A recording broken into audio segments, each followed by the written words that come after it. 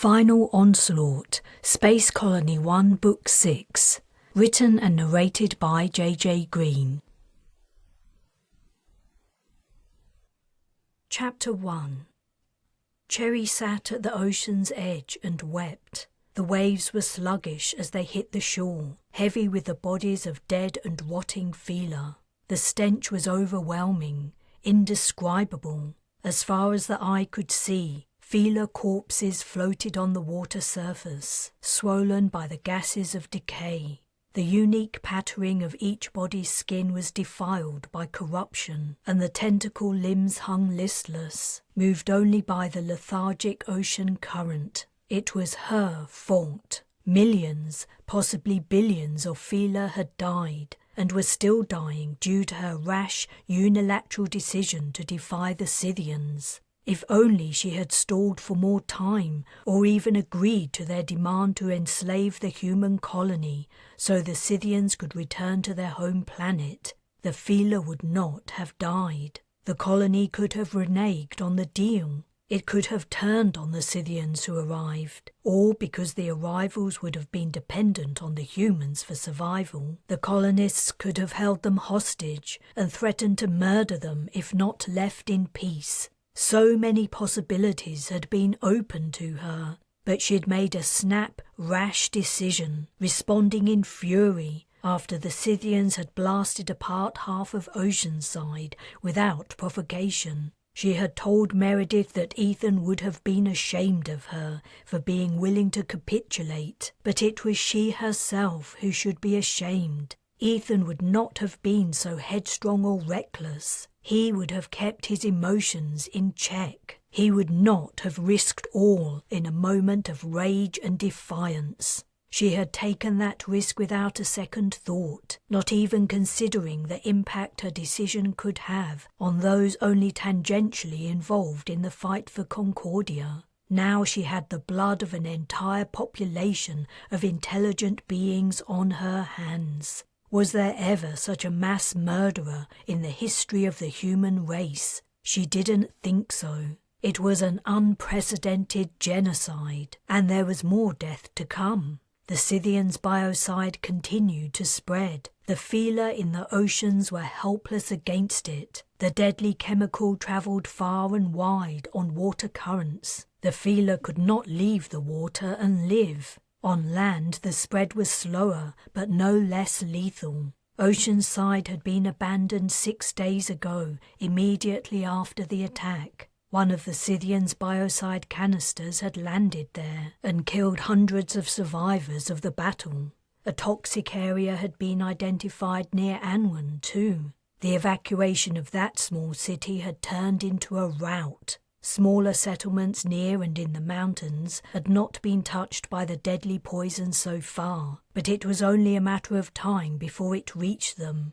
At some unknown point in the future, the biocide would have completed its task. No living thing would remain on Concordia. The planet would be a mausoleum, a ghastly memorial to the pride and malice of the Scythians. Her guilt was an iron spike boring relentlessly into her chest. Yet the pain was well deserved, and for that reason she welcomed it. When the enormity of what she had done had begun to sink in, she had wanted to end it all. But then she had realized the escape would be too easy. Now she only flirted with death, tantalizing herself with the prospect of release, at the same time knowing that suffering was her only possible penance. Over the quiet wash of waves on the shore, she became aware of another sound. Footsteps trudged through the pebbles, growing louder. Someone was coming. She didn't look around or bother to wipe the tears from her sodden face.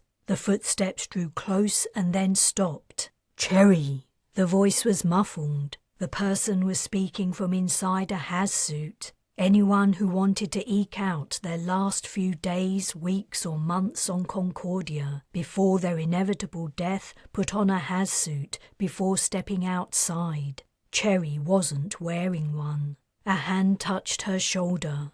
The person had used her first name too. It was someone who knew her personally. She felt pressure and heard the movement of pebbles as the person squatted down. "Cherry, it's dangerous to be this close to the ocean. The biocide could be carried to you in the spray from the waves. What are you doing here?" When she didn't answer, he continued, "What am I saying? I know why you're here. Come with me. Let's get you inside." Despite the muffling of the Has-suit's helmet, she now recognized the voice. It belonged to Kes. It was naturally he who had come to find her. Wilder, who was no longer Cherry's friend anyway, was aboard the Opportunity, the single colonist safe from the biocide. Aubrio was the only other person who used her first name, and she had not seen him or heard from him since the attack. He could even be dead. She had left messages on his comm, but he hadn't answered. "Cherry," said Kes, gently tugging at her arm. She turned to face him. His blue eyes were all that was visible of his face through the visor of his helmet. He had such kind eyes. "I know what you're thinking, and I know how you feel, but—" She pulled her arm from his grip. "No, you don't. You really don't." He sat down close beside her, the material of his Has-suit pressing against her pants. "I was there in the bunker with you, and when you gave the order to retaliate, I said nothing. I did nothing to stop you. I thought Isabel and Mickey and my unborn child were dead. I wanted revenge. I wanted every Scythian to be blasted from the sky. None of us tried to stop you." "Except Meredith." "Meredith would have agreed to their terms, it's true, but she did nothing after the decision was taken from her and the battle started. We're all culpable, not just you." "I know what you're trying to do, Kes, but the responsibility is mine. I'm the one who gave the order. I'm the one who—" Her words sticking in her throat, she swept her arm wide, gesturing toward the thousands of rotting feller floating on the waves. "You didn't kill them. The Scythians did all this, not you. No one guessed what they were capable of. No one thought their retaliation would be to wipe the planet of all life. No one imagined they could be so evil." She heard his words, but they made no impact on her feelings. His intent was kind, but nothing anyone said could absolve her of her guilt. It was a plain, hard fact. "Come back to the shelter with me, quickly, before it's too late. If a single molecule of the biocide hits you, it will run through you like a hot knife through butter. You won't stand a chance." She didn't know what butter was, and she didn't care if the biocide hit her. Yet she did feel bad that her friend had come to find her, despite the dangers. "Cherry, please. I should be in the lab, working on developing a neutralizing agent for the biocide, not out here with you. Please, come with me." She relented. He was right. He should not be wasting his time on her. He was one of the few people who stood a chance of saving the remaining life on Concordia. After all she had done, it would be wrong of her to add to the peril of the colony through her own selfish actions. "I'll come." She tried to stand. Her legs were numb and stiff from sitting so long on cold pebbles. He helped her up. She turned her back on the seascape of decaying feller and faced inland.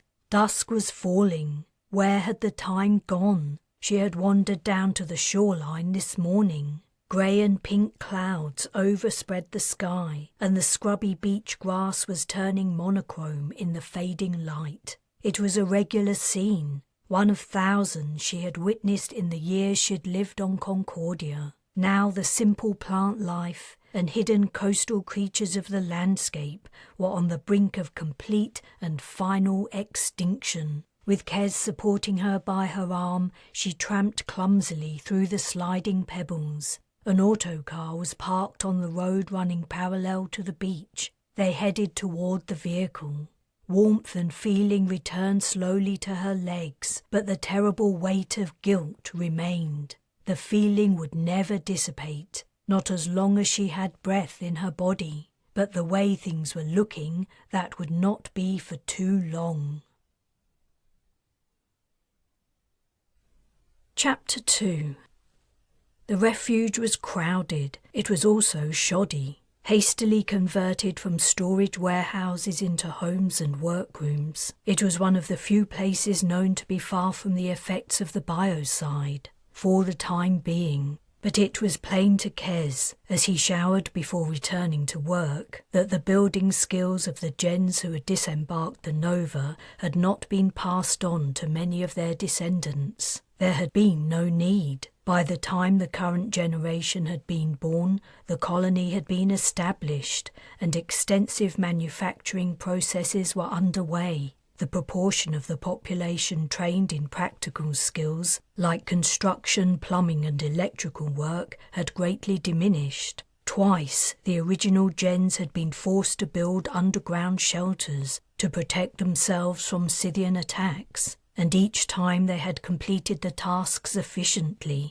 effectively, and at a breathtaking pace. By contrast, the job of creating a safe haven for the people displaced from Oceanside and Anwen progressed slowly and with many errors. The lab he had returned to after taking Cherry to his home, where Isabel could look after her, was barely functional. The electricity supply was erratic, though, to be fair, that was at least partly due to the fact that it relied on solar power from the plant in Sedin. The Feeler's geothermal supply had, predictably, quickly died. The showerheads often spluttered and coughed due to air in the pipes, and the plasterboard separating the laboratory from the rest of the warehouse was flimsy and looked about to fall down at any moment. Considering the lab was the place where the task of saving the colony from disaster was being undertaken, it was a pretty poor effort on the part of whoever had built it.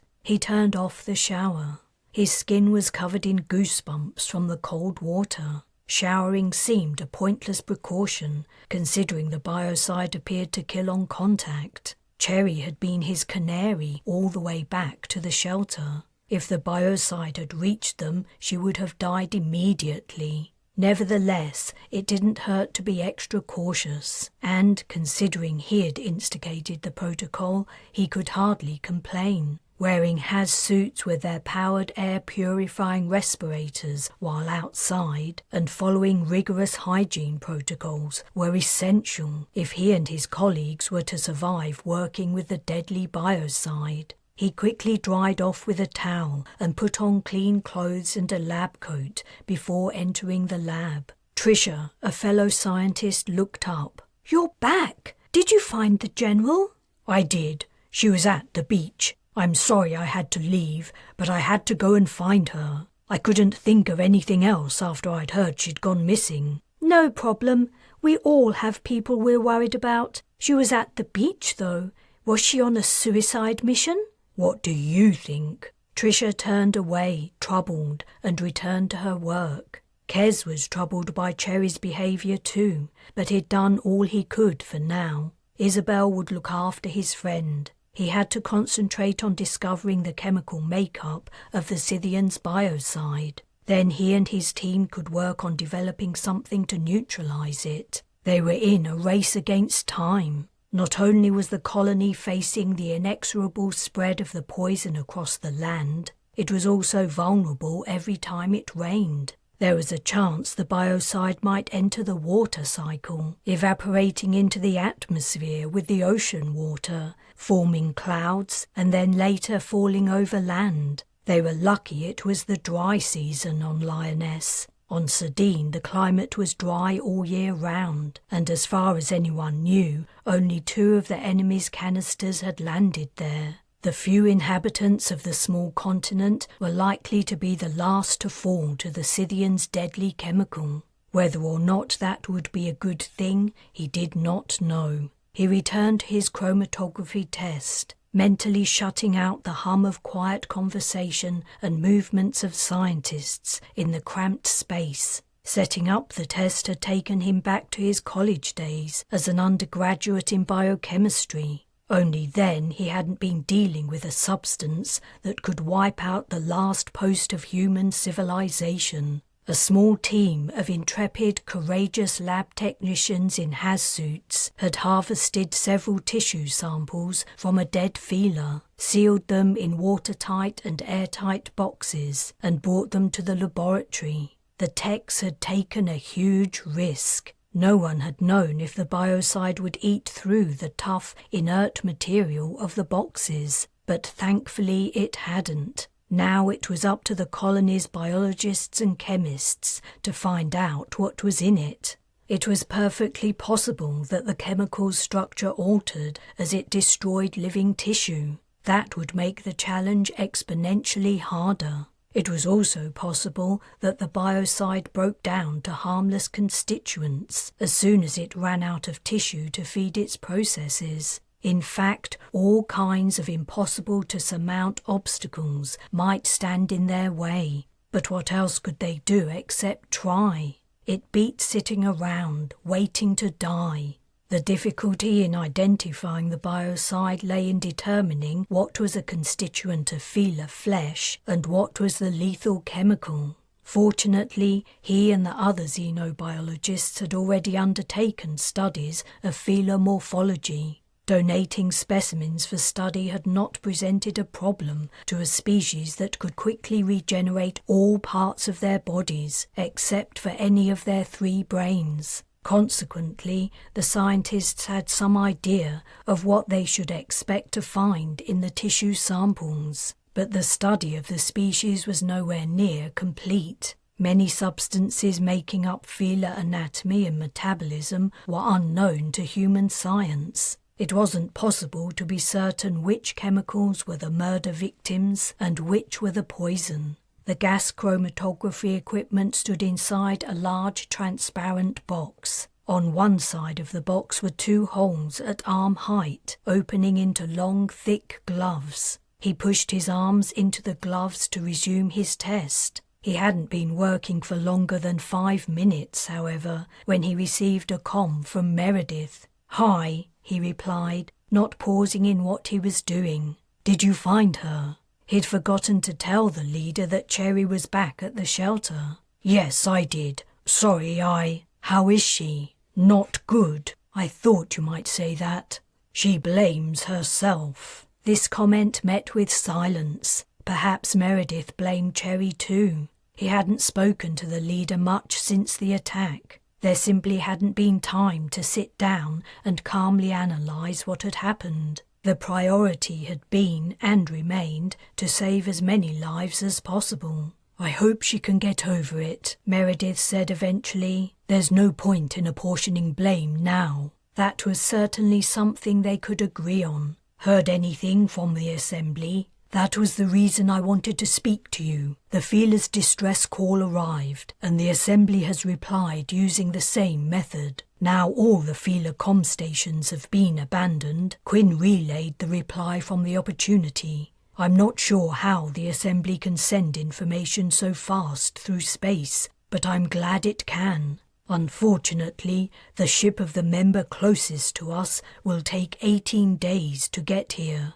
The feeler seeding ship is on the other side of the galaxy. Even if the seeding ship was in orbit, it wouldn't be much help." He vividly recalled the feeler vessel he'd briefly visited in order to embark on his mission to the Galactic Assembly. The ship had been large, but not anywhere near large enough to accommodate even a small segment of Concordia's human population. More importantly, it was full of water and feeler. "I'll take your word for it," Meredith said, "but perhaps this other ship may be able to save some colonists. Do you know which species the ship belongs to? It's named in the message, but the translation system couldn't handle the word." He wondered whose it was. He'd assigned the assembly member species English names, but he hadn't gotten around to informing the feeler of them. Now it was too late. The situation in their water world was utterly chaotic, as far as anyone could tell. Some of the creatures survived, mainly in freshwater lakes and in rivers, but death was moving closer, and much faster for the aquatic aliens than for the humans. The worst thing was, there was nothing the colonists could do to help. You realize that even if all the Assembly members' ships turned up tomorrow, their efforts might be useless? He didn't want to crush the leaders' hopes, but it was a fact that had to be faced. I do. As long as the biocide is ravaging the planet, it would be too risky for them to send shuttles down. Exactly. The biocide doesn't only destroy whatever living tissue it touches, it uses the chemicals of the victim's body to replicate itself. A molecule of that stuff on the exterior of a shuttle could end up wiping out an entire ship's crew. I wouldn't blame any would-be rescuer who decided not to take the chance. Me neither, I guess. Still, I thought it was worth letting you know. I appreciate it. Now, if you'll excuse me, yes, you have a lot of work to do. I hope you find something soon. Me too. Before you go, have you heard anything from Wilder? I try to keep her up to date on the situation when I can. How's she doing? Okay, I think, considering her age. She has Quinn and the other Feeler crew on the opportunity to talk to. She's tough. As long as her food lasts, she'll be okay. I hope it lasts as long as it takes for an Assembly member ship to arrive. That way at least one of us will survive. The last living colonist from Concordia. I don't know if I would like to be that person. Let's hope it doesn't come to that. With luck, your team will develop a neutralizer in time, and everything will be okay. We'll do our best. The alternative outcome is a wonderful motivator. Meredith closed the comm. So much had been left unsaid. Realistically, in the short time available, there was little chance the scientists could isolate the biocide and develop a neutralizing chemical. Even in ideal conditions, the task would take months. According to the satellite images of the devastation the poison was wreaking across land masses, the colony only had a few weeks. What was more, tens of thousands of colonists remained alive. The luckiest were living on dry sardine, their lives disrupted but safe for the moment. Nearly everyone else resided in makeshift shelters. The worst off were camping out in the countryside, in areas as yet untouched by the biocide. The Assembly could send 12 ships and still not have room for everyone, assuming the rescuers took the risk of sending shuttles down to the poisoned planet. The Parvus's ship, which had hung around since the Scythian attack, could not accommodate humans at all. If it came to the decision of who would be saved and who would die, how would they choose? Chapter 3. Wilder opened the pouch she'd made from a knotted sweater and peeked inside. Piddle and Puddle were sound asleep, curled up together, their arms wrapped around each other. They floated gently inside the pouch, which, for once, was clean. The little creatures seemed to have finally become accustomed to micro-G. They hadn't thrown up for 3 or 4 days. Even better, they also appeared to understand the basics of toilet training at last. They had a favourite corner where they did their business. Though without the benefit of planetary gravity, Wilder was forced to keep a close eye on her pets and clean up their messes quickly if she didn't want to encounter unsavoury surprises later on. Was what she was about to propose to Quinn fair on her little friends? Maybe not. The two of them could live for months on the opportunity, on her supply of food, perhaps even years. She was sure Quinn could devise a way to feed them, or she could simply leave the food cupboard open and Piddle and Puddle could help themselves. But then what? Would any Galactic Assembly member arriving to rescue refugees bother with 2 small, unintelligent life forms? It was unlikely, and the Feeler could not offer them a home in an aquatic environment. She could not avoid the fact that the only possible hope for her small friends was if they stuck with her. Her mind made up, she pushed off with her feet and floated out into the operations room, where Quinn and his fellow crew members worked behind a transparent wall. She held up her palms and braced against the gentle impact as she reached her destination. Quinn, she said firmly. She would have to be assertive in order to get him to agree to her request. Yes, Wilder? I've decided I'm going down to the surface. You want to return to Concordia? She frowned. Quinn was not usually this stupid, but then again, the flat, emotionless monotone the translation equipment supplied made it hard to tell the intent behind his reply. Perhaps he was only surprised. That would be understandable. I've made up my mind. I'm no use to anyone while I'm up here. I'm not very good with biology or chemistry. Physics and engineering are more my things, but what little help I can offer is useless while I'm in orbit kilometers above the planet. I need to be down there, and the sooner the better. I'll go to a shuttle now and take Piddle and Puddle with me, so if you wouldn't mind, please transport me to the surface. I think if I go wherever Kez is, that would be best. No.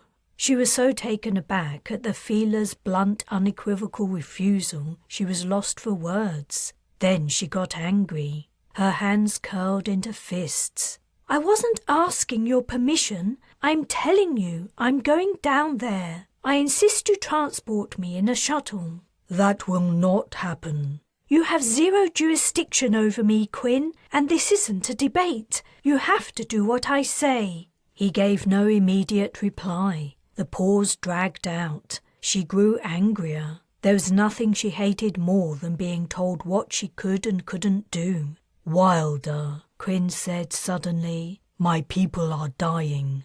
Her ire flooded out of her. Her grip on the handhold relaxed and she floated free, slumping in mid-air. I know. I'm sorry. Humans will begin to die in great numbers soon, too. If you go down there, you will be one of them. All the shock, pain and fear she had endured over the last few days welled up and spilled out. For several moments she couldn't speak. It became clear that her determination to return to Concordia had been a way for her to distract herself from the terrible situation the Scythians had created. She wiped her eyes and nose with her sleeve. I'll die up here. It'll just take longer.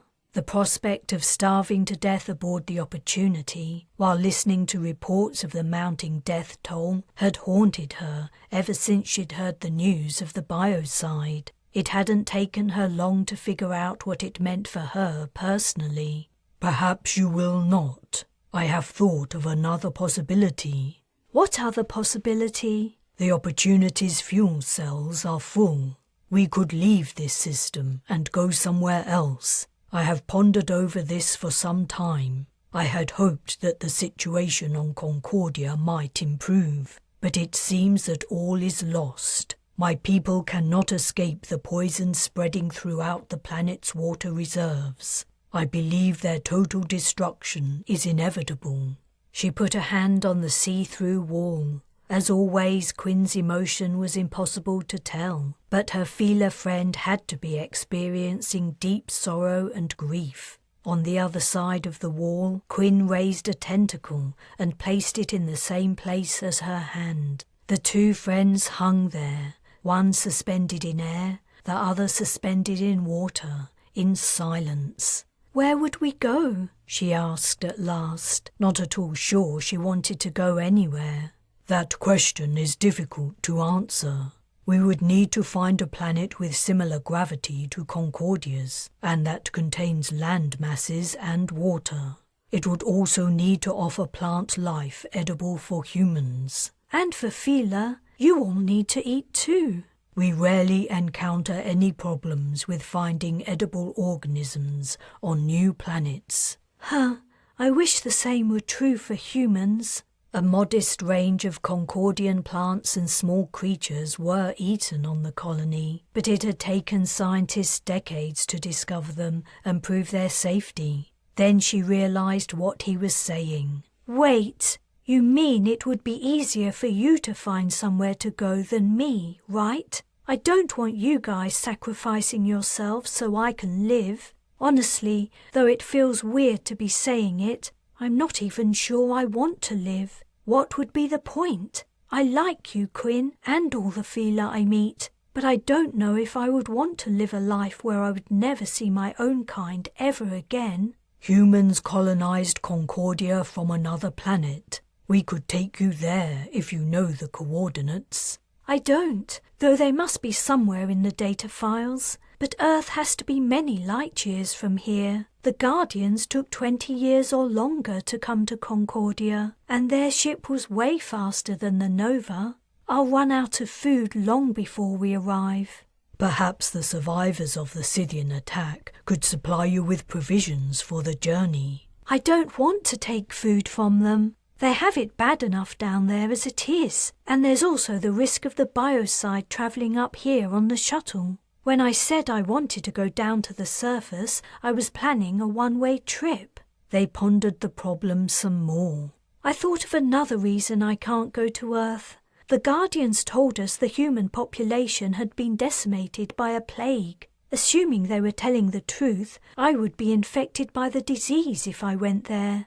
It would be the same result as if I stayed here. She sighed. To be honest, it makes me sick even to be thinking about how I'm going to survive when every single other human being on Concordia will probably die. What a weird fluke it was that I happened to be up here when it all kicked off, right? When I was a kid, I read stories about ancient ships that sailed on oceans before air or space travel were invented. Sometimes there would be a storm and the ship would sink or break up on rocks, and only a few people would survive, the lucky ones. Only they weren't so lucky because they would end up clinging to wreckage or marooned on tiny islands in the middle of nowhere. They had no food and no water, no shelter or way of staying warm, and they would die too, like the people who drowned when the ship went down. The only difference was they did it slower and more painfully.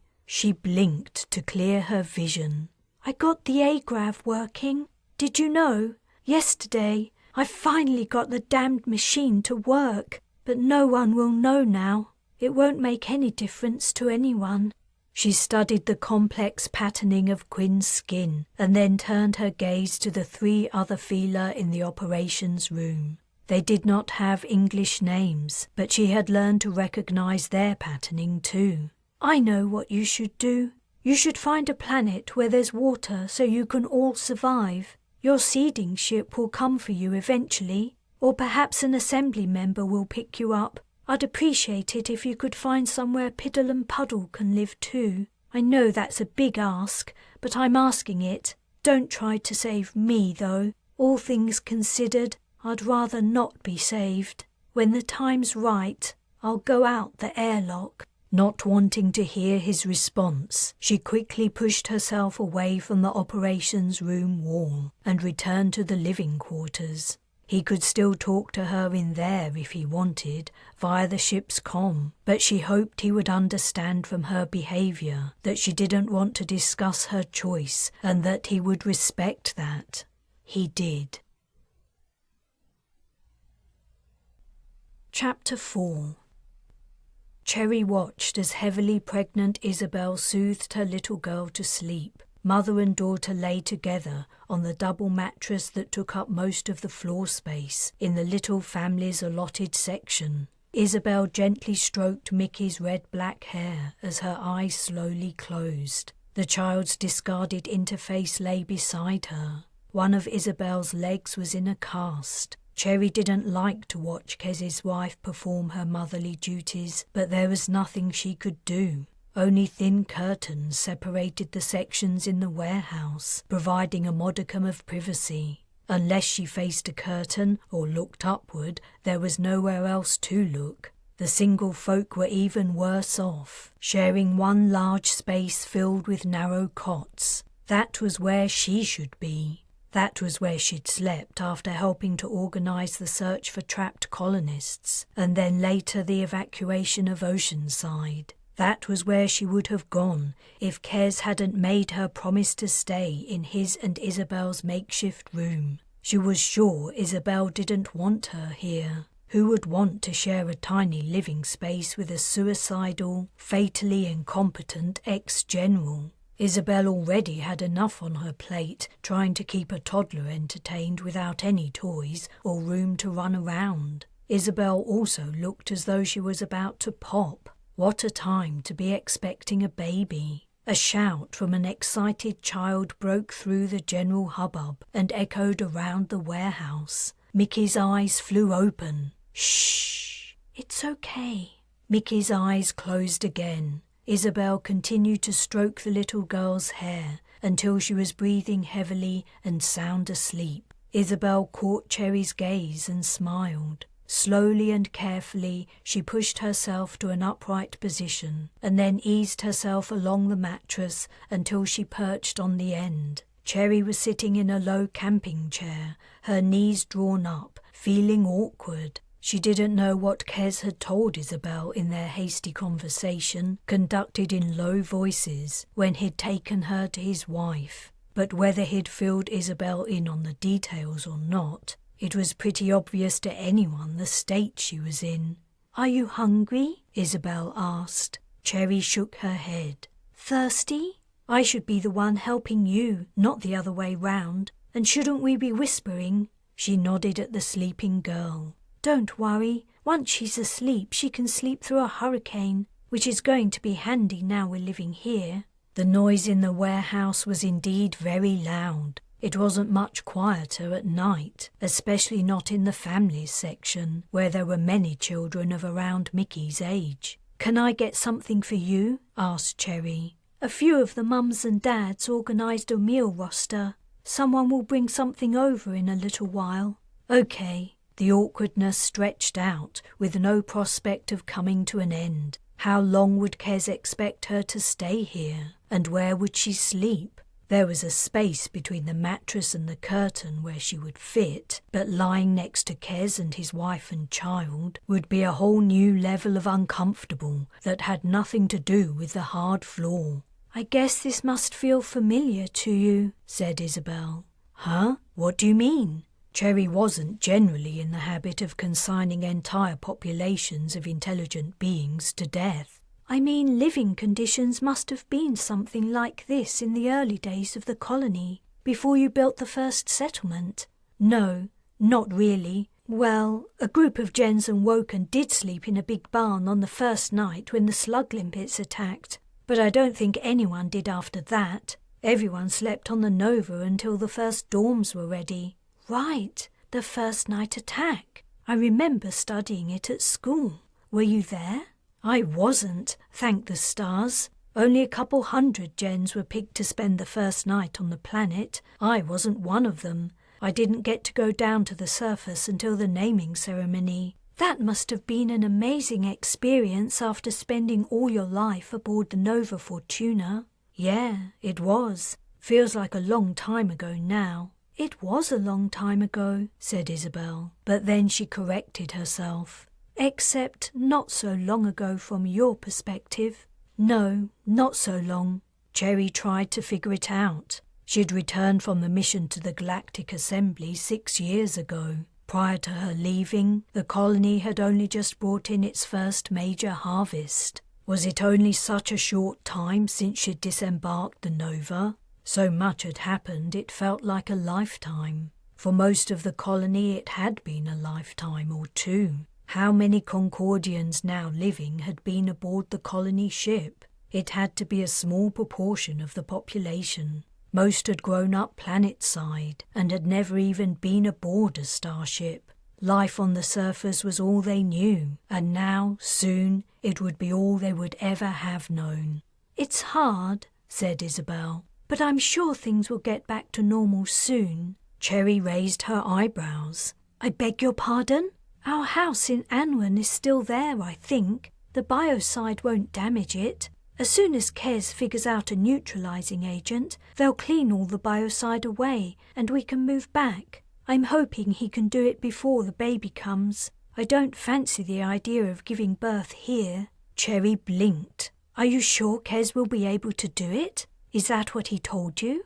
"He hasn't said anything except that he's working on it, but I know he will. He's so smart." "He is smart. I hope you're right." She wasn't sure if Isabel was ill-informed about the true situation or if she was only hormonal and slightly deluded. Either way, setting her right about the danger she, her child, her unborn baby, and everyone else on Concordia was in wouldn't benefit anyone.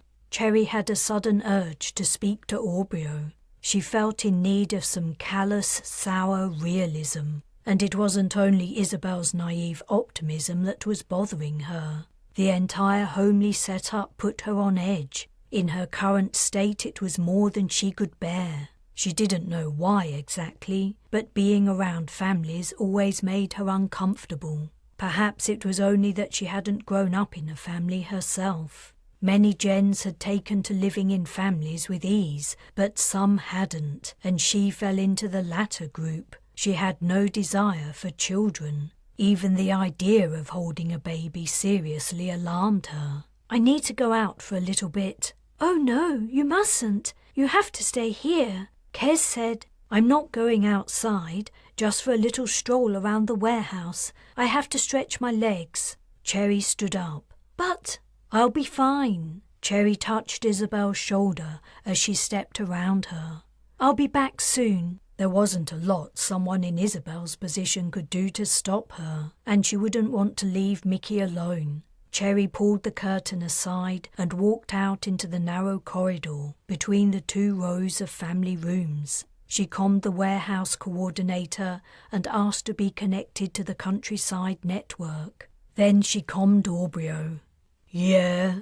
His dour tone made her question her desire to talk to him. "You're alive, then?" "Seems so." She was about to ask why he hadn't replied to her messages, but she changed her mind. What was the point? If he'd wanted to speak to her, he would have. "Are you okay? Were you injured during the attack? Where are you?" "I wasn't injured. I'm still at Cerberus, helping with the cleanup. You?"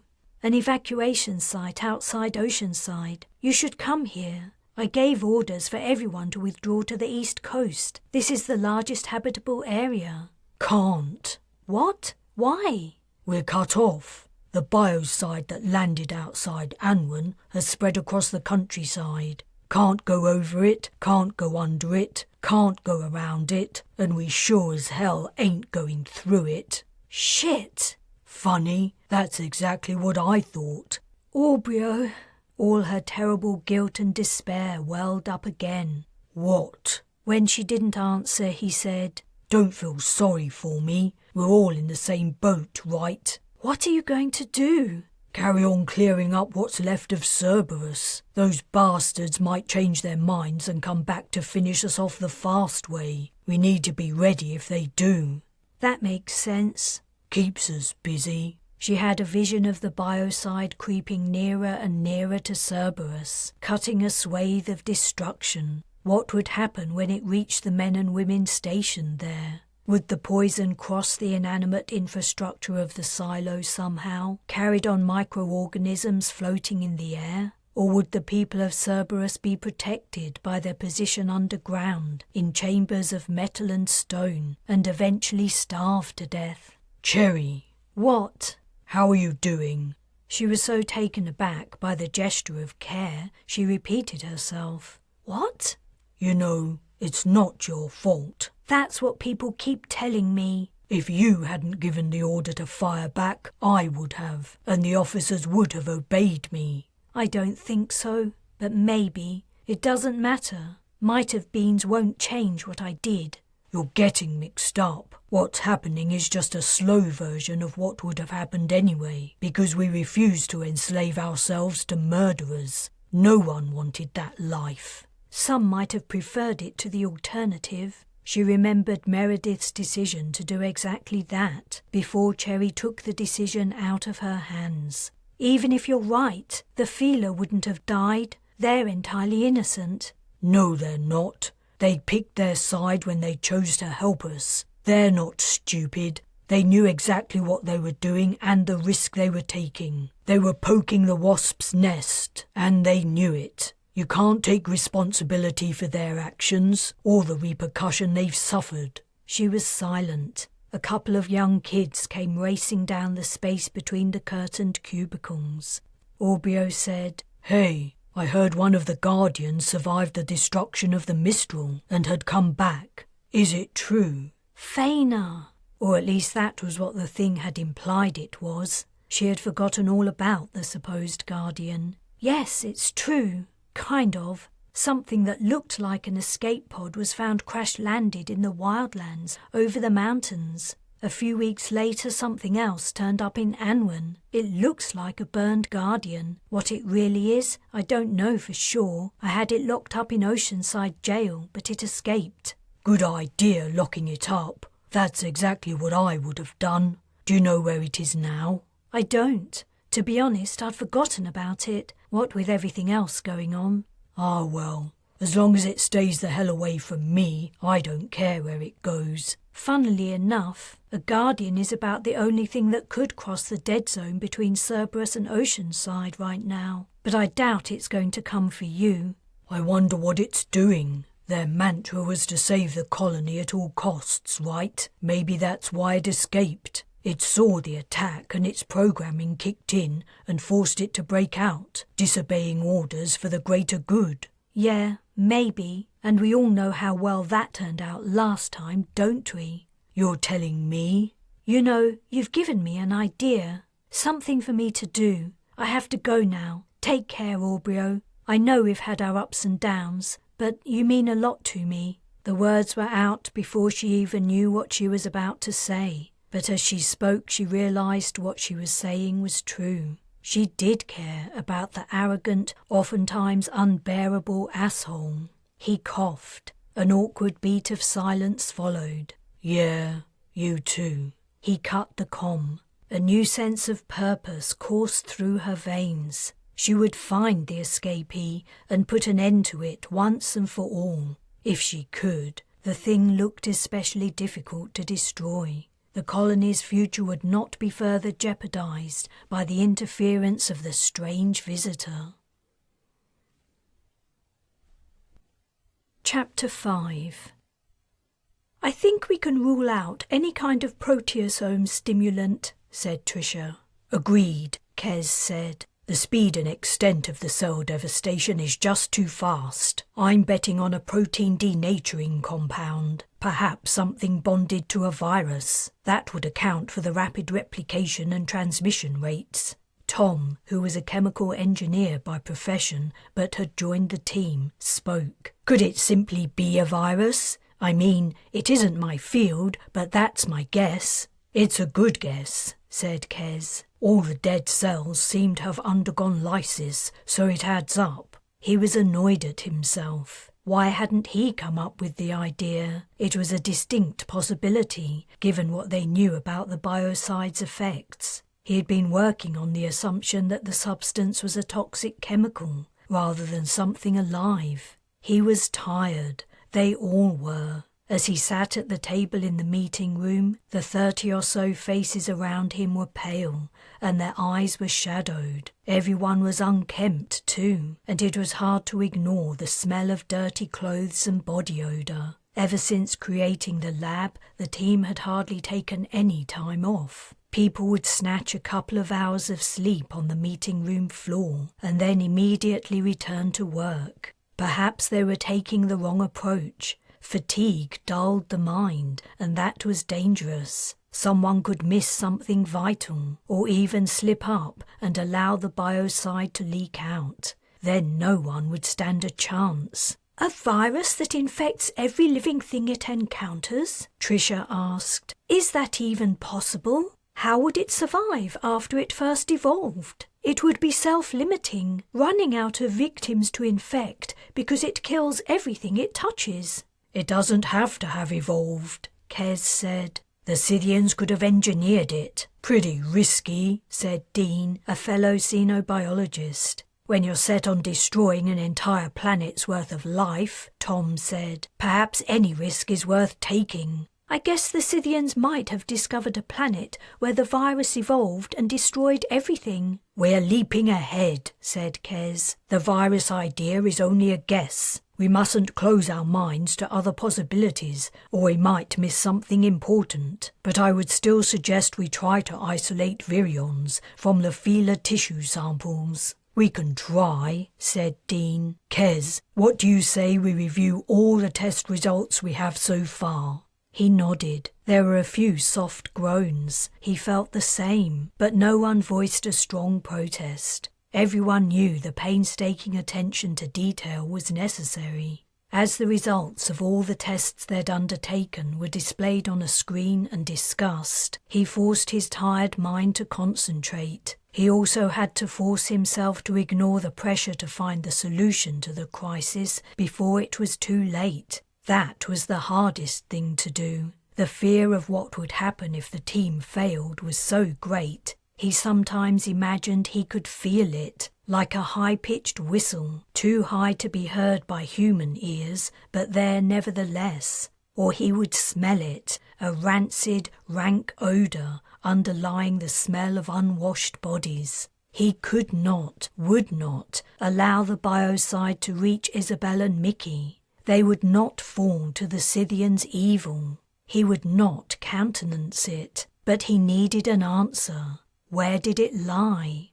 A comm arrived from one of the warehouse coordinators. They all knew he was not to be disturbed unless for something vitally important, so he accepted it. The coordinator didn't waste any time on preamble. A feeler called Quinn wants to speak to you. He says it's urgent. Okay, that's fine. Put him through. He stood up and excused himself. After stepping out into the lab, he waited, listening to the second or two of silence before Quinn's voice came through. The distance to the opportunity and the subpar state of the comm system was causing the lag. Kes, thank you for speaking with me. I know you are very busy. I tried to speak to you directly, but I was unable.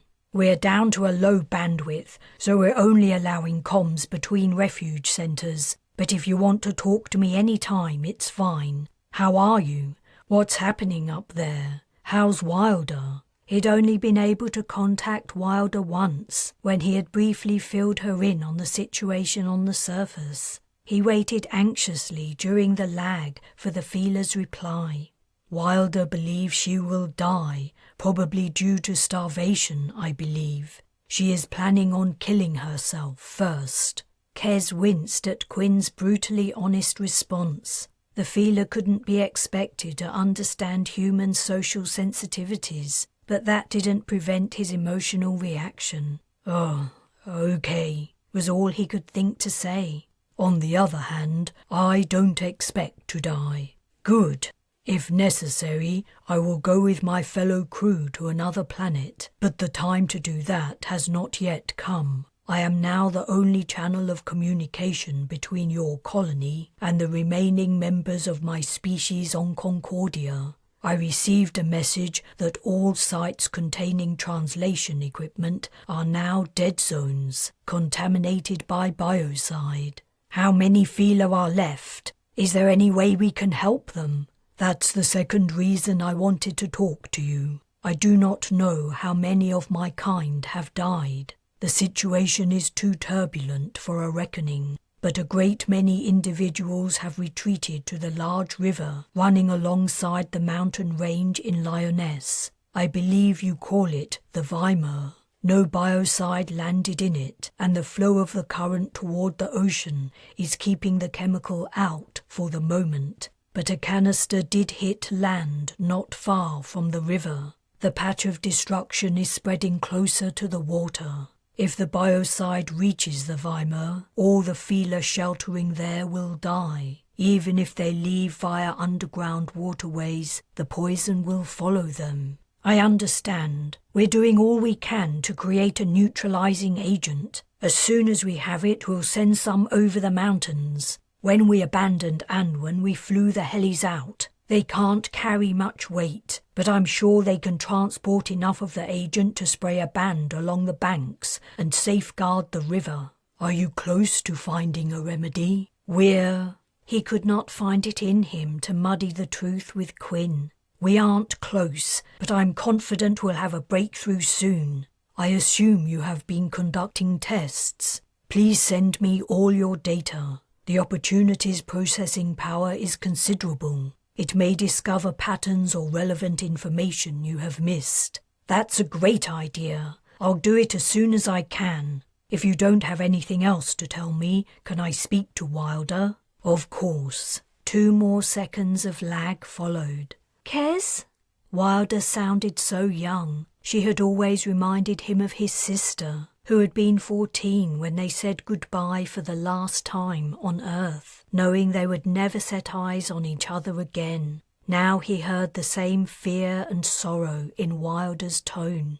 It was as much as he could do to hold himself together. Wilder. He struggled to keep his voice normal. How are you doing? Oh, you know, I've been better. How are things down there?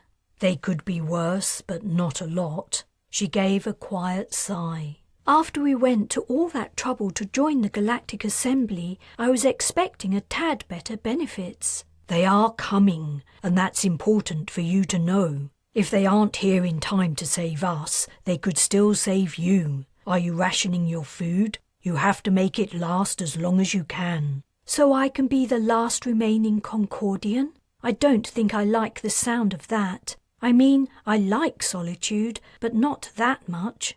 Maybe someone from the Assembly could take you to Earth. I already had this conversation with Quinn. You're forgetting about the disease the Guardians told us about. The one that wiped out civilization, remember? I would catch it. And besides, you didn't hear what I said. I don't want to be the only Concordian. I'm not from Earth. Concordia's my home. If my home and all of you are gone, what else do I have? You have. He wasn't sure how to answer. Her point was valid. Home, family, and a circle of friends who loved you. These were all important to human happiness, if not essential. He knew that to him personally, these things were everything. You have yourself. You're young and adaptable, and you're so intelligent. Who knows what you might do with your life? You have so much potential, so much to offer other species, other civilizations. And I know Quinn would miss you very much if anything were to happen to you. A pause stretched out longer than the lag. I don't know. Maybe he would. Of course he would. He wanted to go up there with you to the opportunity, didn't he? That's what you told me. Yeah, he did.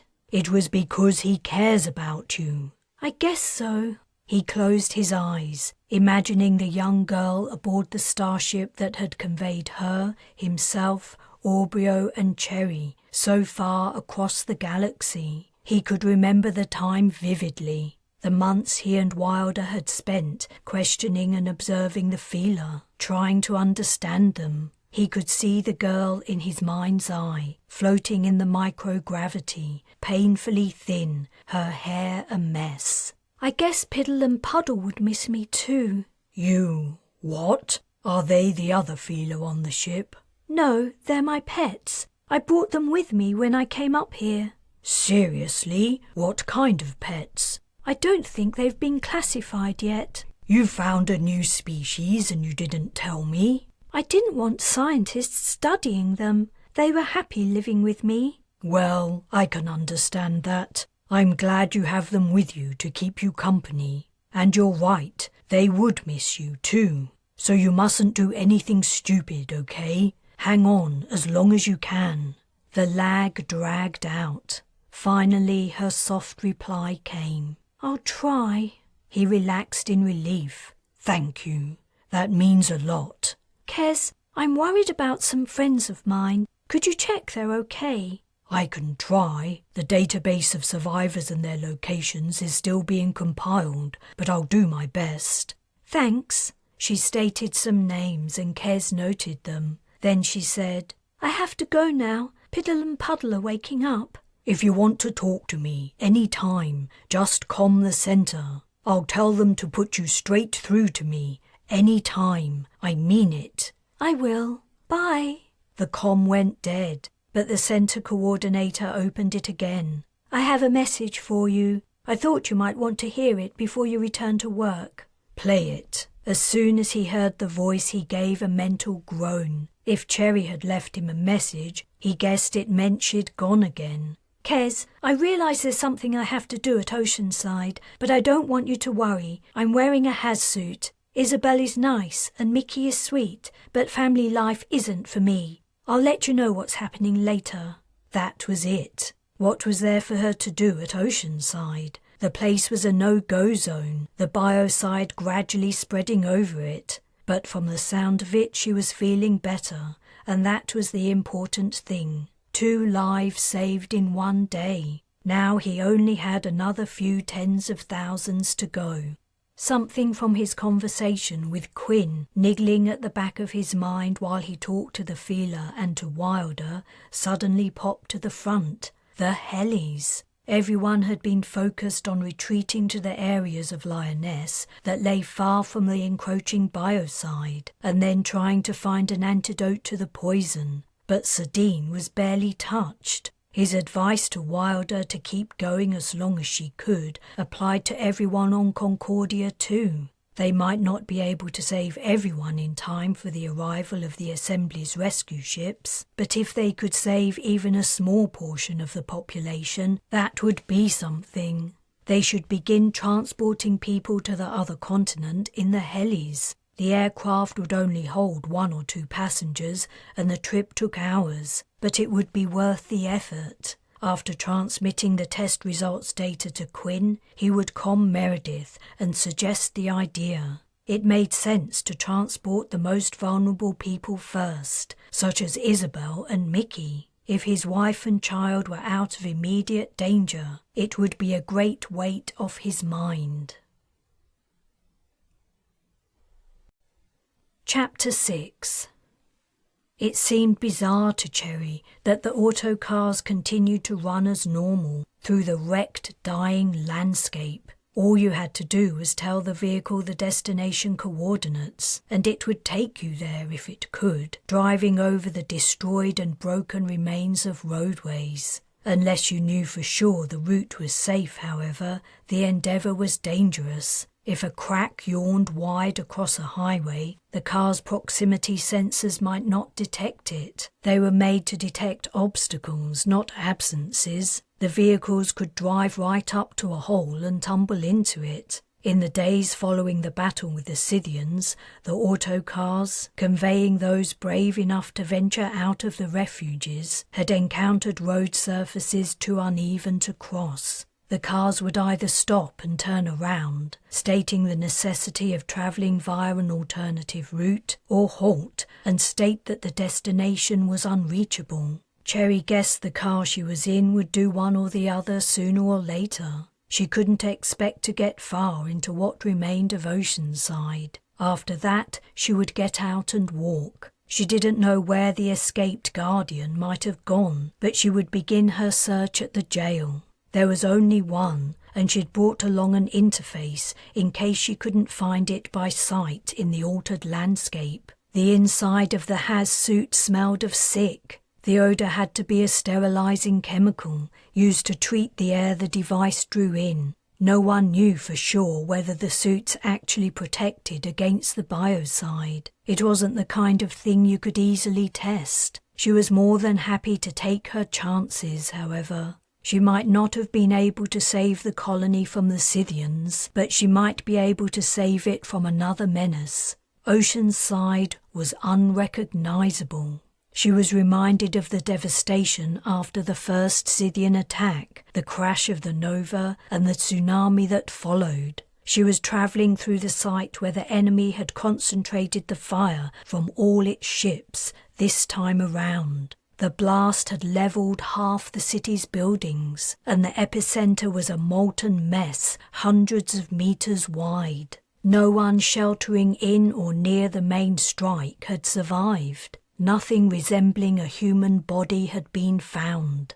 In some areas, smoke still poured from fires, but other than the twisting, rising vapours, there was no sign of movement in the rubble. Her heart and guts ached as she surveyed the desolate scene. What was the death toll? No one knew. The scramble to escape the encroaching biocide had been mad, chaotic. No one knew exactly who or how many had made it to a refuge. The priority had been to survive. In the distance, a single tree stood silhouetted against the bright sky. As the car drew nearer to it, she saw it was entirely, utterly dead. The leaves still hung on the branches, but they were brown and desiccated. It looked as though a frost giant from a children's story had breathed upon it, instantly killing it. No frost giants lived on Concordia. They were earthly creatures, if they had ever existed.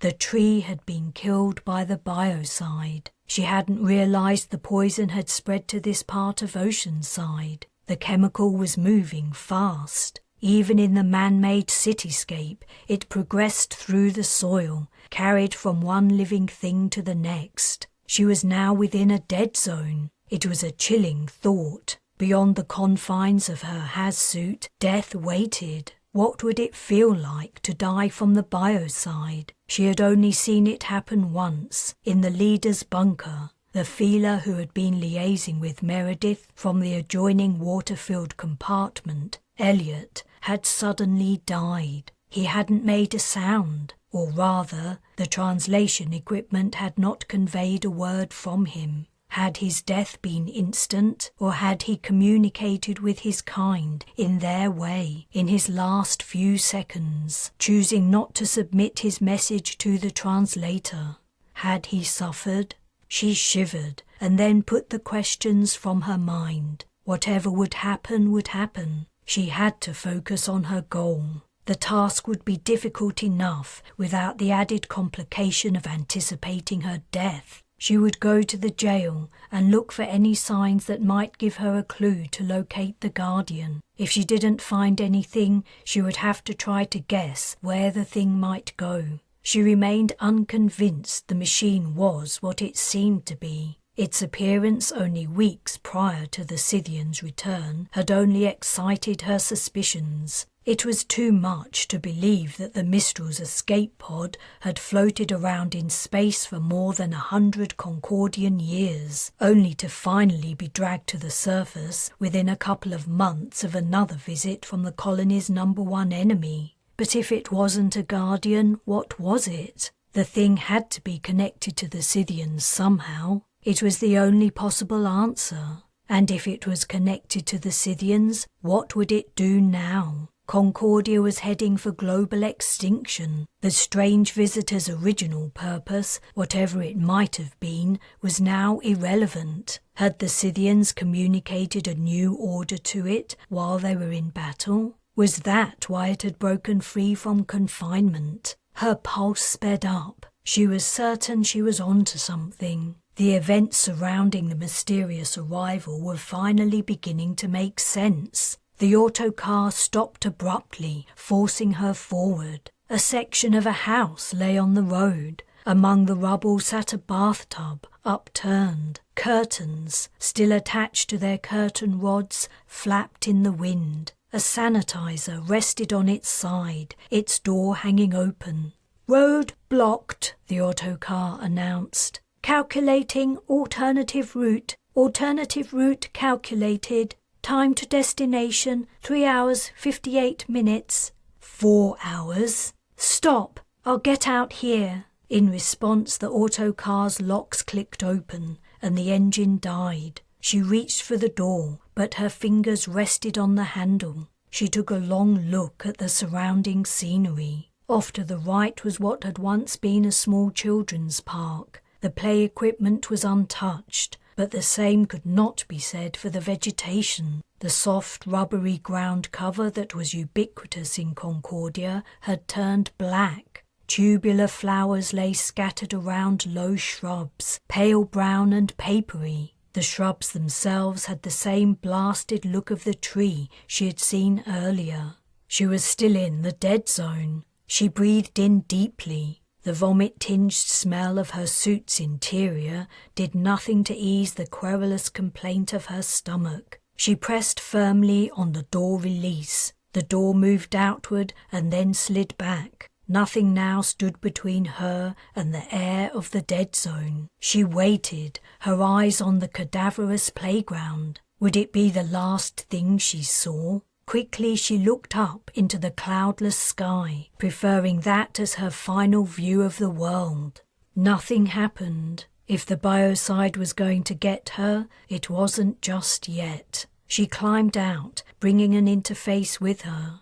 She'd set up the screen to display a map of Oceanside and her position. She was surprised to find she was only about 800 meters in a straight line from the jail, and, judging by the ruined cityscape, she would be able to walk all the way. In the direction she had to travel, not a building was left standing.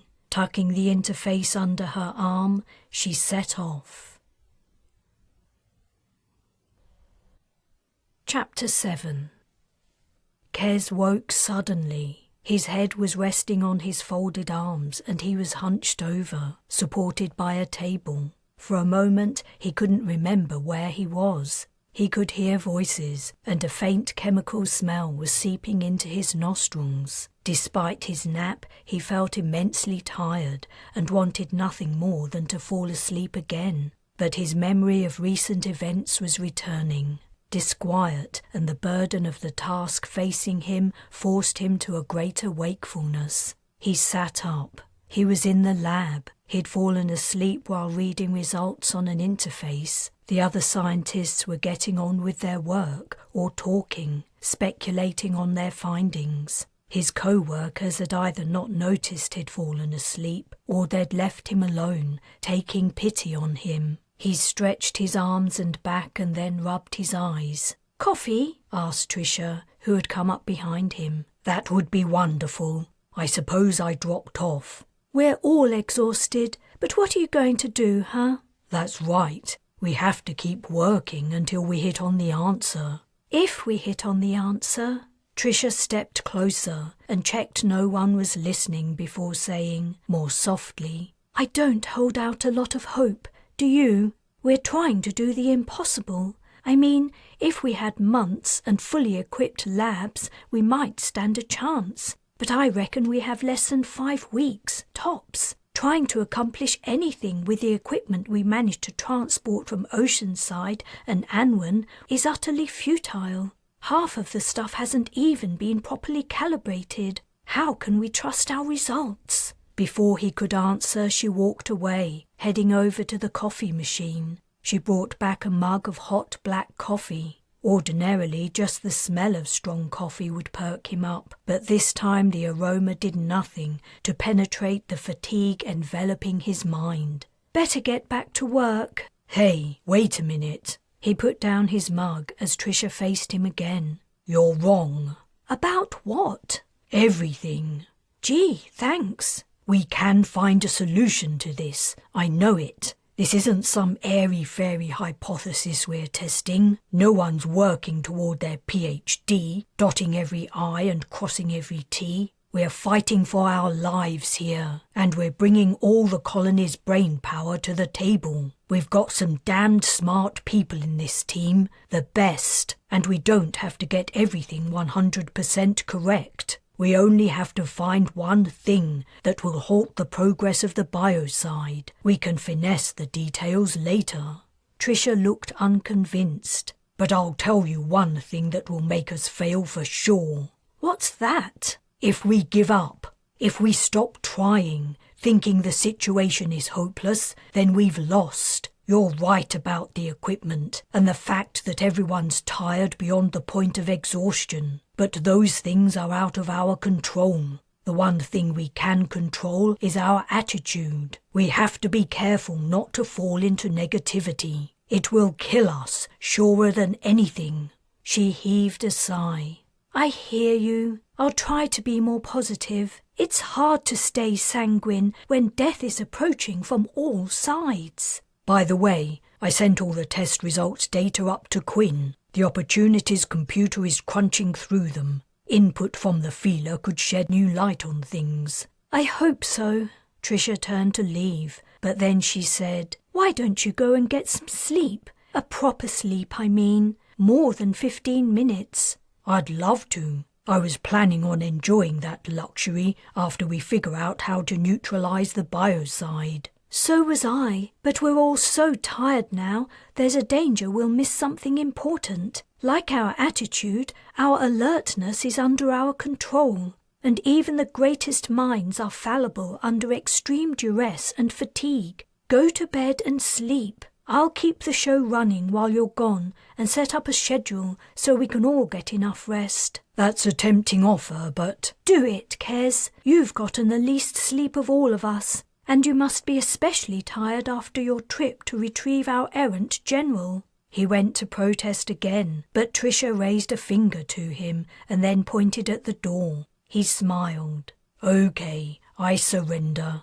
He rose to his feet. I'll be back in a few hours. Come back when you're fully rested and not before. He left the lab. He couldn't deny that Trisha's reasoning was sound, and even if he wasn't in the lab, he could continue pondering the problem. Sometimes the simple freedom to think deeply brought unexpected answers. The lighting outside the lab was low.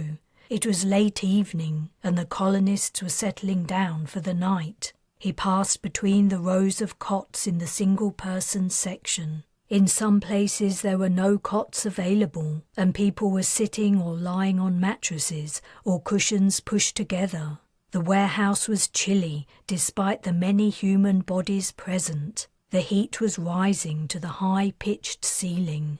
He reached the curtained family section. There were no numbers or signs by which to navigate, and most curtains were closed. He wasn't sure he remembered exactly where Isabel and Mickey were. When he reached what he thought was the right place, he halted outside, reluctant to disturb the occupants if he was wrong. "Isabel, are you there?" He heard a familiar thump, and he relaxed. He had found the right cubicle after all. What he had heard was the sound of Isabel's cast hitting the floor as she stood up. A beat later the curtain opened. "You're back! It's so good to see you." They hugged, and he went in, pulling the curtain closed. The lighting was even dimmer in the tiny room, but he could make out Mickey asleep on the mattress, her little arms and legs splayed as always. "Are you hungry? I saved some food for you." "I'm actually too tired to be hungry. I really need to sleep. Trisha forced me to go and get some rest." "Good. I'm glad. Oh, I'm sorry. Cherry left. There wasn't anything I could do to stop her." "It's okay, and it's fine. There is no stopping Cherry once she's set her mind on something." "I hope she's okay." "I think she'll be all right. Whatever she does is out of my hands now anyway. I did my best to help her, but at the end of the day, she'll do whatever she wants." "Come to bed. I don't think I've ever seen you look so tired, and I've seen you tired plenty of times." He needed no further persuading. He sat on the low camp chair to pull off his shoes, and then he stood up to take off his pants and shirt. Meanwhile, Isabel tidied their daughter's arms and legs to create space on the mattress. Mickey was lying next to the curtain. Isabel curled around her. Kes lay down on the outer edge of the mattress and put his arm over Isabel's belly. He felt their baby wriggle. Not so long ago, he would have taken lying in bed with his pregnant wife and little daughter entirely for granted. Now it was the most blissful situation in the world.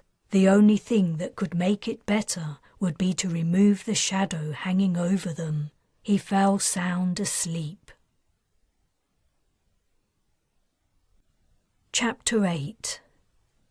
Half of the jail remained standing. A diagonal line cut across the building. On one side stood cracked walls and splintered windows. On the other, empty space. The sun was setting behind Cherry, throwing the exposed interior of the building into sharp divisions of long shadows and rosy light. She looked around. No movement of any living thing disturbed the desolate tableau of the ravaged city. If the Guardian was out there somewhere, it was hiding. She turned on her suit's helmet light and swept the darkening cityscape with the beam, checking again for movement. All was still. The jail stood in a built-up area of Oceanside where no greenery decorated the streets, but despite the lack of evidence, she guessed the area was within the dead zone. Her suit had protected her so far. She could only hope it would continue to do so.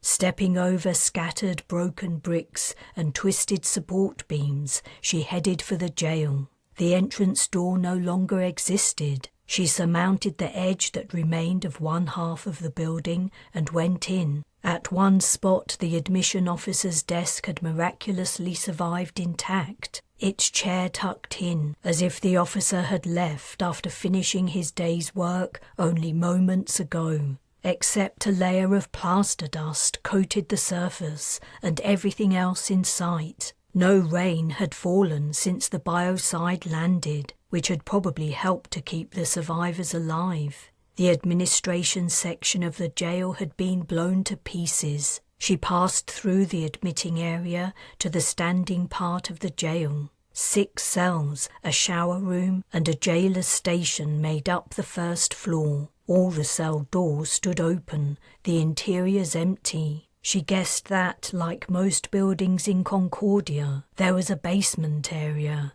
a shelter where staff and criminals could go if the Scythians attacked. The building regulation was old, dating back to the years when Ethan had been leader. She had never been to the jail's basement, but it wasn't hard to find. A hatch in the floor between the cells lay open, revealing steps leading down to darkness. Tipping her head forward so her helmet light illuminated the steps, she descended. 20 steps later she reached the bottom. Everything was pitch black, except for what was unveiled by her light. The cells here were more basic than those above. Simple iron bars ran from floor to ceiling and from the front to the back, separating each cell from its neighbour. She imagined the jailers hurrying the inmates down the steps after the warning of the imminent attack. They would have shut and locked the hatch and secured the prisoners underground, probably squeezing several people into each cell.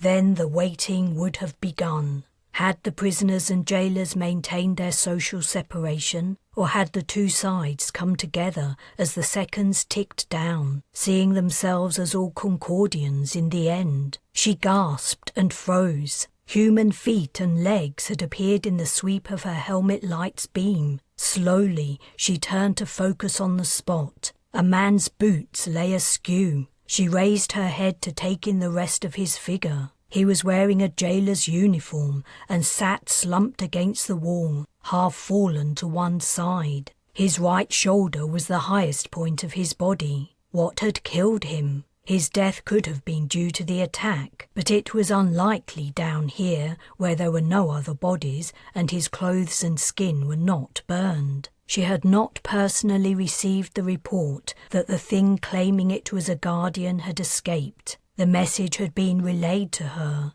and she didn't recall any mention of a death. Perhaps that had occurred afterward. The cell doors stood open. She stepped closer to the corpse, peering over the prone form to catch sight of his head. She quickly took a step back, grimacing. The man's neck had been broken. His face was turned nearly 180 degrees from the front, as if something or someone had seized his head and twisted it violently around. Had the guardian done that? Others might not believe it, but she knew too well how the androids could behave when they believed they were acting for the greater good. She also knew they were much stronger, tougher, and more resilient than humans. Could the guardian have killed this man? Yes, absolutely. But why? Perhaps the guard had tried to prevent it from leaving. The explanation didn't make a lot of sense, however.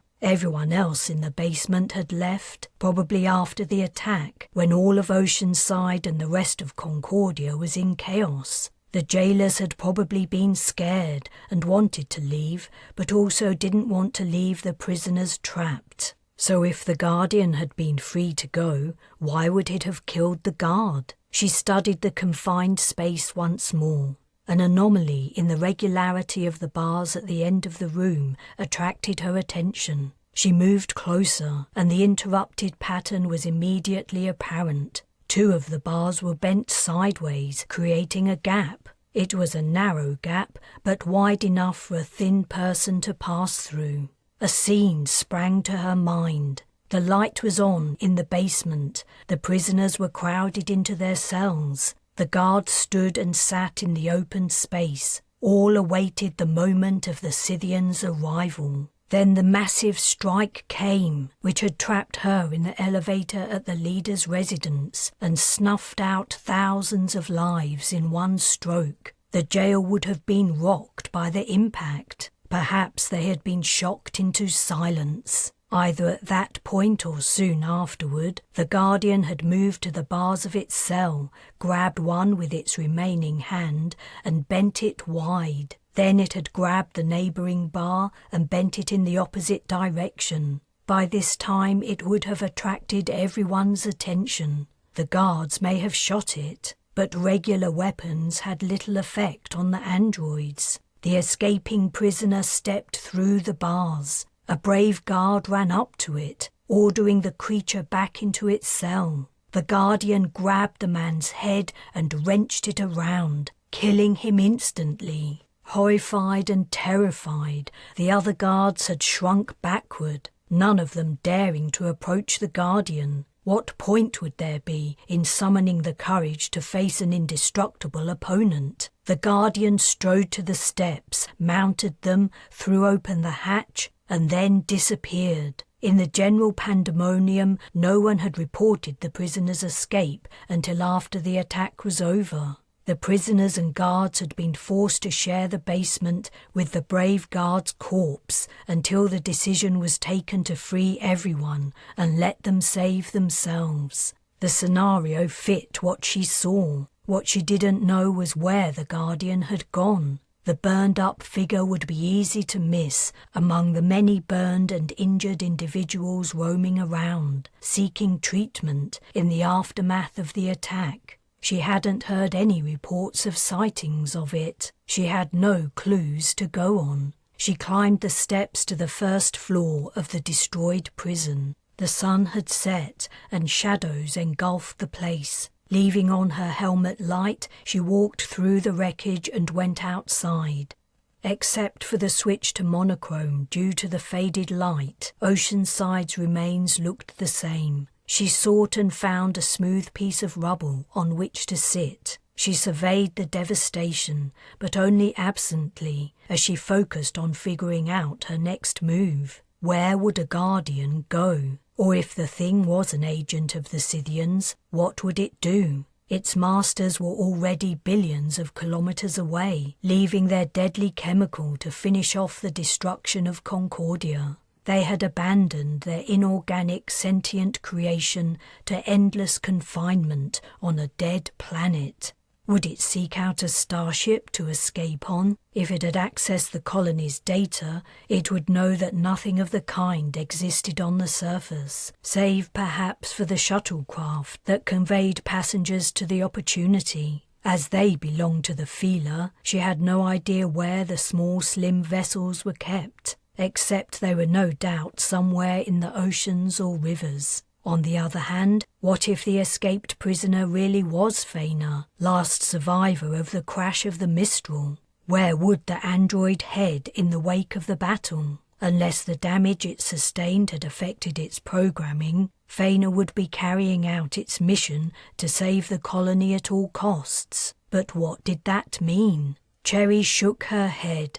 She was getting nowhere. She got up and set off in no direction in particular. Though night was falling and she should be heading back to the refuge if she wanted to sleep in a bed tonight, she didn't want to give up. The escaped prisoner was dangerous and violent. Concordians had already seen enough death and destruction to last them several lifetimes. They didn't need a homicidal android on the loose too. Finding and destroying the creature was the least she could do after her terrible mess-up. She wandered through the deserted ruins, occasionally recognizing the remains of familiar places, but mostly not knowing exactly where she was or where she was headed. The dusky sky turned dark. and stars appeared between the patches of scudding clouds. It became difficult to see where she was going, despite the gleam from her light, and she had to slow down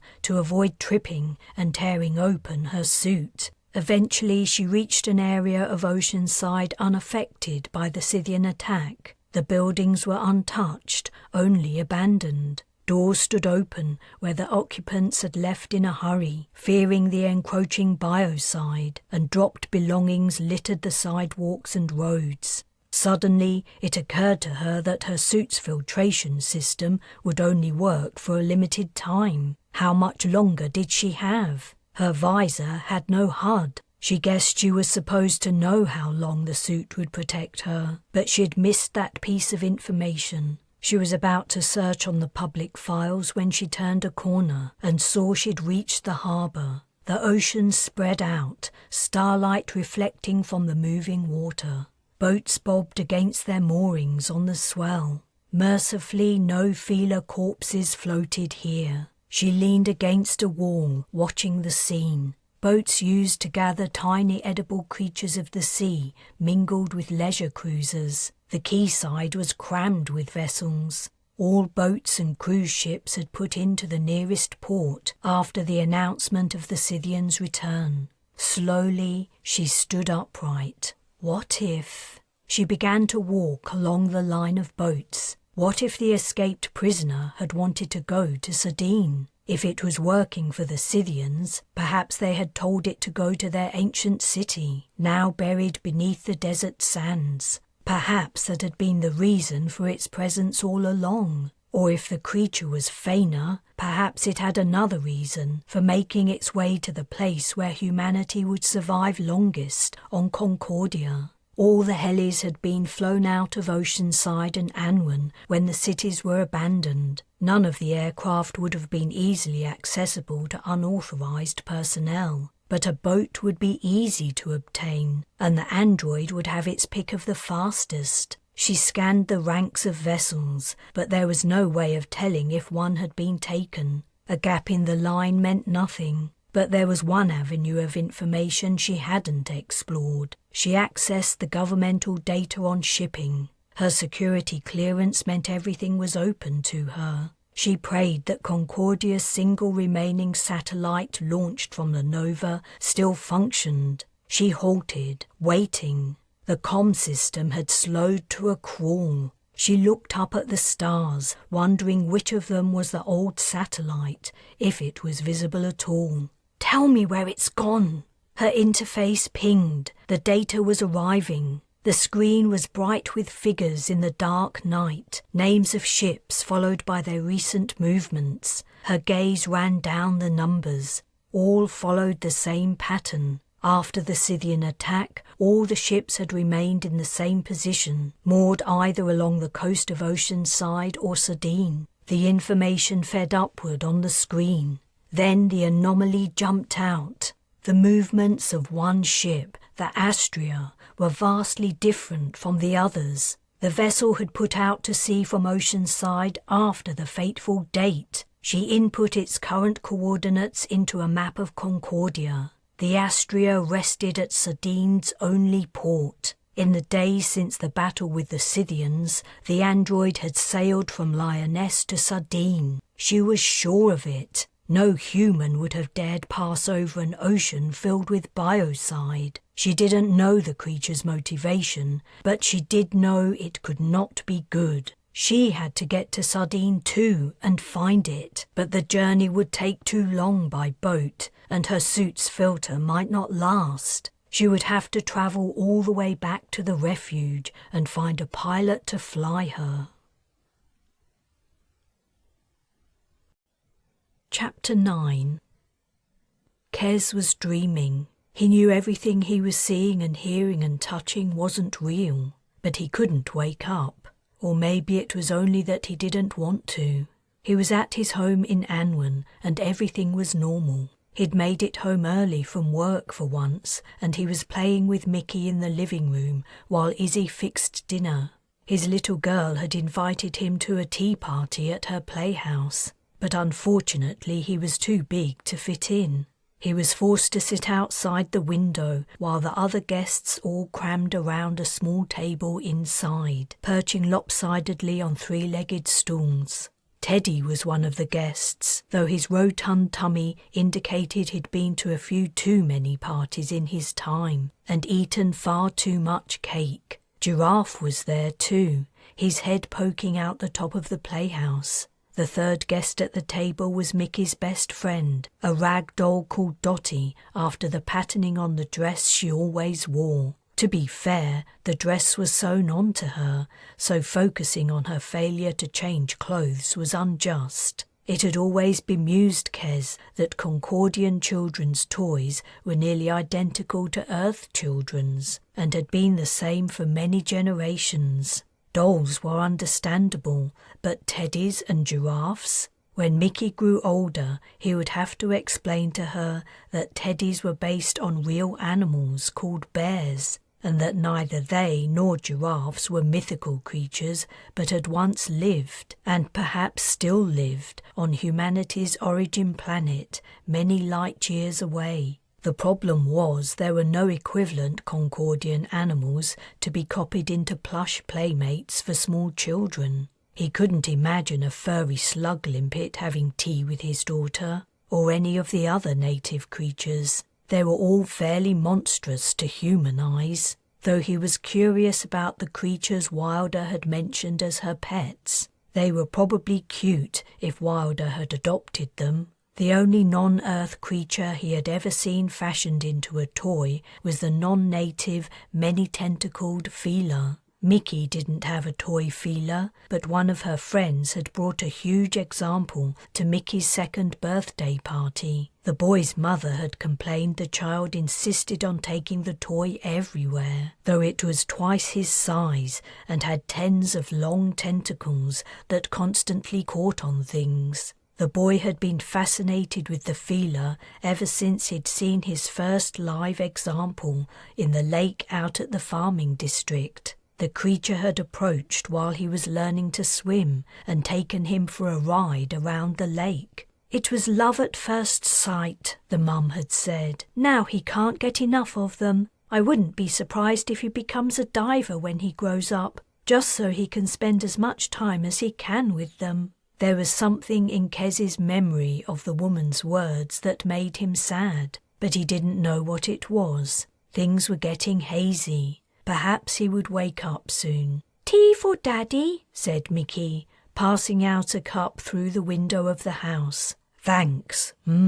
Looks delicious." "Drink," she urged, apparently annoyed that Daddy wasn't following the rules of the party. He dutifully took an imaginary sip from the empty cup under her watchful gaze. Satisfied, she poured more imaginary tea for the other partygoers and placed their cups in front of them. "Daddy want cake?" "Yes, please." She gave a small secret smile, turned toward the kitchen corner of her playhouse and lifted a toy piece of cake onto a plate.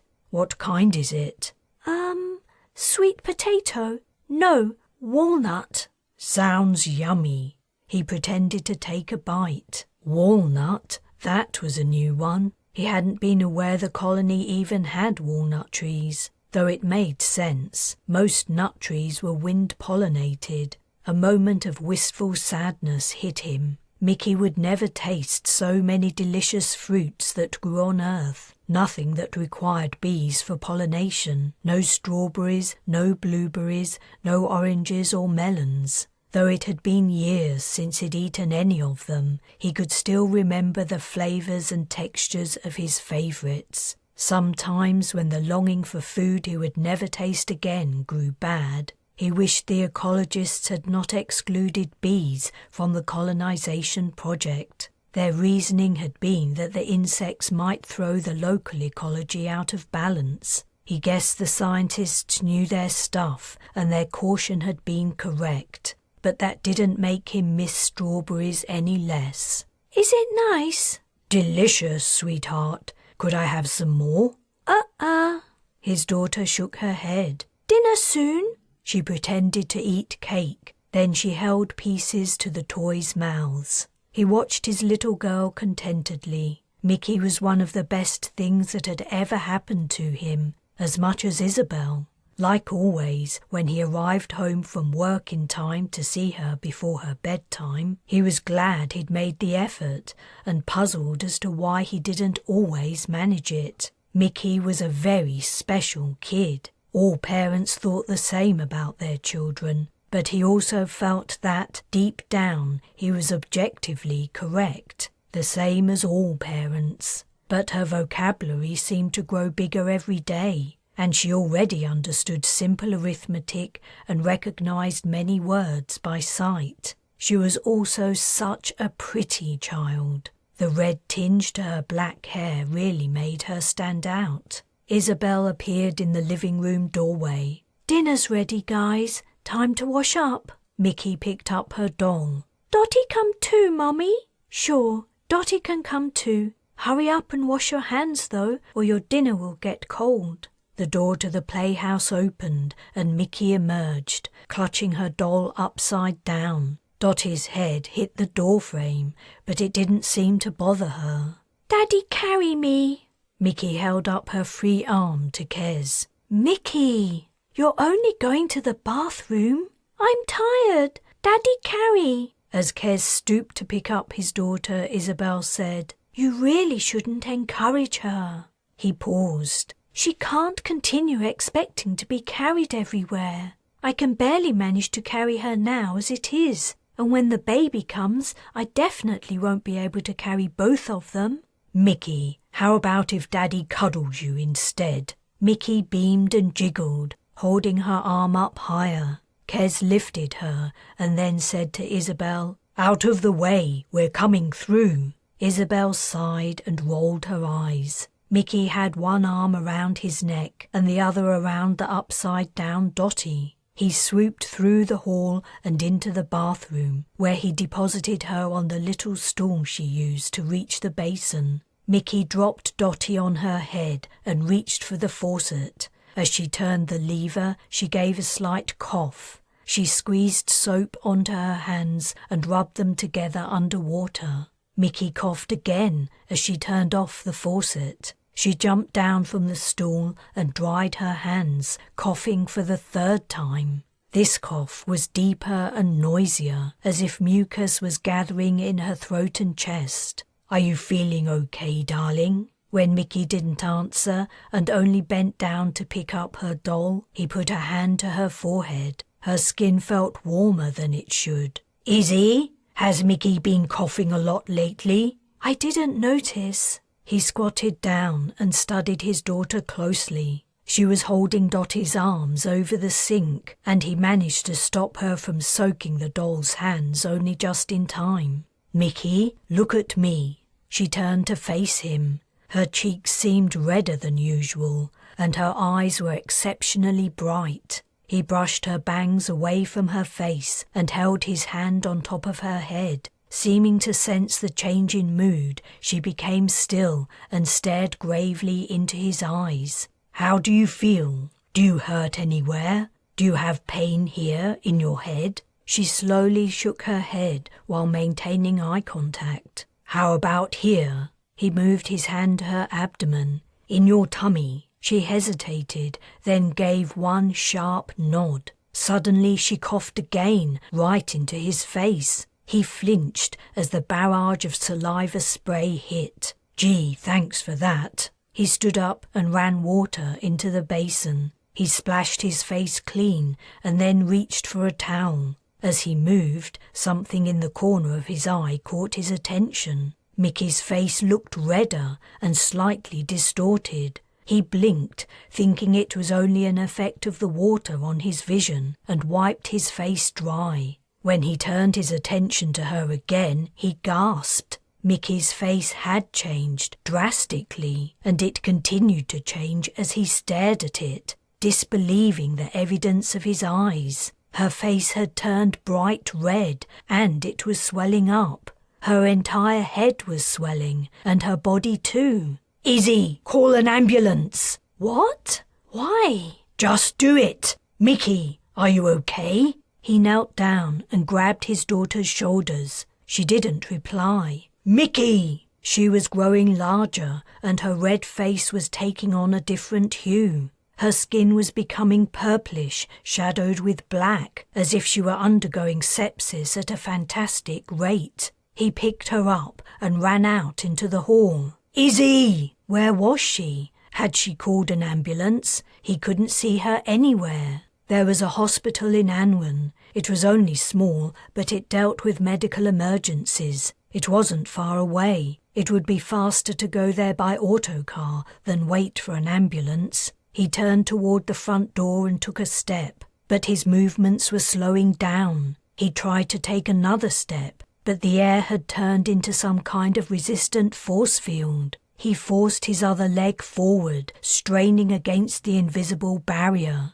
He wanted to look down at Mickey, but his head would not budge. He was frozen, fighting with every muscle he possessed, and entirely failing to move even a centimetre. He awoke. Jerking to a sitting position, he cried out. Then he remembered where he was, and he relaxed, softly panting. The lights in the refuge remained dimmed. It was still night time. "Kes?" asked Isabel, turning over. "What's wrong?"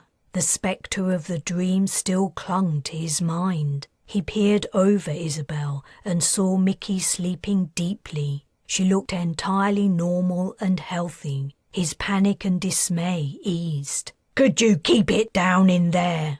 came a disgruntled voice from the next cubicle. "Sorry." Kes reclined on the mattress and took Isabel in his arms. "Bad dream?" She snuggled into his shoulder. "Yeah." "What was it about?" "You don't want to know." How long had he slept? It was hard to tell. He felt refreshed. Should he get up and go back to the lab? Just another few minutes. Holding Isabel, he was warm and comfortable, and his nightmare hadn't entirely faded. He felt afraid to let his wife and daughter out of his sight. The dream had taken him back to Anwen before everything had gone to hell. At one point he'd known he was dreaming, but then he'd forgotten and had sunk into the false reality. Usually his dreams were far weirder than that. The nightmare had seemed a facsimile of normal life. It was very strange, perhaps a reaction to the circumstances. Perhaps his subconscious had been anticipating the biocide reaching Mickey. "Are you okay, honey?" He realized his grip on Isabel had tightened. He purposefully relaxed his arms. I'm getting up soon." "Just a little longer."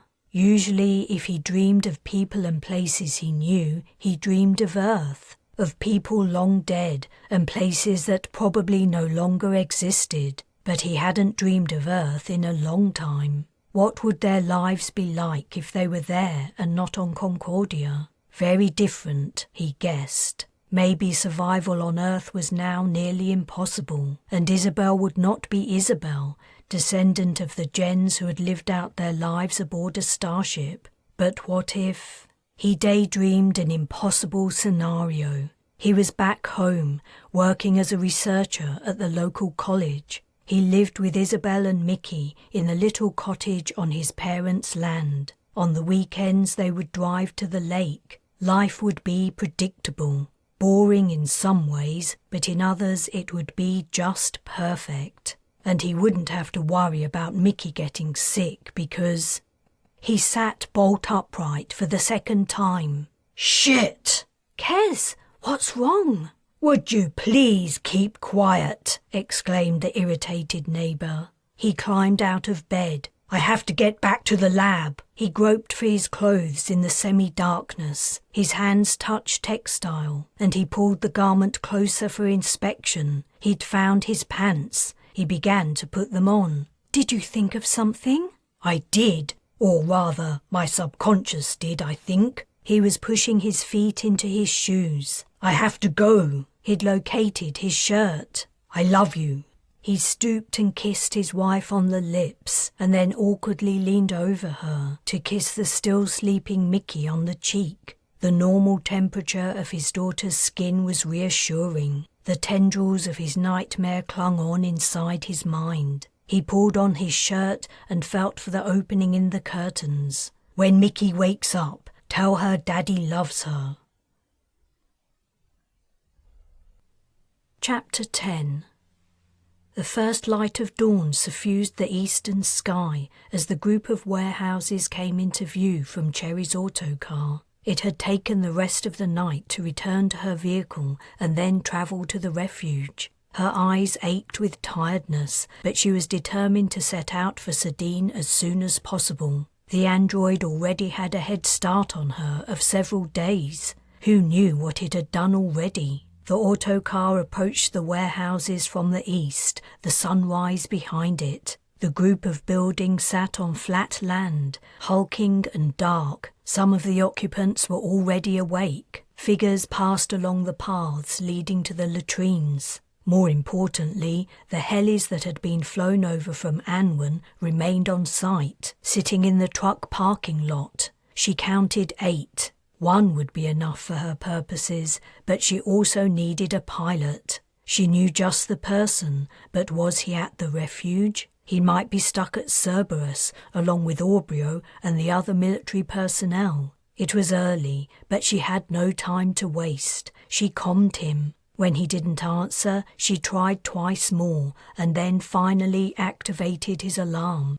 She was one of the few people allowed to invade someone's quiet and privacy. Zapata's voice was heavy and husky with sleep as he answered. "Yes, Mom." "I need you to fly me to Sedin." She asked if he was at the warehouse refuge. He was. "Meet me at the helis as soon as you can. I'm on my way there now." "Yes, Mom." "I told you not to call me that." "Yeah, I'm not at my sharpest when I've just woken up." "See you soon." Ordering pilots around and having access to high-security information were among the many privileges of her position. How much longer would they last? She hadn't met face-to-face with Meredith since the battle, and she didn't know the leader's attitude toward her. But she guessed it was not good. She had deliberately ignored Meredith's wishes and unilaterally launched a counterattack against the Scythians. Technically, she had committed treason and should have been immediately stripped of her position. She didn't know why that hadn't happened yet.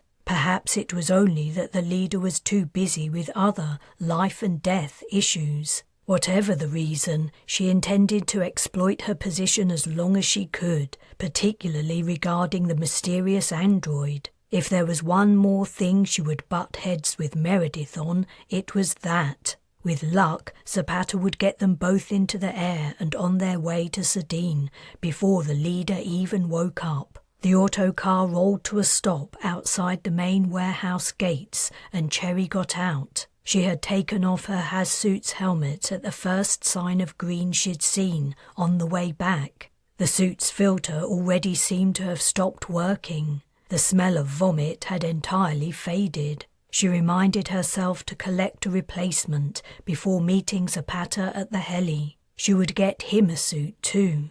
They might need to enter areas affected by the biocide. The morning wind thrust through her clothes as she crossed to the first warehouse. She shivered. Fatigue tugged at her legs and feet after her long walk around Oceanside. The warehouse door stood ajar. She slipped in and had to halt for a moment while her eyes became accustomed to the darkness. Even at that early hour, a hum of soft voices filtered through the space. She entered the glass-walled room that stored the Hazsuits and dumped hers onto the used pile. She grabbed 2 more suits, wedging them under her arm. "Got a shower first," said a voice. A man had appeared in the doorway. He was one of the refuge coordinators. "I'm not going inside. I'm going to go out again right now." "If you come into their warehouse from outside, you have to shower. Those are the rules." "That makes no sense. If I had a molecule of biocide on my skin, I'd be dead." "Leader's orders." She dropped the suits. There was no point in arguing. It would only delay her.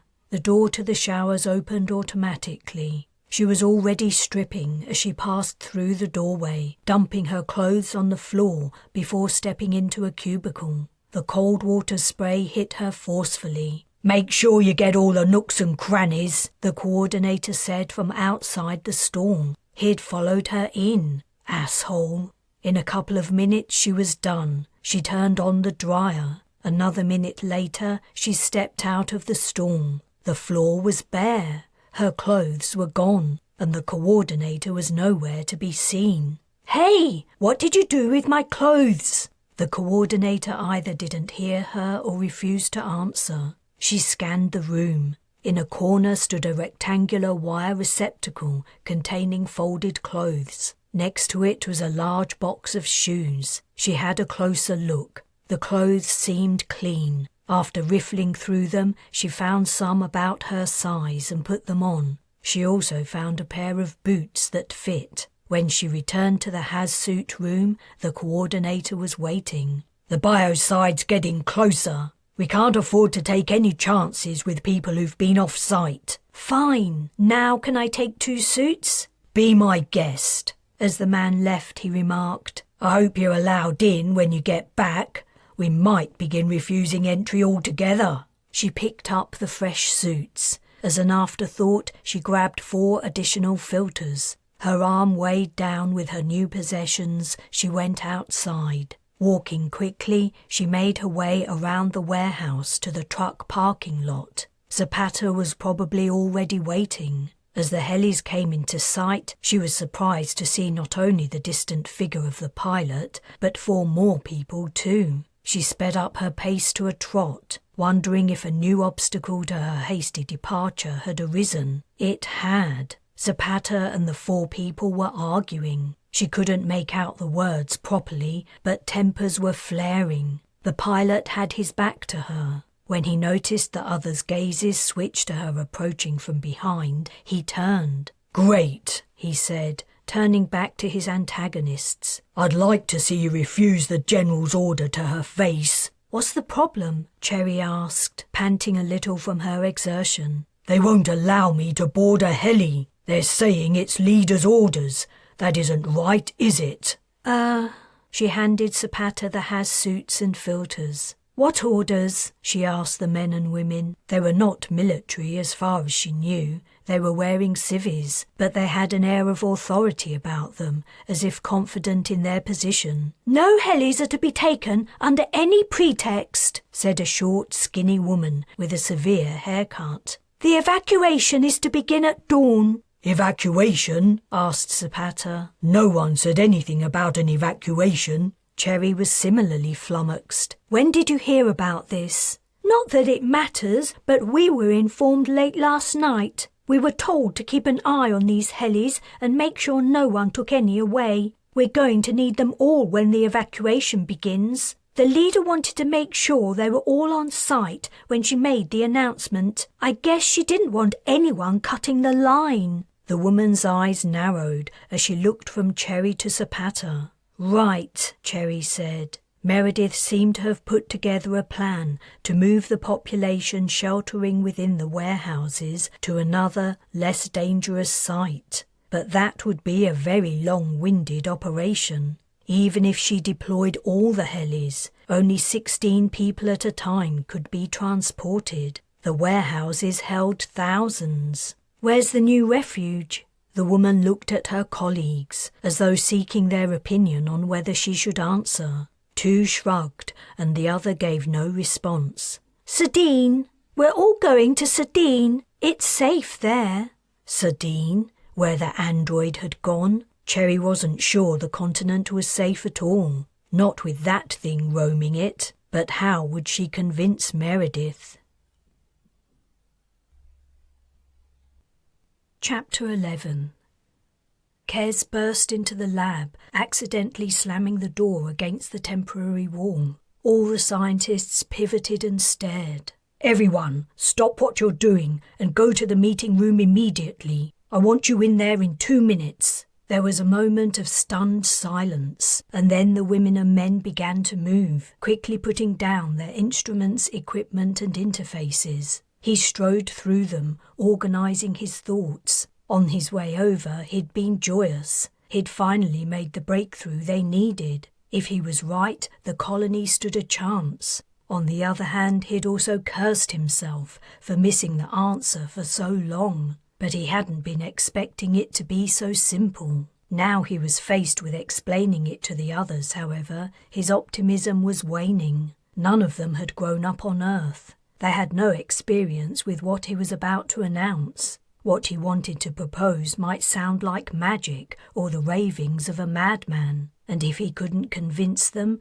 they would be back to square one, faced with the impossible task of defeating the biocide before it killed them all. He went inside the meeting room and sat down at the head of the table. 2 people followed immediately. While he was waiting for the others, he opened an interface and began to search for medical practices on Earth. They were difficult to find. If he'd been looking soon after coming out of cryo aboard the Nova, he would have found them in a jiffy. Since then, as the information in the colony's databanks increased, more than 5 decades of information filled the system. The ancient files he was seeking were probably traceable, but he needed more time to find them than the 2 minutes' notice he'd given. The room was filling quickly. An anticipatory hum was building up. He interlocked his fingers and rested his joined hands on the table. He would have to rely on his own powers of explanation.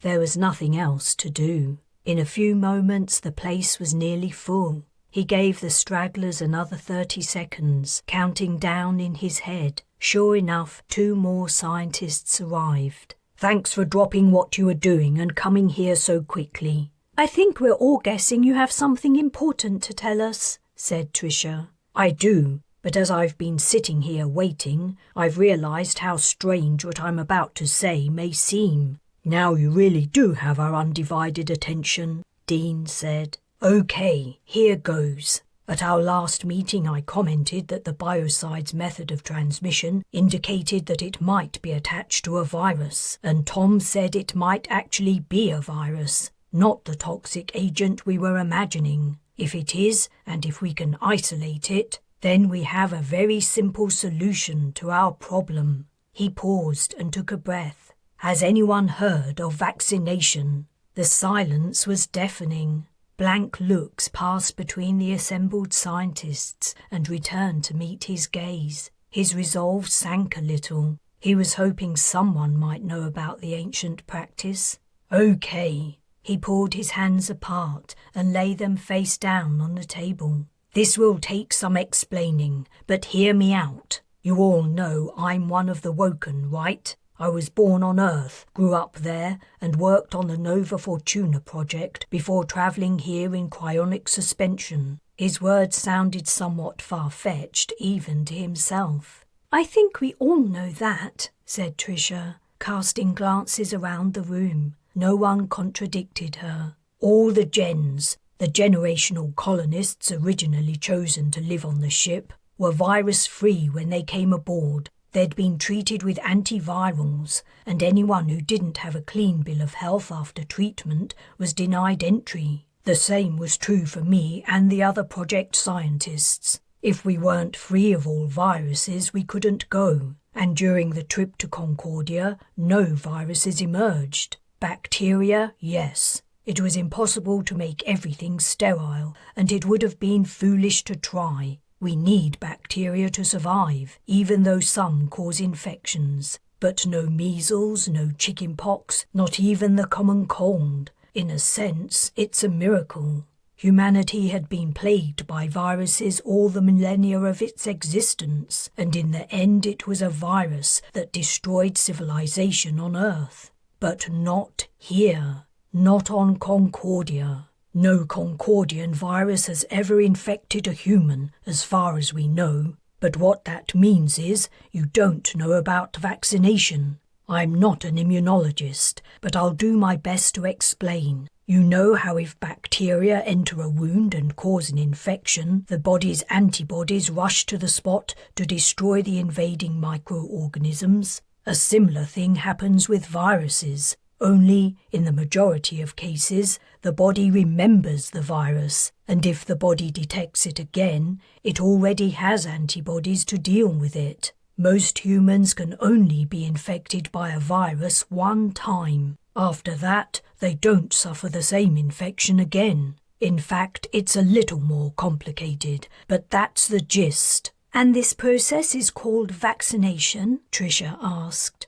No. Vaccination is the process of priming the body to recognize and destroy the virus before it can do any harm. By infecting the person with the virus? That seems self-defeating. Just listen, and then we'll do questions. He was worried that Tricia's innocent inquiries would sow doubt about his proposal. On Earth, most children were vaccinated when they were babies and toddlers, to prevent them from catching certain serious childhood diseases. Or rather, the practice was commonplace until the natural movement got going and put an end to widespread vaccination. But for a couple of 100 years the practice worked. It saved countless lives, and I don't see any reason why we can't do the same here. You mean do this vaccination thing on us? Asked Tom. If I'm right, it means our bodies will fight off the biocide, and we won't even notice it try to infect us. If it's a virus, Tom said. If it's a virus. The general reaction seemed sceptical. He could simply order them to begin the process of creating a vaccine, but he didn't want that. It was important that everyone understood what they were doing and believed in it. He didn't want to force his colleagues, or their doubt would be apparent to the rest of the Concordians, who might then refuse their vaccination. If we had more time, I would find and show you the files from Earth that explain the practice, but we don't. I have to ask you to believe me and to trust me. We do trust you, Kez, said Tricia. It just seems so weird. I've never seen this happen in Concordian life forms. I've seen them die of viral illnesses, but we've barely broken the surface of understanding viruses here. In fact, we've been extremely lucky that no Concordian viruses have infected humans or the plants we grow. In coming centuries, one may mutate and we could have an epidemic on our hands. But that isn't our problem right now. If this biocide is a virus, vaccination could be the way we defeat it, by harnessing our immune system. I'm happy to try anything, said Dean. It isn't like we have a choice, is it? The biocide will be on our doorstep soon. What do we have to do? Right, said Kez. Introducing the concept hadn't gone too badly. His colleagues hadn't outright rejected it. Now came the hard part. To trigger the immune system response, we have to give it something to recognize as the enemy. Like what? Asked Tricia. Surely the only way the immune system can recognize the biocide is by introducing the biocide to it. Yes, that's right. You have to be kidding. That's insane, Dean said. Anyone who encounters that stuff dies before they take another breath. A corpse's immune system isn't going to respond to anything. I know how it sounds, but bear with me. Vaccination entails injecting a weakened form of the virus, or the dead virus, into the blood system. Sometimes the recipient experiences a reaction, a low fever, for example. But in nearly all cases, the reaction is minor, and the recipient develops immunity. I have to tell you, however, that the process isn't perfect. A small number of recipients don't develop immunity, and a handful of cases out of 1 million may experience a serious reaction. So this vaccination you're proposing could make some people very ill, and for others it won't work at all. That's my prediction, according to what I know. And this is a solution? Someone asked quietly. Even dead biocide. Tom shook his head. I don't know. I wouldn't like any of that stuff injected into me. What other options do we have? Asked Dean. What else have we turned up? We haven't made any real progress in days. We have to try something, and the basic idea, it does make sense. I'm sure I recall stumbling across the process when I was doing research as an undergrad. I didn't understand it at the time, but now I don't see a reason why it wouldn't work. I do, Tricia said. If it works for viruses, why doesn't it work for bacteria? The immune system responds differently to viruses compared to bacteria, said Kes. Or we could treat the biocide with antibiotics. But we know the biocide isn't a bacterium. If it was, we would have found it days ago, and it wouldn't act so fast. Did Earth viruses act that fast? No, or I never heard of one that killed that fast anyway. But, talking of speed, are we agreed we move our work in the direction of vaccination? We don't have time to prevaricate. I plan on finding out all I can about creating vaccines. Unfortunately, we don't have much time for testing, if any. What I need you to do is examine the tissue samples for anything that resembles a virus. I know that immunology is an obscure area of study, but I studied it a little bit, interrupted a young man. He didn't look old enough to have graduated. A beard was trying but failing to grow on his upper lip and chin. Kes didn't know his name. You have?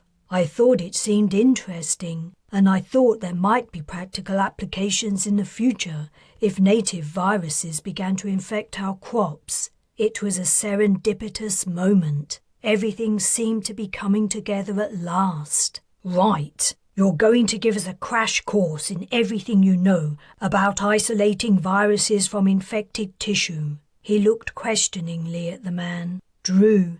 My name's Drew. I'll do my best. I'll prepare some equipment for a demonstration. He rose and left. No one moved. Kes waited. He had done all he could to sell the idea.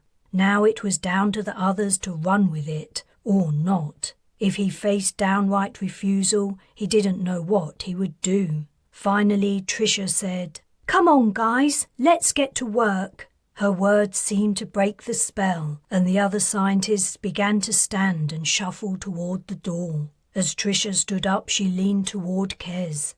Under the noise of the departing attendees, she said, "I hope you're right." "So do I."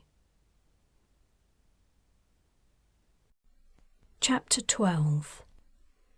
Cherry hovered outside the cubicle assigned to the leader, composing herself before she went in. She would not be able to look Meredith in the eye without reliving that fateful moment she had taken Concordia's destiny into her own hands and issued the order to engage in battle with the Scythians. How many times had she wondered if she'd done the right thing?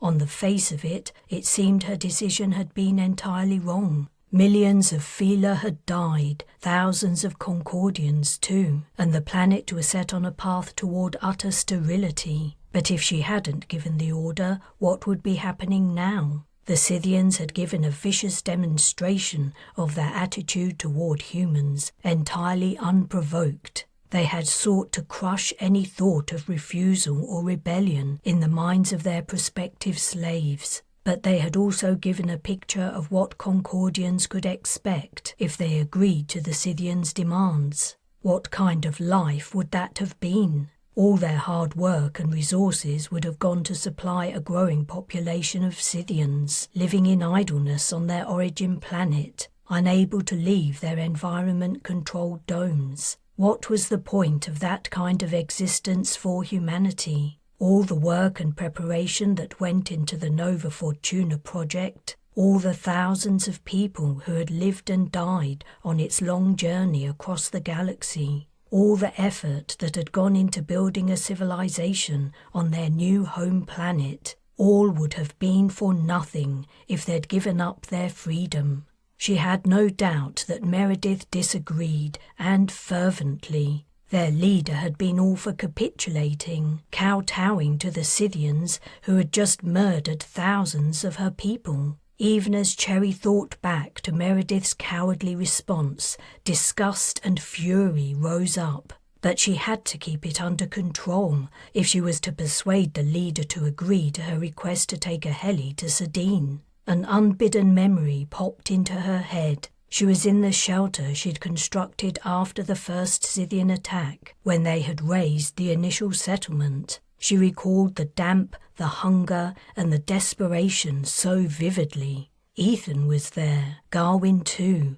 Poor Garwin. He'd died too young and broken-hearted. The colony had needed a leader who would take them forward, someone pure-hearted, brave and tenacious. Everyone except Ethan knew he was that person, but he'd suggested that she should do it. "I don't have the patience," she'd replied. How true that was. Her snap responses had worked against her so many times, not least when she'd alienated Wilder. Cherry reflexively closed and opened her fist. The regret she felt for her decision to fire on the Scythians was inescapable and enormous. But in honesty, it was more regret for what had happened as a result, and less regret for the decision itself. She wasn't sure if, given identical circumstances and knowing the terrible outcome, she would not have done exactly the same thing again. If Meredith brought up the subject, what should she say? Should she lie and tell the leader she'd been wrong? Tell Meredith they would all be better living as slaves, because any kind of life was better than none? No matter how expedient the response might be, she knew she could never say it. The words would refuse to leave her mouth. The only other option would be a shameful skirting around the truth, not something she could easily do. That time in the shelter with Ethan and Garwin, she'd been right. She would make an awful leader. There was nothing for it. She would just have to go in and wing it. Lacking a hard surface to knock or a doorbell to ring, she went to announce her presence. But Meredith said, "Cherry, are you going to come in, or are you going to stand out there all morning?" She opened the curtain. Meredith was sitting at a camping chair at a small table. The only other furniture in the space was a low cot. "I could see your boots below the curtain." Cherry let the curtain fall closed behind her. "How did you know it was me? These aren't even my boots." "The people I asked to keep watch on the helis commed me that you were coming over." "Right. I need to take one of them to Sedin." Meredith looked at Cherry with Ethan's eyes. It was the first frank look that had passed between them since the battle. Reproach, resentment, and rancour exuded from Meredith's gaze, yet fatigue and defeat were also there. Perhaps the latter two had been prominent long before the Scythians returned. A stab of pity hit Cherry. Meredith had been expected to fulfill a role she was unsuited for. She had to live up to impossible expectations based on Ethan's legacy. The leader seemed to have aged 10 years in the past week. And what? "I believe it's customary to state a reason when requesting the use of government property. Or do you think you're above that too?"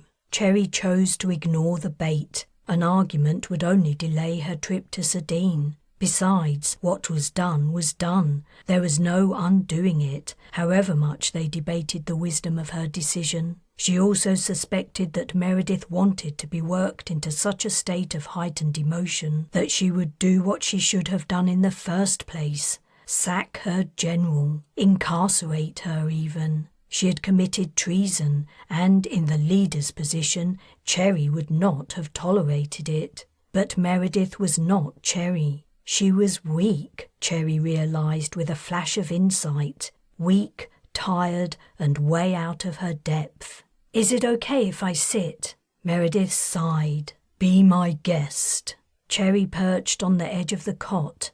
"I went back to Oceanside, into a dead zone. I wanted to find out what had happened to that thing that calls itself a guardian." "That seems the least of our worries now." "I don't know. Maybe not. Meredith, I'm no scientist. I can't figure out a way to stop the biocide. All I can do is try to protect this colony as well as I can, for as long as I can." "You don't seem to have done a very good job so far." Cherry grimaced. Again she refused the bait.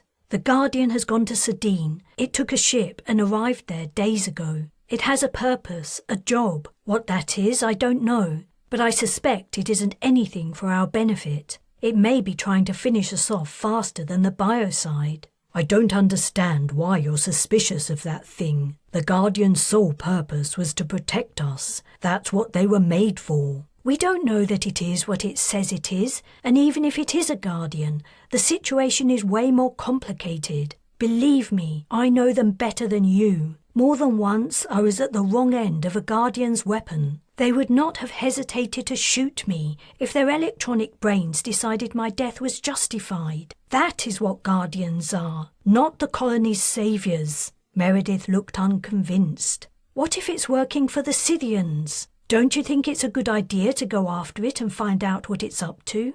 The Scythians have finished us off already. They can't hurt us more than they already have. I haven't given up hope yet, and neither should you. You're the leader. If anyone needs to believe we can survive this, it's you. People are looking to you for the will to carry on. You have to stand firm, Meredith. The colony is counting on you.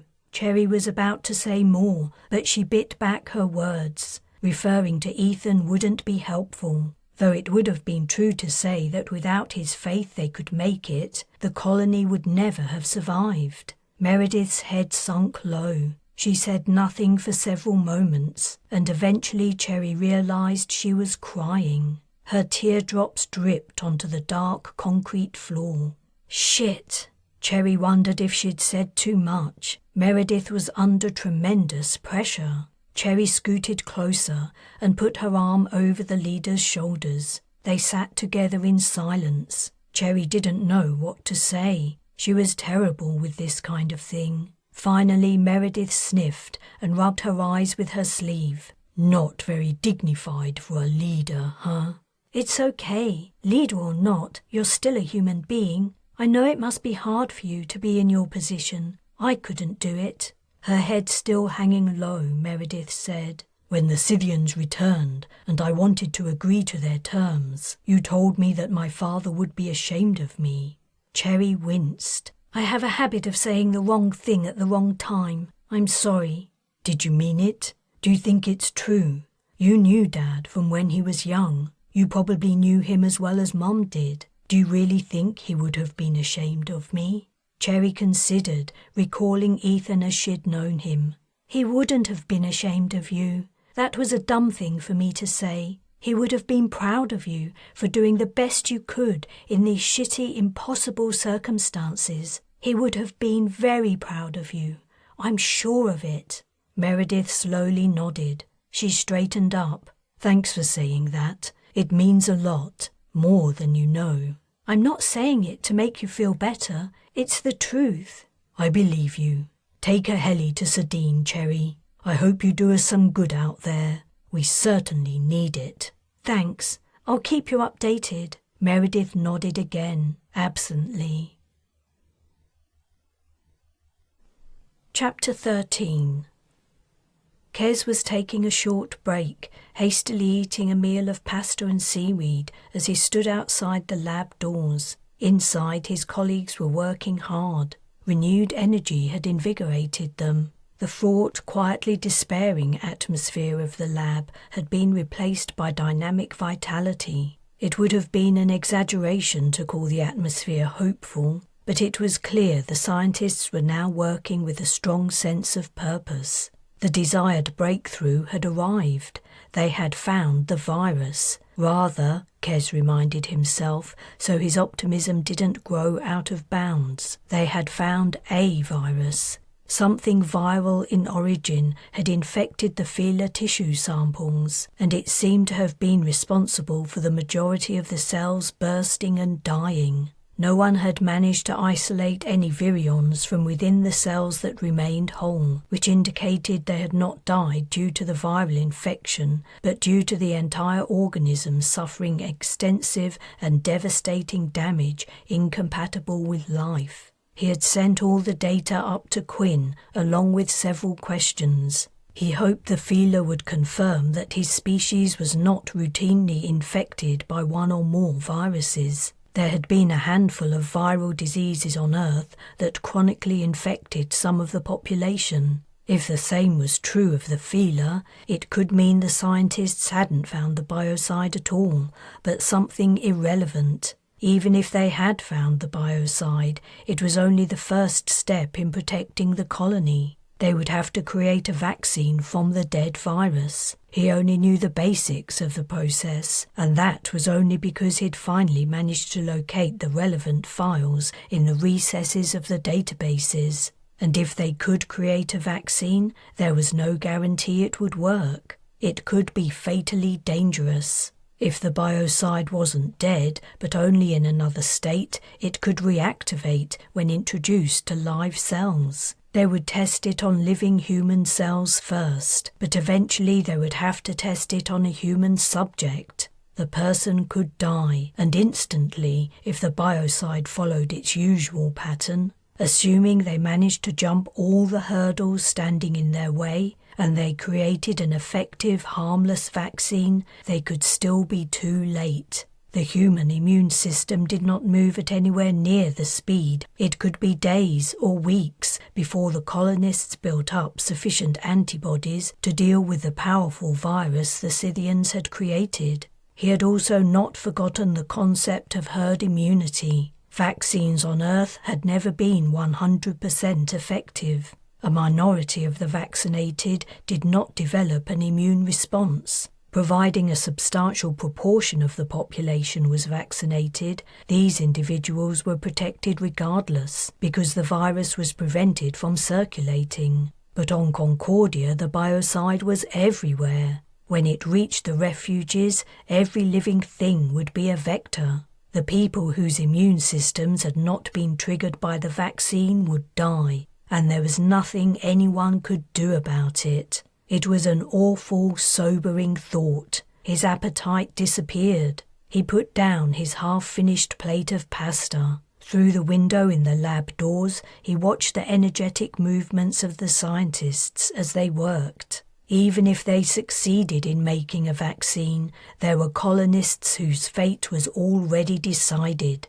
The biocide would arrive at the refuges and pass through them without effect, except for the unlucky individuals. What if Mickey or Isabel didn't develop immunity? He was sure that pregnant women's immune systems behaved differently, though he didn't know any details. What if he didn't develop immunity? At least it would be a fast death, and he would die knowing that he'd helped to save many others. He fastened his lab coat. It was time to get back to work. As he pushed open the outer lab door, a scream rang out. He froze, the cry arresting his movement. The scream was filled with horror and dismay, and it echoed from the corrugated roof of the warehouse and bounced from wall to wall. The scientists in the lab had heard it too. They paused in their conversations and actions, their eyes widening. "What the?"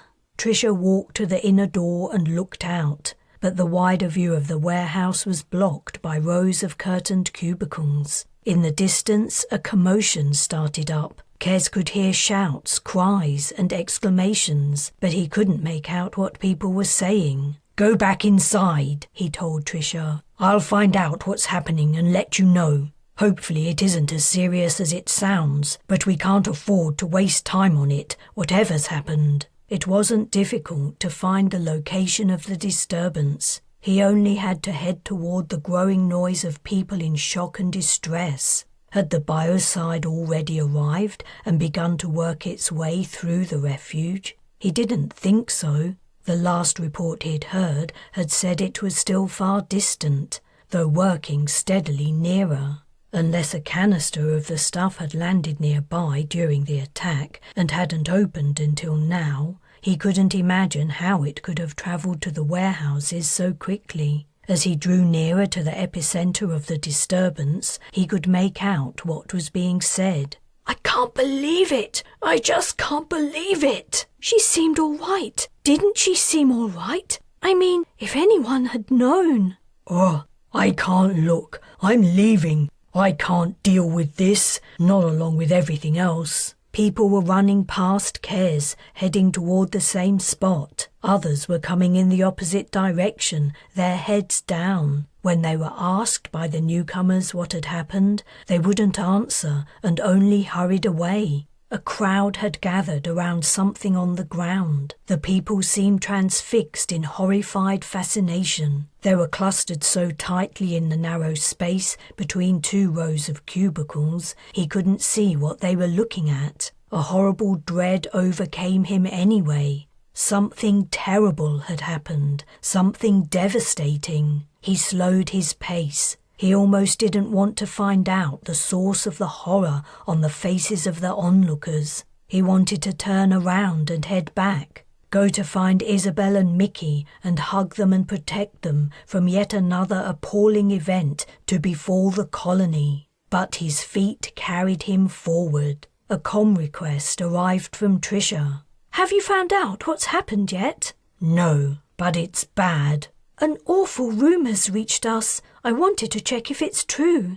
"Give me a minute." He pushed gently through the throng. No one resisted. They seemed in a state of shock and not in control of what they were doing. He saw 2 feet first, splayed apart. A woman was lying on her back. He didn't recognize who it was from her feet. They could have been any woman's. Her slim legs were also splayed, as if she was sleeping, casually at rest. He could not see the upper half of her because it was obscured by the back of a man crouching beside her. The man was working energetically, pumping on her chest. He was trying to resuscitate her. Kes still did not guess who it was. Inexorably, he was drawn forward, as if pulled by a string, compelled onward against his will. Someone had suffered a heart attack, probably. It was morbid and an invasion of privacy to gawp at the poor person,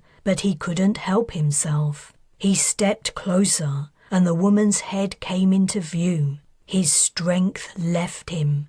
It was Meredith, though her face was deformed. He could hardly bear to look at it. The belt around her neck had been loosened, but it remained. The man, presumably a doctor, pounded rhythmically on her, jerking her body as if she were a marionette operated by an unskilled puppeteer. But there was no life left. To Kes's eyes at least, the doctor's efforts were heroic but hopeless. Overburdened with responsibility for the colony, or perhaps for another reason, Meredith had taken her own life.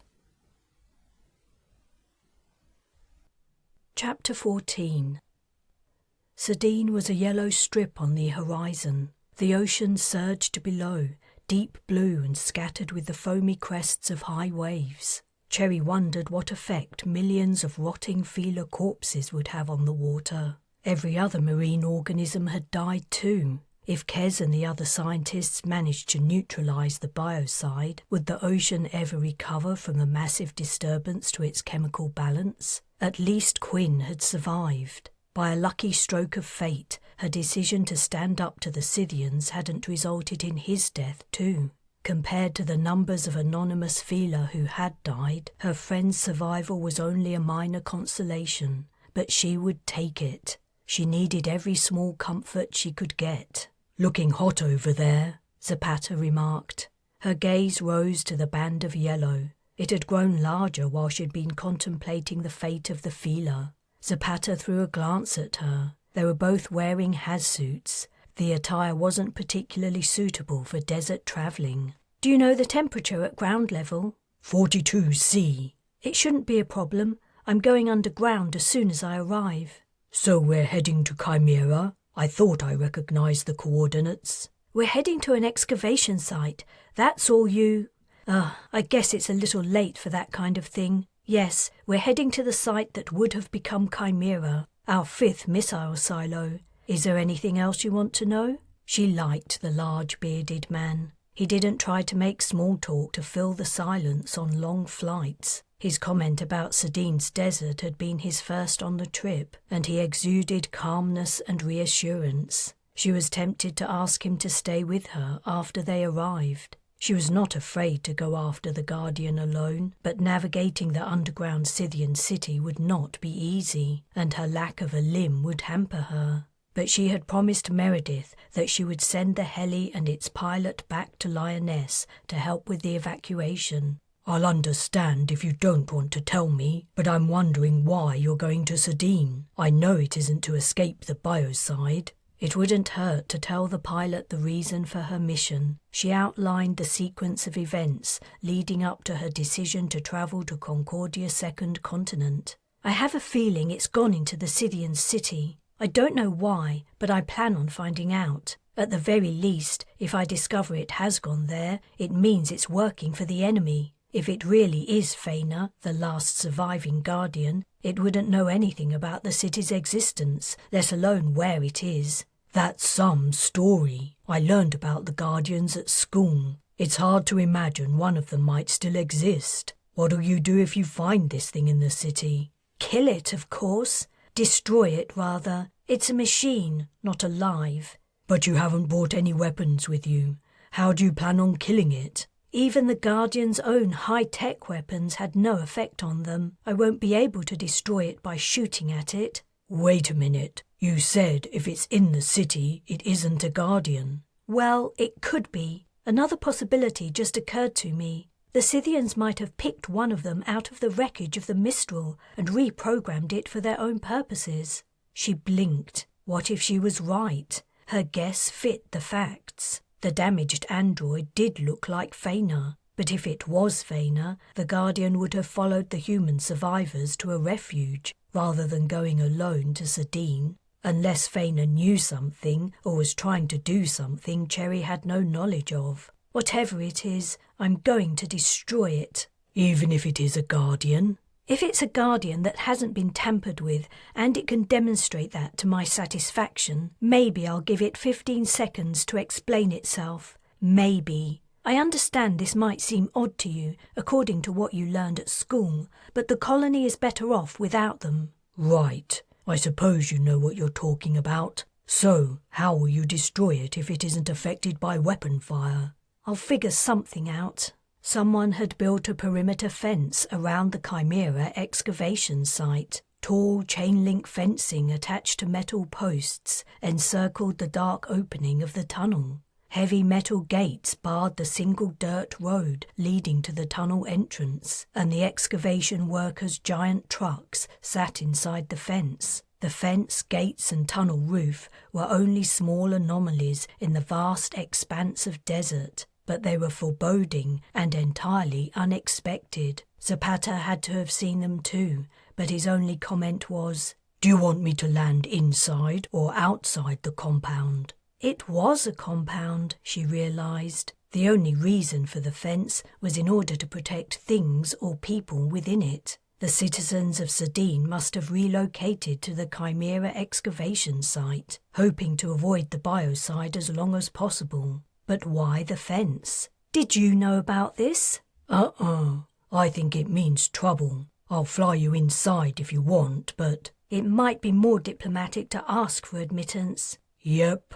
Set her down 50 meters from the gates. Her stomach moved rapidly upward as Zapata lowered the heli out of the sky. He landed on the highway, lifting clouds of sand. As the skids touched road, she reached for the door, but Zapata said, "Wait a minute." He turned off the engine, and the heli's circling blade slowed to a stop. The sand began to settle. A weapon might not work against a Guardian, but it might have been handy to deal with scared colonists. The fence around the Chimera site was beginning to make sense to her, too. Whoever had put it up wanted to keep out everyone else. Anyone not already inside the compound might be contaminated. Weapon or not, I have to talk to them. I'll come with you. She wouldn't have asked Zapata to take the risk on her behalf, but the large man had an intimidating presence that might come in handy. The desert and the distant fence were becoming clearer as more of the disturbed sand settled. They climbed out of the craft. She recalled her previous visit when a gale had been blowing and the light heli had not even been able to land. Now the air was still and the desert baking. As she stepped out of the heli's shadow, the blazing heat of the sun immediately began to warm the inside of her has-suit. They walked toward the metal gates in silence. No movement stirred within the fence. It was possible the gates were unmanned. Standing outside in the desert heat for any length of time would be brutal. She hoped they would not be forced to stand and holler to be let in. "Stop where you are!" a voice shouted. The sound had come from the gates, though she couldn't see its source. The effect was odd, as if the words had been discharged by the shimmering desert haze. Non-Chimera residents are not permitted to enter. Turn around and go back. You aren't welcome here." She and Zapata were still 40 meters from the gates. The pilot continued to stride onward, but she touched his arm, signaling him to halt. Something had rung a bell in her mind. She knew that voice. It was a man, but not Alan, the Chimera site supervisor. What had the other man's name been? The one who had lost the game with Pearl and remained behind while she went with Cherry into the Scythian city. She had it. "Laurie?" She strained to make her voice counteract the muffling effect of her helmet. The biocide clearly hadn't made it this far. She removed her helmet. "It's me, Cherry. We met when I came to—" "I guessed who you were. There aren't many one-armed women on Concordia. Go away. You're not bringing that poison in here to kill us all."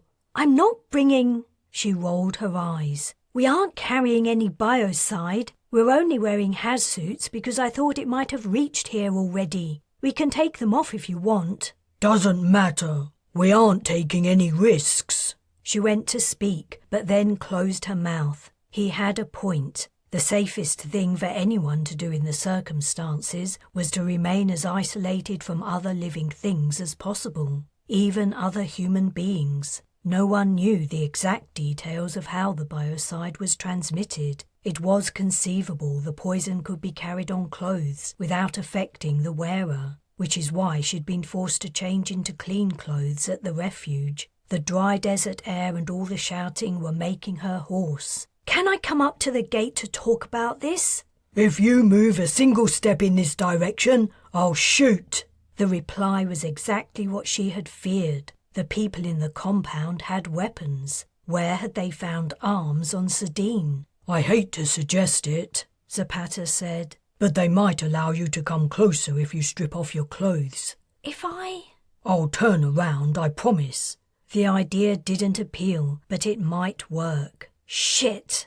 If that was what it took. She called out, "What if I take off all my clothes? If I had biocide on my skin, I'd be dead, right?" This drew a pause from Laurie. Was he thinking over the proposal or discussing it with someone else? The shouted conversation must have attracted the attention of others. "If you strip butt naked, you can approach the gate, but we're still not letting you in." Great. Zapata turned his back, but not before she detected his eyes creasing in amusement. She pulled open her haz suit and unzipped it. As the suit crumpled to the ground, she stepped out of the legs. She quickly unfastened the buttons of her shirt and shrugged it off before stepping on the heels of her boots to remove them. Finally, she pulled down her pants and took off her underwear. The sun coated her naked skin in broiling heat. Angry and embarrassed, she didn't wait for the okay from Laurie. She set off toward the gate,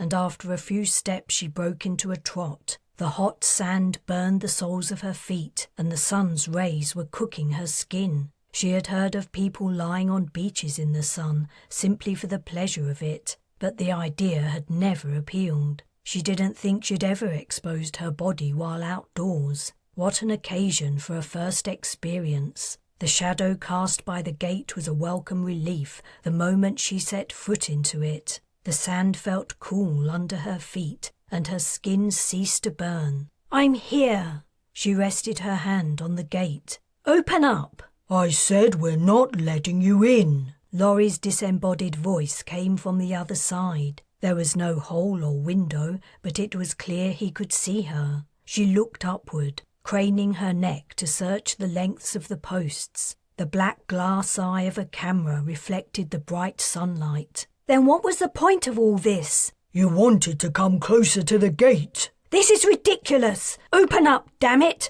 I'm the general. I go where I want. Do you want me to give a command to blow these gates apart?" "Concordia doesn't have a military anymore. The Scythians destroyed it, and now they're destroying the planet. But we'll last the longest. We might even last forever if the biocide burns itself out. We have seed and everything else we need to start again. So, no, I'm not letting you in. I'm sorry, you seem like a good person. It's nothing personal, but we can't take the risk. So go back to your heli and return to Lioness. It was nice knowing you. Everything we need to start again if the biocide burns itself out? Was it possible the people holed up in the Chimera site were onto something? Even if they were, that didn't help with her immediate problem. She rested her forehead on the cool metal. Then she had an idea. You haven't asked me why I'm here. I know why you're here. You want to escape the biocide, but we're full. We can't take any more people. Sorry, but we just can't. So go home and tell the others if anyone tries to break in, we'll shoot to kill. You're wrong. I'm not here to get away from the biocide, and hardly anyone on Lioness even knows about this place. The project was secret, remember? No one knows about your plan to hide out here. No one is going to try to join you. I guarantee it. I don't believe you. What other reason could you have for coming? Before she could reply, another voice rang out from behind the gate. Laurie, what are you doing? Who's that? Alan uttered an expletive, then said, Why the hell is there a naked woman out there? Alan, it's me, Cherry. You helped me investigate the Scythian city. Open the gate, Laurie. Laurie protested, but Alan cut him off, saying, Open the gate, you damned idiot! Locks rattled, and one door of the gates opened a few inches. An arm holding a jacket appeared through it. Cherry took the jacket and put it on. The hem reached low enough to cover her modestly. Thanks. Can I please come in now? Chapter 15. Wilder was going crazy with boredom. Her confinement aboard the Opportunity reminded her of her trip to the Galactic Assembly. The weeks and months of that journey had dragged by, with little to stimulate her mental faculties except her studies of the feeler and the strange interpersonal dynamic between Cherry and Aubrio. But at least then she'd had other humans to keep her company. At the time she would have given a lot to get away from them and the close sweaty proximity of other people with their loud voices and boring conversations. Now she would give a lot just to have one of them with her. Even that asshole Aubrio would be better than no one. She idly pressed the button on the agrav machine. It turned on and immediately moved slightly toward the ceiling, which faced away from Concordia. The movement was barely noticeable, but in micro-G she couldn't expect any more. It was enough to tell her the machine was working. When she'd first made it work, she'd been overjoyed. She'd hollered and bounced around the living quarters, rebounding from all the surfaces and sending Piddle and Puddle scampering into their sleeping pouches. But then she'd been sad she had no one to share her success with. She'd contemplated trying to calm the surface, to let one of the secret team working on the project know what she'd done. But she'd realised how crass and tactless it would be. Whoever she spoke to would have been in fear of their imminent death, assuming they'd even survived the battle with the Scythians. Her news, from the safety of the Opportunity, would seem extremely self-centred and would probably be meaningless.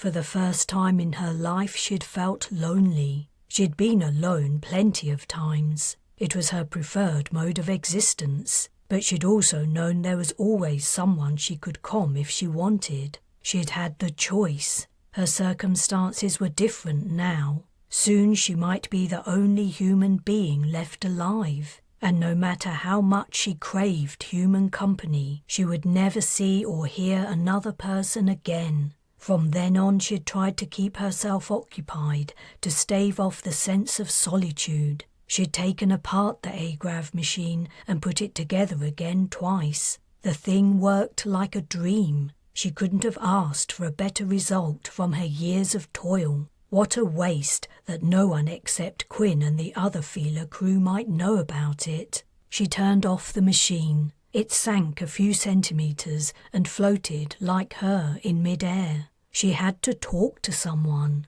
She liked Quinn.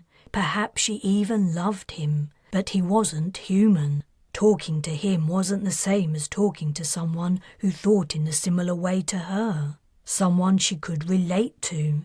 Heck, Quinn didn't even perceive time the same way she did. As the days had passed, the prospect of remaining alive after all the other Concordians died had appeared more and more bleak. She had begun to regret her promise to Kes. He had said she could talk to him whenever, but he was racing against time to halt the progress of the biocide. She had no right to interrupt his work or the precious few hours of rest he would be allowing himself. Not for something as trivial as a chat. Yet even thinking about hearing the sweet man's voice made her tear up. He hadn't got back to her about the people she'd asked him to check up on. He was too busy, of course. Maybe she could do the sleuthing herself. Quinn, can I comb the surface directly from here? I can arrange it so you can, but I warn you, the network is very slow, and most individuals have no direct access to comm.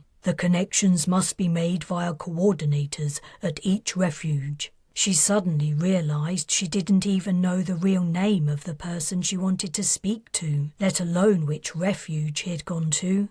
How about the public records? Are they still available? I believe so. They haven't been updated since the battle, however, except for a list of known refuges. No one has recorded the deceased or the locations of the survivors, if that's what you want to find out.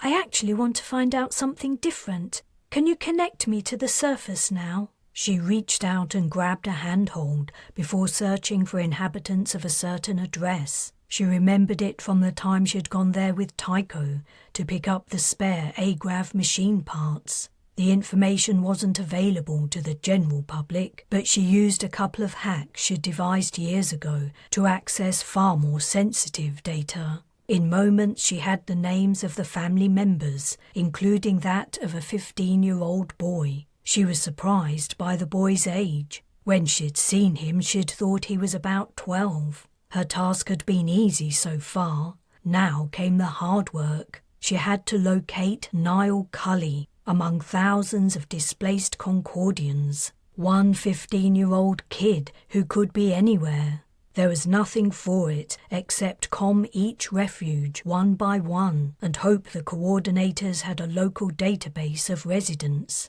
She worked her way through the list of refuges. Each time it took ages for the comm to go through, and then even longer for the brief conversation with the local coordinator. Some did have lists of residents. None of the lists contained the name Niall Cully, or even anyone with the same surname. She was sure Niall would have remained with his family when Oceanside was evacuated. He was only a kid.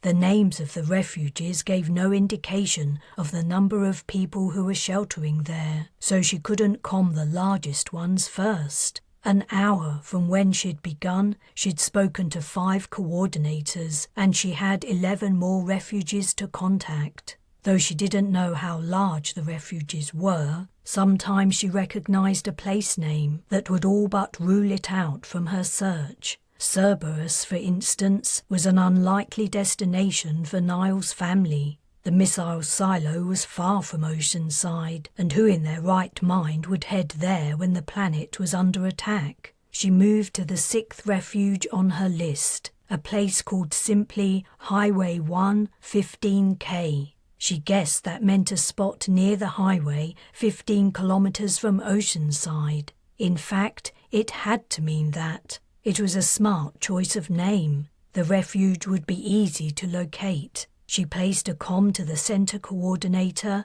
and waited. The deathly quiet of the ship reigned, except for an extremely faint, possibly imaginary hum from the engines. She was surrounded by the silence of space. The lack of noise seemed to encroach and press into her ears. Her sense of loneliness, hundreds of kilometers from another human being, grew almost too great to bear. She was about to ask Quinn to play some music when the coordinator replied. "Hello, Highway 1, 15K. Hi, I'm looking for someone. Can you help me?" She waited many seconds for the reply. "I can try. Who are you looking for? I need their full name and the person's rough age if possible." When she had first heard the coordinator's voice, she had felt a tinge of familiarity, but it was too faint to draw her full attention. The second time he spoke, the bell rang louder. She thought she recognized the speaker, but she couldn't quite believe it.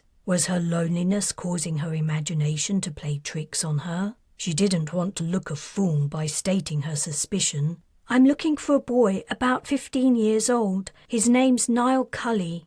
Long seconds later, the reply came. The coordinator hesitated. "That's me." He sounded confused, as well he might. He probably had all his family with him, and maybe his friends too. No doubt he was wondering who was this stranger looking for him. She was about to attempt to explain herself when Niall continued. "Are you deadly after midnight?" "Yes, it's me. Did you recognize my voice? Hello, Jamie Bond. You'll never guess where I am." Excitement at talking to her friend from the secret Agrav machine group was making her giddy, but she had to wait many frustrating seconds for his reply. Surprisingly, he sounded a little annoyed. "How come you know my real name? We aren't supposed to snoop on each other. What did you hack to find out?" "It was easy. I came to your house, remember? I knew your address and your rough age. There was only one occupant at that house around the right age.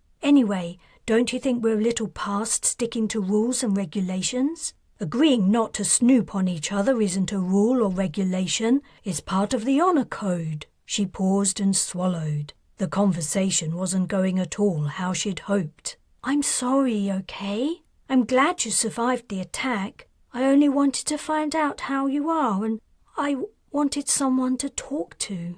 The lag before Niall's reply was longer than usual. He was pausing too, perhaps thinking about what to say. She hoped he didn't close the comm on her. Eventually he said, "I'm sorry, I didn't mean to be so hard on you. Things aren't easy right now. I guess the stress is getting to me. Hey, now you know my real name, you should tell me yours." Smiling, Wilder told him. Then she told him where she was, in the interest of full disclosure. She didn't want to delude him into thinking she was in the same predicament as him, even by omission. In anticipation of his inevitable question, and to save time, she also told him how she'd ended up on the opportunity, the sole Concordian not at risk from the bio side. At the end of the intervening silence came Niall's low whistle. The section of her story of most interest to him was the part where she'd gotten the Agrav machine to work. "What a shame the people who rescued you let the machine go.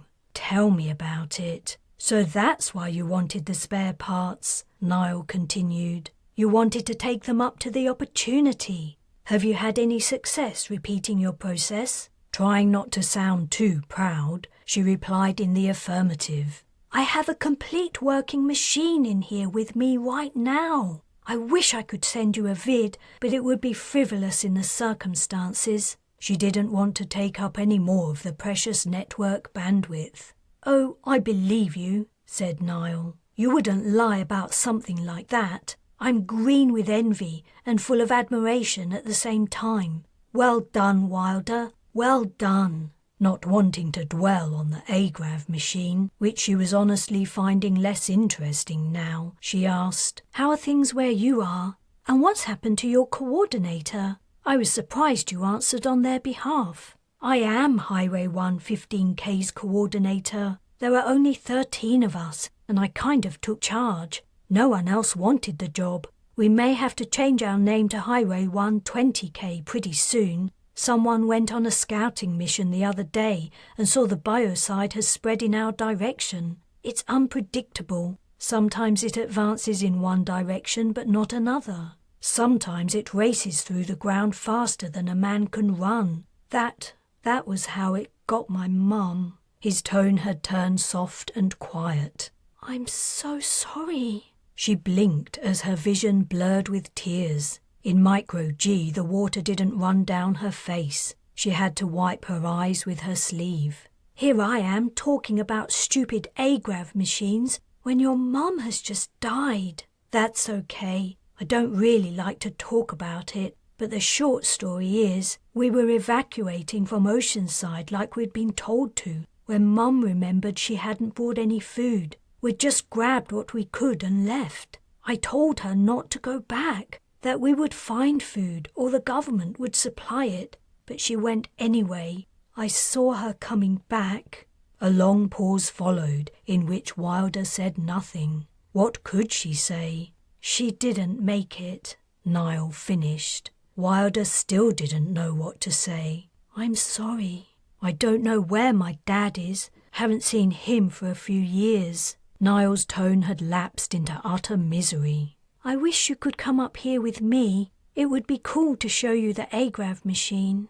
"Thanks, but I would never leave these people. They depend on me. We all depend on each other. We're going to wait it out, keep moving until they figure out how to stop the biocide. Then I'll go home." "Don't do that. When this is all over, I want you to come and live with me. I have a cool place." She realized her forest home was probably a tree graveyard by now, assuming it had survived the battle. "I had a cool place, and I'll build another one. We can live together and work on interesting projects. What do you say?" "I like the sound of that." He sounded happier. "Great, let's do it. When this is all over and I can return to Concordia." When this is all over. There didn't seem a lot else to say, and she didn't want to take up any more network time. "I guess I better let you go." "Yeah, it's been great talking to you, Wilder." "You too, Niall. I hope we can meet up soon." They said their farewells. Wilder repeated her wish to herself that she would see Niall soon, but she feared it would not come true. Not ever. Chapter 16.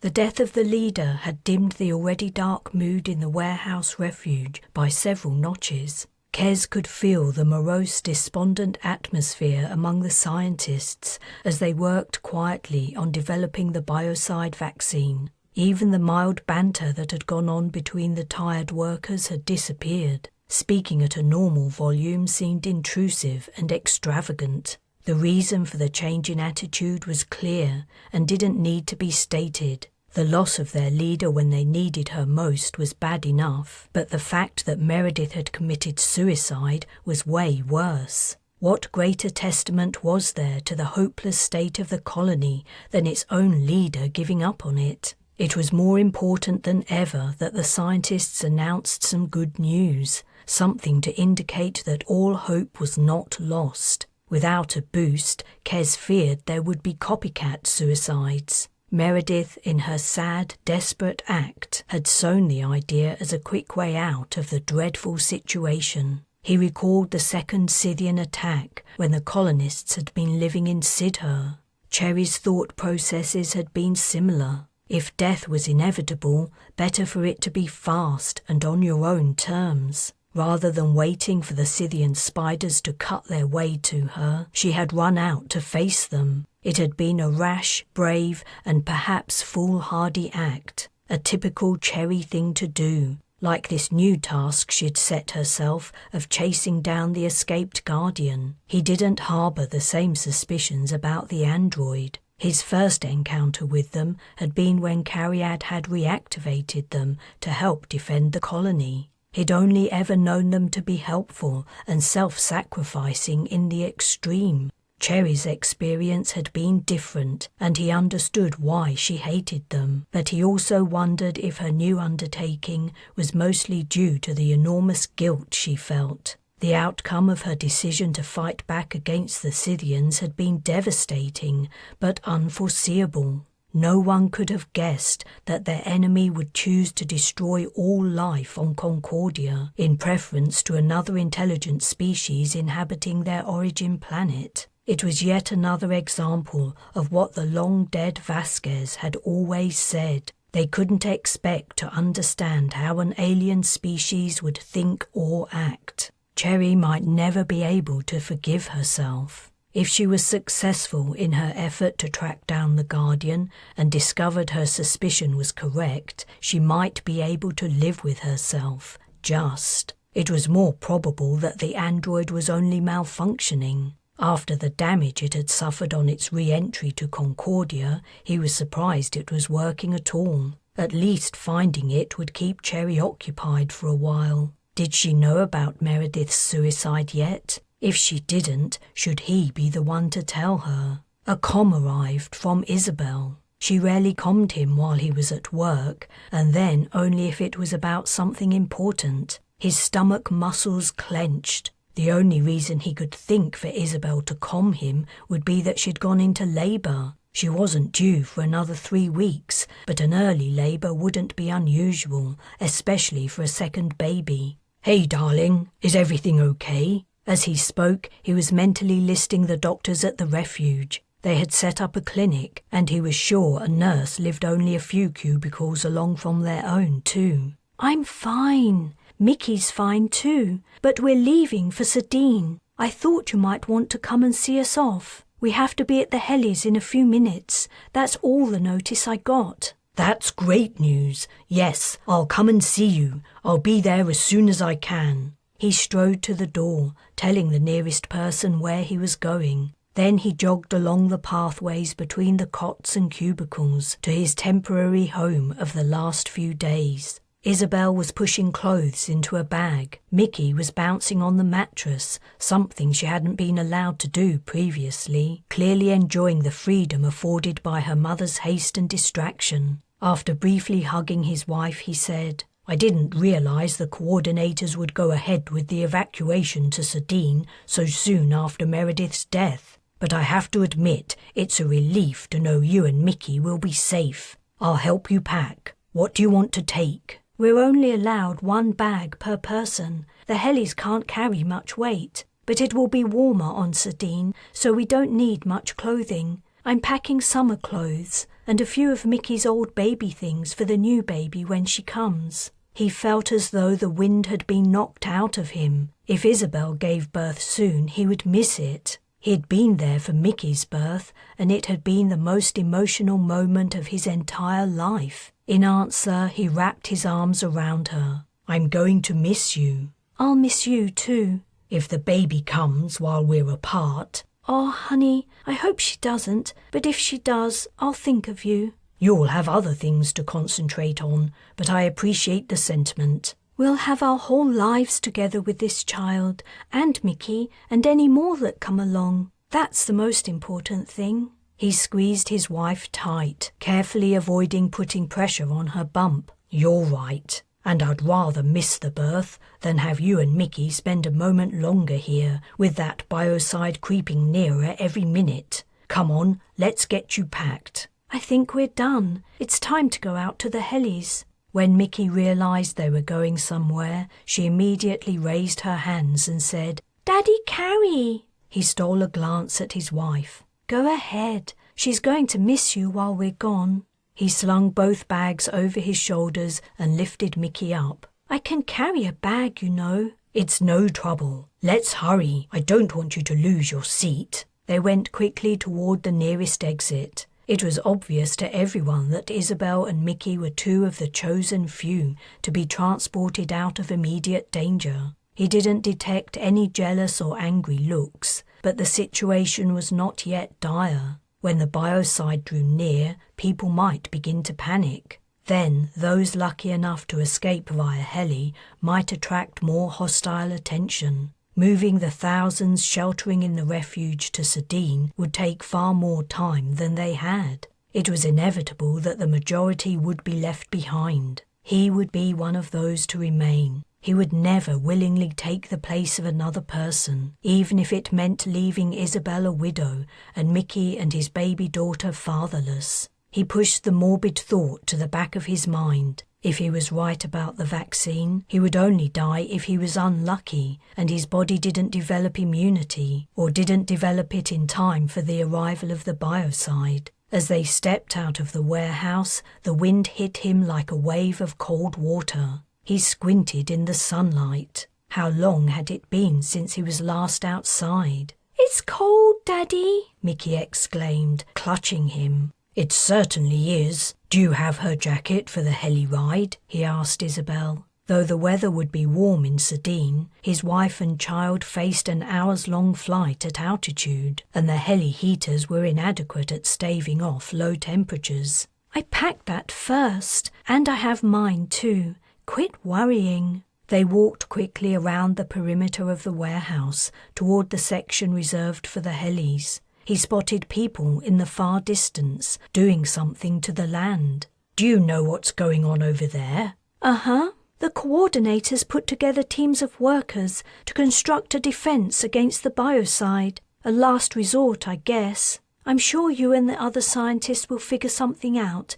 before it comes too close. What kind of defense? They had rounded the corner of the warehouse and the helis were in view, past the ranks of autocars. Some colonists were already gathered and the distant figures could be seen boarding the aircraft. He had a sudden presentiment he might have to fight for Isabel and Mickey's place. He told himself he was being irrational, while at the same time steeling himself for conflict. He would do whatever it took to get the 2, almost 3, most important people in the world to him onto a heli. I'm not sure. I heard 2 different stories. One neighbour told me they were sinking plastic sheeting 4 meters deep, but someone else told me they were digging a trench 4 meters wide and filling it with sand. I guess whatever they're making, the dimensions are 4 meters. Kes was sceptical. Bacteria and other organisms could be found way deeper than 4 meters, even in bedrock,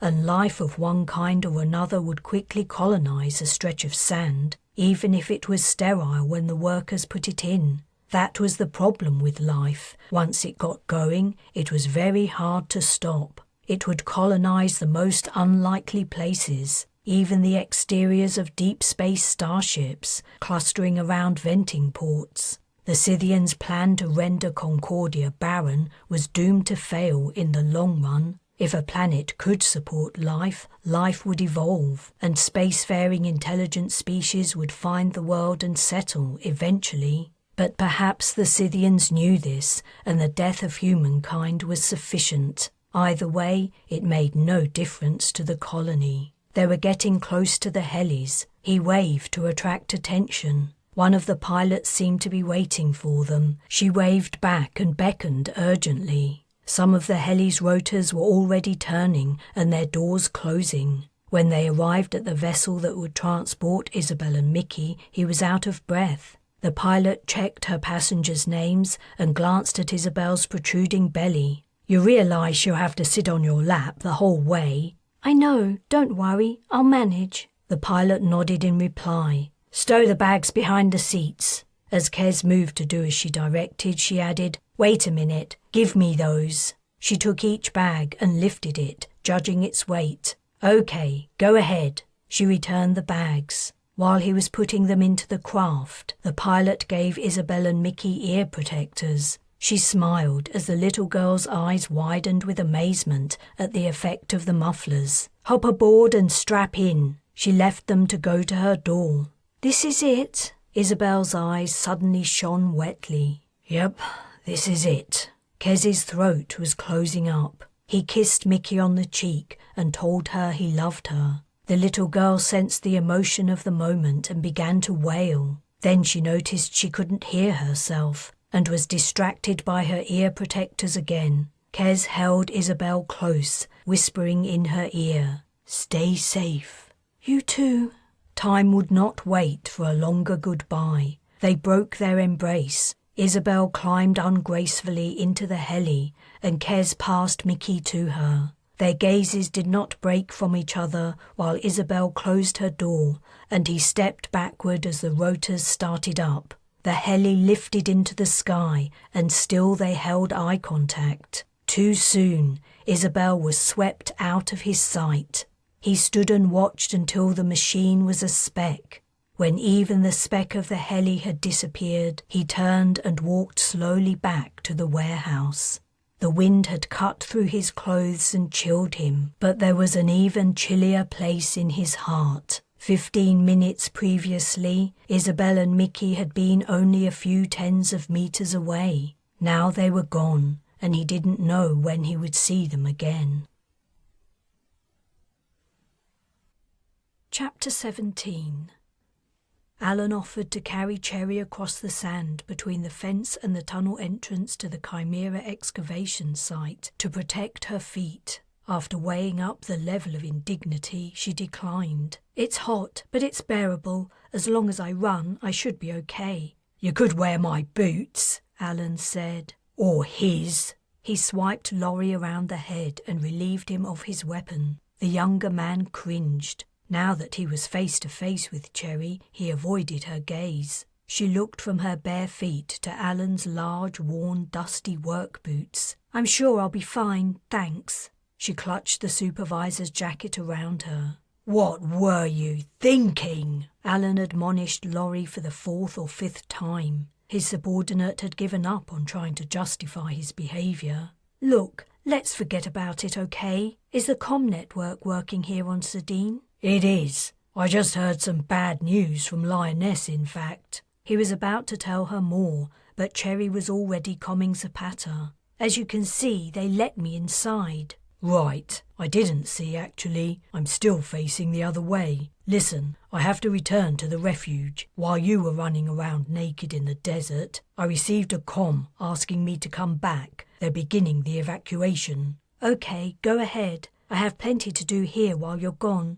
Wait a minute. Where are you supposed to take these people after you collect them? To Port City, the coordinator said. The city part of the place name was a misnomer. It was based on what Port City had been expected to become. The collection of buildings around Sardine's only port was the closest thing the continent had to a town. Cherry looked thoughtfully at the dark hole leading down to the man-made cavern. I might have a better idea. Return to the refuge. If there's a change of plan about where you're to transport your new passengers, I or someone else will be in touch. Got it. I hope you find what you're looking for. Alan, Cherry said as she closed the comm, I have a proposal. The excavation that was to have become Concordia's 5th missile silo looked very different from how she remembered it. The large, brilliant lights were the same, but the area they illuminated now held an array of tents and shacks, and people casting glances at her. She was quite the sight, entirely naked under Alan's jacket, thanks to Laurie's paranoid exclusionary tactic. Alan had told him to go and find her some clothes. She was relieved that Alan didn't share Laurie's sentiment about outsiders, but she was unsure who held the majority viewpoint. In truth, she hadn't been shocked by Laurie's attitude. It was understandable. No one wanted to die, and the encroachment of the biocide was putting everyone in fear for their lives. How long have you all been down here? We excavation workers never really left. As soon as we heard about the return of the Scythians, it seemed the safest place to wait out the battle. We brought our spouses and kids down here. When the fighting stopped, we thought we'd won, but then we heard about the biocide. Dead feeler started washing up in the bay. The people living in Port City and out at the solar farm asked if they could come here too. We said yes, of course. We weren't about to turn anyone away. I don't think any Sardinas have been killed. That stuff moves slowly through the desert. You really didn't mind the others coming down here? You weren't worried they might bring in the biocide? We aren't all like that idiot.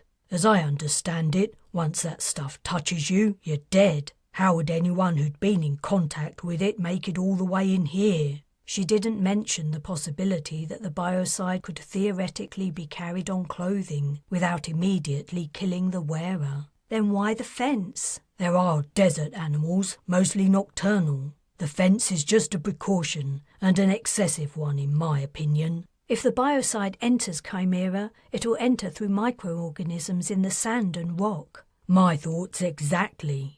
Laurie was approaching, carrying donated clothes over one arm and a pair of donated boots. She wanted to make her proposal before he arrived. Alan, when I spoke to my pilot just now, he said he'd been recalled to Lioness to begin transporting some of the most vulnerable people to Sardine. I thought that was what your conversation was about. You're going to ask me if they can come here. You read my mind. The older man rubbed his stubbly chin and narrowed his eyes as his gaze roved the vast underground chamber. Space is no problem, as you can see. We don't have an infinite supply of water or food, though. How many do you think will come? The helis can only transport one person at a time, or one person and a small child. We're only talking tens of people per day at most. How those tens might add up, she didn't know. But Alan was no fool. He knew what she was asking. The new arrivals were likely to put a strain on resources at Chimera. If not immediately, then eventually. He shrugged. We're all Concordians, right? Tell them to come here and we'll do our best to accommodate them. Thanks, you're a good man, but is it likely to cause tension? Do many people here hold the same views as Laurie? I don't think so, and if they do, I'll soon talk them around. Laurie arrived. I don't know if these will fit. He handed over the clothes and boots, still not making eye contact. I did the best I could. She took them without comment. It would be a long time before she would forgive him. I'm going to walk back into the tunnel a bit to get dressed. Under the cover of darkness, in the cool air of the access tunnel, she put on the borrowed clothes. They didn't fit well, but Laurie had included a belt, which she fastened tightly to hold up her pants. She rolled up the pant legs and the sleeves of the sweater. The boots were only a little too large, but were bound to chafe without socks. Her attire would have to do. When she emerged into the light of the construction lamps, Laurie had disappeared, but Alan remained. I guess you're wondering why I'm here. You haven't come to find new refuges? No, that's just a coincidence. I'm on the trail of someone, or rather, something. Has anyone noticed someone who looks injured or burned? Injured or burned? That's an odd kind of question. I don't think so. I haven't heard about anything like that anyway. I can ask around if you want. I don't have time. This thing has several days' lead on me. I guess it might have arrived and gone down to the city without anyone noticing. Do you turn out the lamps at night? We turn them down, pretty low, but enough to see by. What is this thing you're talking about? And how did it get burned? Have you heard of the Guardians?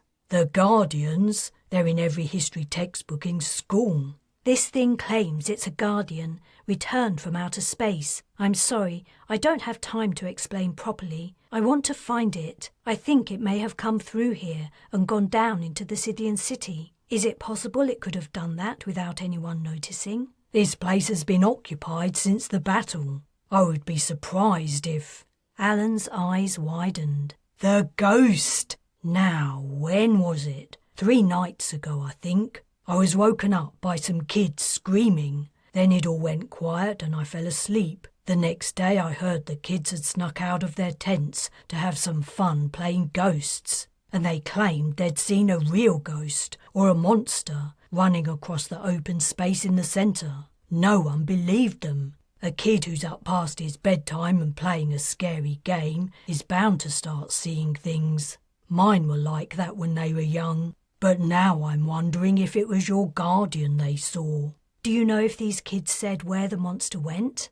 I didn't hear anything, and I didn't ask. It was only a piece of gossip. I can try to find out for you. It doesn't matter. If the children saw what I think they saw, I know where it was heading. I need to get down into that city. The Guardian's been there 3 days already from the sound of it. You want to go back down there? Are you sure? Rather you than me. She did not want to return to that strange place where everything was in pitch darkness and the edges of drop-offs were marked by scents she could not detect. But she had no choice. That's the plan. Can you lower me down the way we did it before? That won't be a problem. We have everything we need.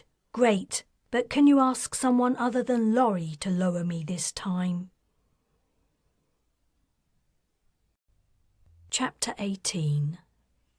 Kes didn't know how long he'd been working. He'd thought that Isabel and Mickey going to Sardine would bring him peace of mind, but the opposite was the case. When his wife and child had been only tens of meters away, it had been easy to reassure himself they were okay. Now their safety was a mental concept, not a physical fact. He didn't regret their transfer to Sardine, but he would never be comfortable until he was reunited with them, preferably before the baby came. He comforted himself that, the way things were going in the lab, his hope might be fulfilled. With the threat of the end of the colony hanging over them, the scientists were working faster and more efficiently than he'd thought possible. Not only that, with the exception of Drew, they were all working within an unfamiliar field, and so having to learn as they went along. If they produced a vaccine that defeated the biocide, it would be nothing short of a miracle.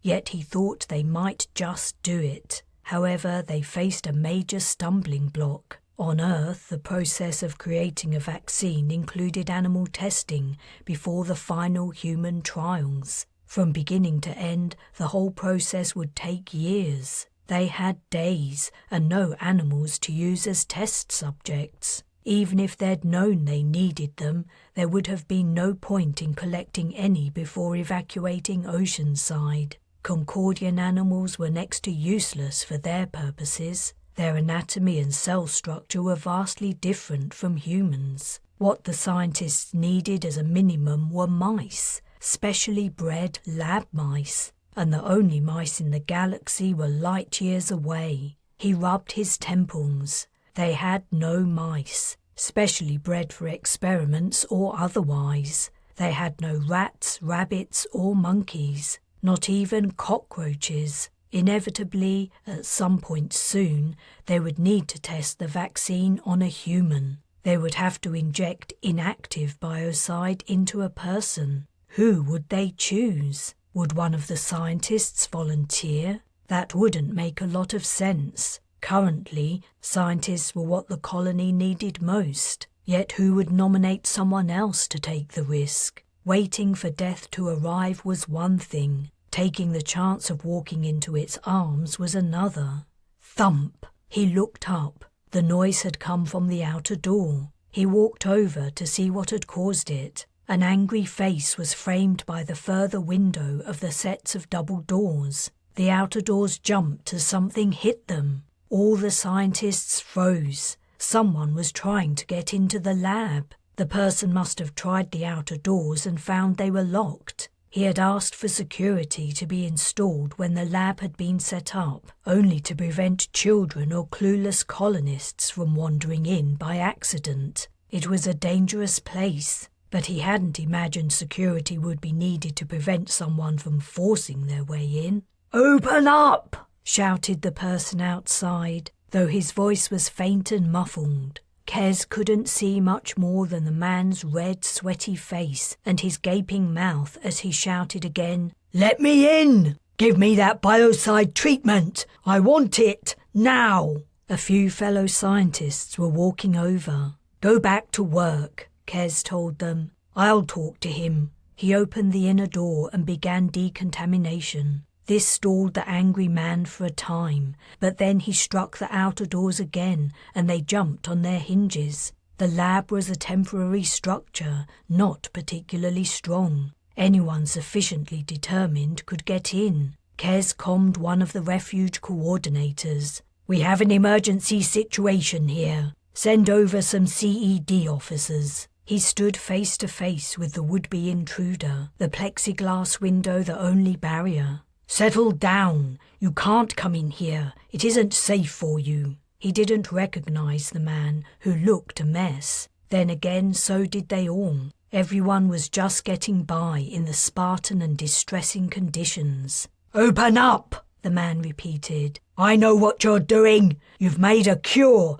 and you're keeping it to yourselves. You're going to wait for everyone to die, and then divide the planet up between you." Kez had to force himself to not roll his eyes. As conspiracy theories went, this was one of the most outlandish he'd ever heard. But pointing out the stupidity of the statement was not going to get him anywhere. It would only entrench the man further in his ridiculous notion. "Look, I understand you're frightened. We all are." The man lifted his sizable arms and brought his fists down on the door with such force, Kez took a step backward. If the assault continued, the door would soon give way. "Please calm down. If you calm down, I'll come out and explain what we're doing. It isn't a secret." He still hadn't made an official announcement about the proposed vaccine, but that was only because he'd been concentrating on his work. Meredith's suicide had been a major distraction too. Perhaps an announcement was way overdue. People needed to hear something positive. The tension was clearly driving some of them crazy. There was movement behind the man's head. Kes thought he'd glimpsed a couple of people running over. He kept his gaze fixed firmly on the man's eyes to avoid giving him a clue about what was happening. I don't want an explanation. I want a cure for myself and the rest of us out here. And I want it now. He raised a fist to hit the door again, but before he could make contact, he disappeared. Kes leaned forward and peered down. The man was on the floor, and 2 CED officers were wrestling with him. One of them had his arm behind his back, the other pressed down with a knee to his kidneys. Kes released the lock and pushed the door open. Feeling an obligation to help fix the situation, he went out. Tom was there among the gathering crowd, arriving for his shift. Thank the stars for the good old CED, huh? What a lunatic. Oh, I don't know. We can't really blame him. Everyone's feeling nervous right now. It's bound to tip some people over the edge. Nervous? More like desperate and terrified. That too. I'll talk to the guy, now he's subdued. News of this incident is going to spread like wildfire. It's already attracted considerable attention. A circle of curious onlookers continued to form. I don't want anyone to think what he's saying might be true. I'll make an announcement about what we're trying to do and the progress we've made. Yes to the second, no to the first. I wouldn't waste my breath on talking to him if I were you. There's no reasoning with someone in that state. The man who had tried to force his way into the lab was resisting arrest. One of the officers had managed to fasten handcuffs around his wrists, but they were struggling to get him to his feet. The man was kicking out at them. Kes felt somewhat responsible for his aggression and rage. If he'd explained what the scientists were trying to do, the man might not have acted as he had. The interest of the growing crowd was moving away from the fight and onto Kes. The stares of the onlookers were hard and unforgiving. Second-guessing his decision, he nevertheless sidestepped the tussle and moved out into open space. He raised his hands. I want to explain what we've been doing. I have some news I'm sure you'll be interested to hear.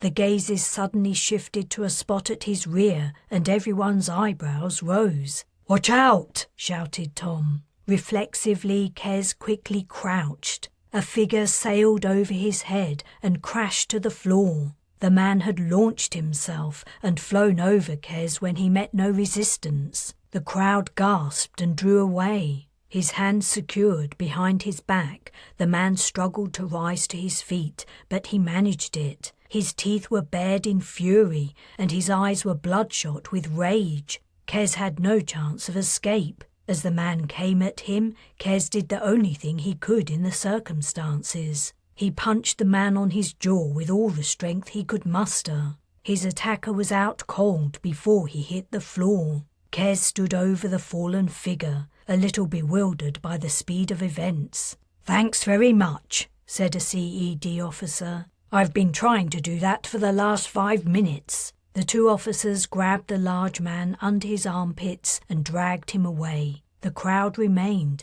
their expressions now less angry but more cautious. Kes rubbed his aching hand. I'm going to broadcast an official statement, but I'll give you all a synopsis now. You're clearly anxious about what we've been doing to halt the spread of the biocide. That's perfectly understandable, and I apologize for not saying something earlier. First of all, what you have to understand is that it's going to be impossible to prevent the biocide from spreading. This statement drew expressions of dismay. He raised his hands. Please, let me finish. The biocide moves via contact between life forms, and Concordia is a living planet. The poison will continue to spread until it reaches a point where nothing living remains to sustain it. Then, presumably, it will die. But we may have a solution. Though I don't think there's anything we can do for other species, we may be able to save human life. He gave a brief explanation of the principle of vaccination, putting it in layman's terms as well as he could. I know most of you won't have any idea what I'm talking about, but I can assure you that vaccines saved millions, possibly billions of lives on Earth. The only reason you haven't heard of them is because we haven't needed them until now. We're making a biocide vaccine.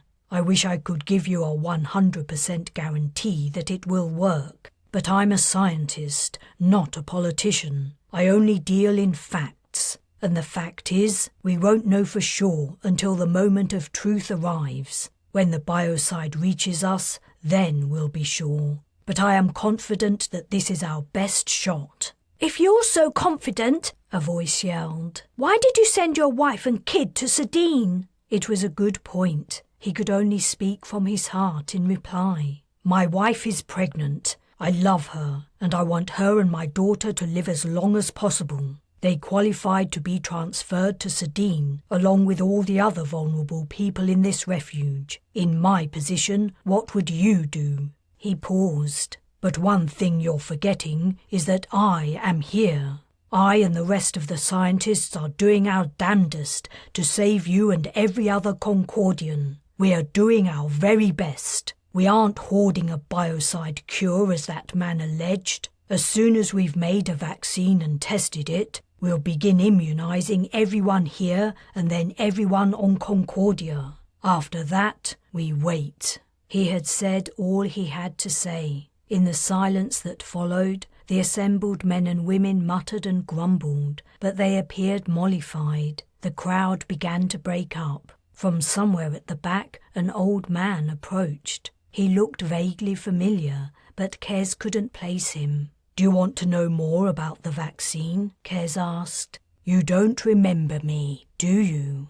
I have to admit I don't. I'm sorry. No need to apologize. It's been longer than 100 Concordian years since we met. I'm one of Wilder's friends. Oh, damn! Wilder had asked him to check up on some of her friends, and he'd entirely forgotten. The man was looking quizzically at him. I'm sorry. I realized I'd forgotten to do something important. What's your name? I believe Wilder might have been worried about you. I'm Tycho, but I'm not here to talk to you about her. I came here to see what all the commotion was about, and I heard you mention this thing called a vaccine you've been working on. It's supposed to help us defeat the biocide, right? That's right. I also heard you mention you have to test this medicine. I figured you're going to need people to test it on. Well, I want to volunteer. You want to? I'm not sure. Don't you need people you can test with it? Absolutely, but we can't. I've lived a long, good life. It's going to end soon, one way or another. I can't think of a better way to go out than by helping my fellow Concordians. And, to be honest, it would be preferable to waiting on that horrible stuff to creep up on me. What do you say? What could he say? The main objection that sprang to mind was, if Tycho died, how would he explain it to Wilder? But the old man was entirely in charge of his senses, and they did desperately need test subjects. I say that with the deepest gratitude. I accept your offer. Chapter 19. Pearl was going to lower Cherry down to the Scythian city. Cherry remembered the woman well, and not only due to her blonde hair, green eyes and pale skin. When it came to actually entering the city, Pearl had backed out, saying the place gave her the creeps. Cherry knew exactly what she meant. It wasn't that the place had once been inhabited by aliens. Cherry had spent plenty of time in the company of the Feeler aboard the Opportunity, and had eventually overcome her prejudice against them. There was simply something about the Scythian city that made her skin crawl when she came in close proximity to it. The Feeler had never affected her like that. It was a feeling she was going to have to get used to, as she spent who knew how long searching for the Guardian. On her previous visit, she and Alan hadn't travelled far before the announcement of the return of the Scythians had forced her to abandon her investigation. There was no telling how deep or wide the metropolis of Concordian's former occupants stretched. This time she could be inside for days. She stood at the overhang, looking down into the dark abyss. Behind her, Pearl sat at the controls of one of the massive excavators, preparing to use the giant spiraled borer to unwind the line attached to Cherry's harness. "If we'd had a bit more notice," said Alan, "we could have put together a proper winch for you. There's a few of us who are handy at that kind of thing. If you could wait another day or so." "I can't afford to waste any more time." She adjusted her backpack to make it more comfortable. Despite the short notice, Alan had gathered an impressive array of equipment to help in her search. Night vision goggles, a pathfinder, several lightweight lines and 2 small grapnels, a full water bottle and an attached device for drawing moisture from the air, emergency rations, a knife and a small rectangular device with a display screen. He called the last item an electronic canary and said it would detect poisonous gases. "What's a canary?" Cherry had asked. "No idea." Alan had also given her Laurie's weapon, insisting she take it with her. "No weapon on Concordia will have any effect on a Guardian." "Maybe not, but maybe you'll find something other than a Guardian down there." Could a Scythian have survived hundreds of thousands of years on a planet with an atmosphere that no longer supported its metabolism? The Woken had been revived from cryonic suspension after 180 years. But hundreds of thousands of years? She didn't think it was possible. But then, what did she know? Perhaps there were Scythians who could wake up and attack her. If they did, she hoped the oxygen in the air would do its work before she was forced to fight them. "All set?" "Yeah." Yet she didn't step forward into darkness or lower her night vision goggles over her eyes. "Have you considered that it's unlikely there's another way out of the city? Not after all this time. Any other exits will be buried beneath tens of meters of sand or soil. Unless this Guardian has done whatever it came here to do and already left without us noticing, all you have to do to catch it is sit here and wait for it to leave." "I did think of that, but if it's doing something in there, I want to find out what. If I catch it on its way out, empty-handed, I'll never know. What if the Scythians left behind a gigantic explosive device, a kind of booby trap for the entire planet, and the Guardian starts up the self-destruct sequence?" "Then we're truly screwed, unless you imagine you can figure out how to deactivate it, and what are the chances you'll be able to do that?" "Okay, bad example. But you understand what I mean, don't you? If we survive the biocide and manage to start again, though I admit that's a big if, the Scythians are bound to find out and return to finish us off properly." The depressing fact had haunted her for days. As long as the colony remained on Concordia, and as long as the Scythians had ships, the battle for the planet would rage on. Concordians would live under constant threat of attack down the generations. But though the situation appeared dire, they'd survived thus far. They would battle on. She continued, "Anything I can do to find out more about them, including why the Guardian has gone to their city, is going to help us. And to achieve that, I have to try to find out where it's gone." "I can see there's no arguing with you."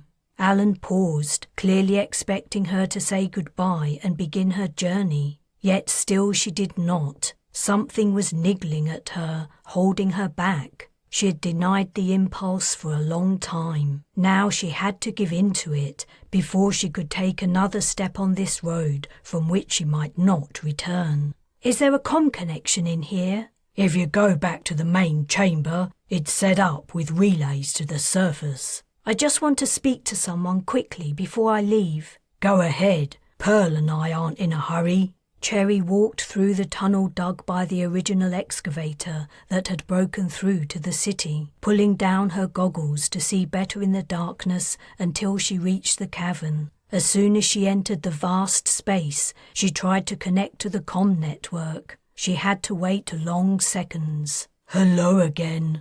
Aubrio's tone was dour as usual. "You're still alive." "You too, from the sound of it." "What's happening out at Cerberus?"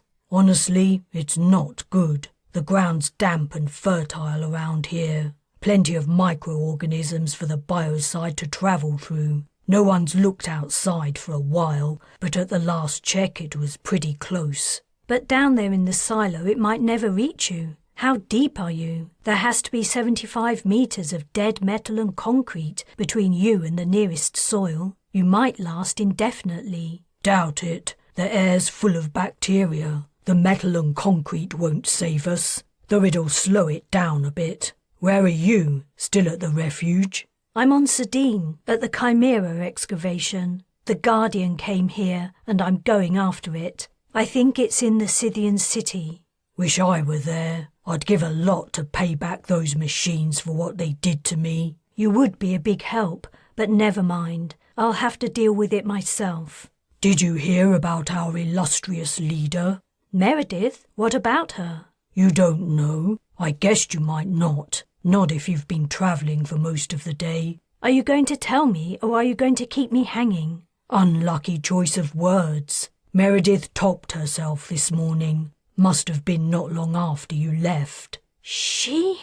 Cherry's legs suddenly weakened. She put a hand on the bare rock wall for support. She killed herself? Stars! I had no idea. I don't think the news has reached here yet. No one said a thing. She recalled the last few words Meredith had said to her. It means a lot to me, more than you know.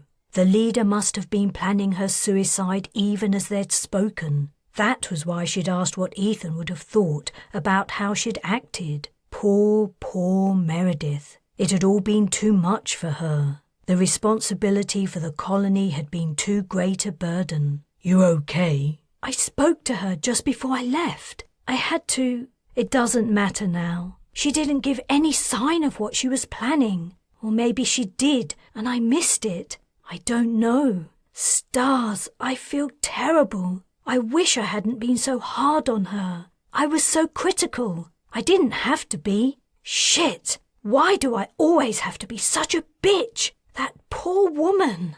I thought I was the egotist around here. It isn't always about you, you know. But this is. If I hadn't... You couldn't have known. No one knew. If they had, they would have stopped her. And whatever you said to her, it was because you care about the colony and you were trying to protect us all, like you're doing now. She was silent. The news of Meredith's death weighed heavily. No matter how much Aubryo might say it was not her fault. If she could take back her angry comments to the leader over the years, she would, in a heartbeat. What would Ethan think? She was glad he hadn't survived to see this terrible turn of events. Cherry, snap out of it. You've got a job to do. Stop wallowing and go and do it. Anger rose in her chest. Who was he to tell her what to do? But then her shoulders sagged. He was right. All right, I'm going. Good. Catch that Guardian and cut off its fucking head for me. You've got it. She closed the comm. In the distant edges of the cavern, on the fringes of the glare cast by the lamps, the Sardinas were going about their daily lives. Soon they would discover their leader was dead, and that, rather than lead the colony toward overcoming the challenges it faced, she had abandoned it. The news would destroy whatever hope they had remaining. All Concordians would need a reason to continue, to try to win despite the terrible odds stacked against them. Cherry would do whatever she could to help, and right now that was catching the Guardian. Perhaps if she could prove the android was sent by the Scythians and she had prevented it from fulfilling its purpose, it would demonstrate that the aliens were not invincible, that the colony had a chance, if only it had the determination to try. It was the least she could do to honour Meredith's memory. Chapter 20. Wilder, said a voice. She was in her forest home, trapped against the ceiling by the agrav machine. How long had she been here? Days. It was early morning, and the new day's sun was shining in through gaps in the woven, dried leaf frond walls. It hurt so much. She couldn't feel her feet or hands, and she couldn't remember when she'd last been able to move her limbs. But worse than all was her dreadful thirst. Outside her window, dew sparkled on the vegetation. The glittering drops looked more precious than gemstones. If only she could lick them. To lick just one leaf would be bliss. Wilder. She opened her eyes and saw the blank face of a starship's bulkhead. She was aboard the Opportunity. The shadow of pain and thirst from her dream remained, however. It had been so vivid. She felt as though all she had to do was close her eyes to return to that time and place. Someone had been calling her name. "Quinn, did you want something?" "I am sorry to wake you." "No problem. You did me a favor. I was having a horrible dream." She unzipped her sleeping bag and pushed off toward the food and drink station. "I thought you might be. Your facial expression indicated you were distressed and you were making some slight movements." "You can read human faces now? I'm impressed." She removed a water bottle and sucked on the straw. She'd become accustomed to the fact that she was drinking her own recycled urine and sweat. If it hadn't been for the Opportunity's water conservation system, she would be in the same state she'd been in her dream, or dead. If only the ship recycled food too, she thought, assessing what remained of her rations. Then she grimaced as she realized what recycling her food would entail. She was already a light eater, yet even so she was down to half what she'd brought aboard. How long could she make the food last? Would the scientists halt the spread of the biocide by then? She might have to choose between starvation and death by poison. At least the latter would be quick. "I would say I can read some expressions of the humans I am most familiar with," said Quinn. "I would not describe myself as an expert." "Still, that's quite an achievement in my opinion." Her stomach growled. Hunger was beginning to bite, but she decided to try to wait a few hours before eating. "I imagine you must find us very easy to read." In what way?" "When Fila are in a state of heightened emotion, such as fear or joy, we can't help but express it in our movements. You must have noticed." She sucked another mouthful of water as she tried to remember seeing anything akin to what Quinn was talking about. "You mean you don't see the way our tentacles quiver when we are angry or stressed? But it's obvious to the most casual observer." She chuckled with embarrassment. "I'm so sorry. I guess I must be very unobservant." "Nonsense. You are the most observant human I've met. And humans as a species are more observant than my own, in my estimation." "In that case, I can't explain it. I have to confess, I have no idea how you're feeling most of the time, and all the translation equipment conveys to me is the bare meaning of your communication." Had she offended him? Would she ever be able to tell? Unless Quinn told her so, she would never know. She made a mental note to watch his tentacles more carefully in the future. A pause followed. Perhaps she had offended him. "I woke you for another reason than your apparent agitation. I had an idea regarding your agrav device." "You did?" She pushed off from the wall and glided over to Piddle and Puddle's sweater pouches. Peering inside, she saw that both her pets remained asleep. They'd been sleeping for longer periods lately, and she was getting worried about them. "I'm not sure you're aware, but no other galactic species has invented this type of device. As far as I know, it's unique." "Seriously?" She eyed the machine, which she had tied to the floor to prevent it from floating around and bumping into things. "Cool!"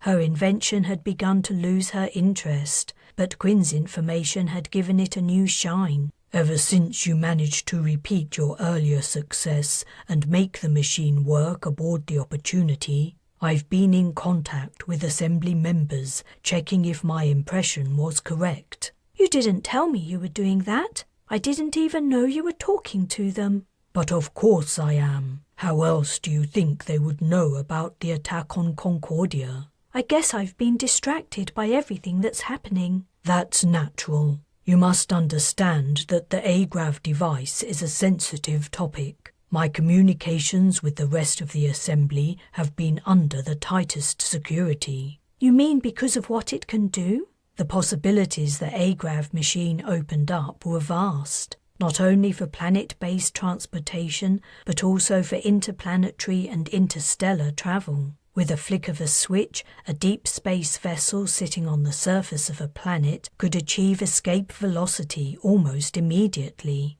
Exactly. This invention comes with vast implications. I believe it signals the beginning of a new galactic era. She hadn't considered that humans were the only species ever to have invented Agrav. Quinn's earlier reference to the machine as her device made her feel a little guilty. You know, my work was based on the information in the Guardian's data. Agrav was invented on Earth hundreds of years ago, but it seems it was only used in the flitters. Then the natural movement became too strong and the invention wasn't developed any further. I had a lot of help, too, from all the other Concordians who were working on it. It was a team effort. Her sense of guilt increased. The way these things worked, it would be she who was forever associated with Agrav. Her name would be listed as the inventor, and not anyone else's who had contributed to the work. I feel you're missing the point. What I'm trying to tell you is, this new invention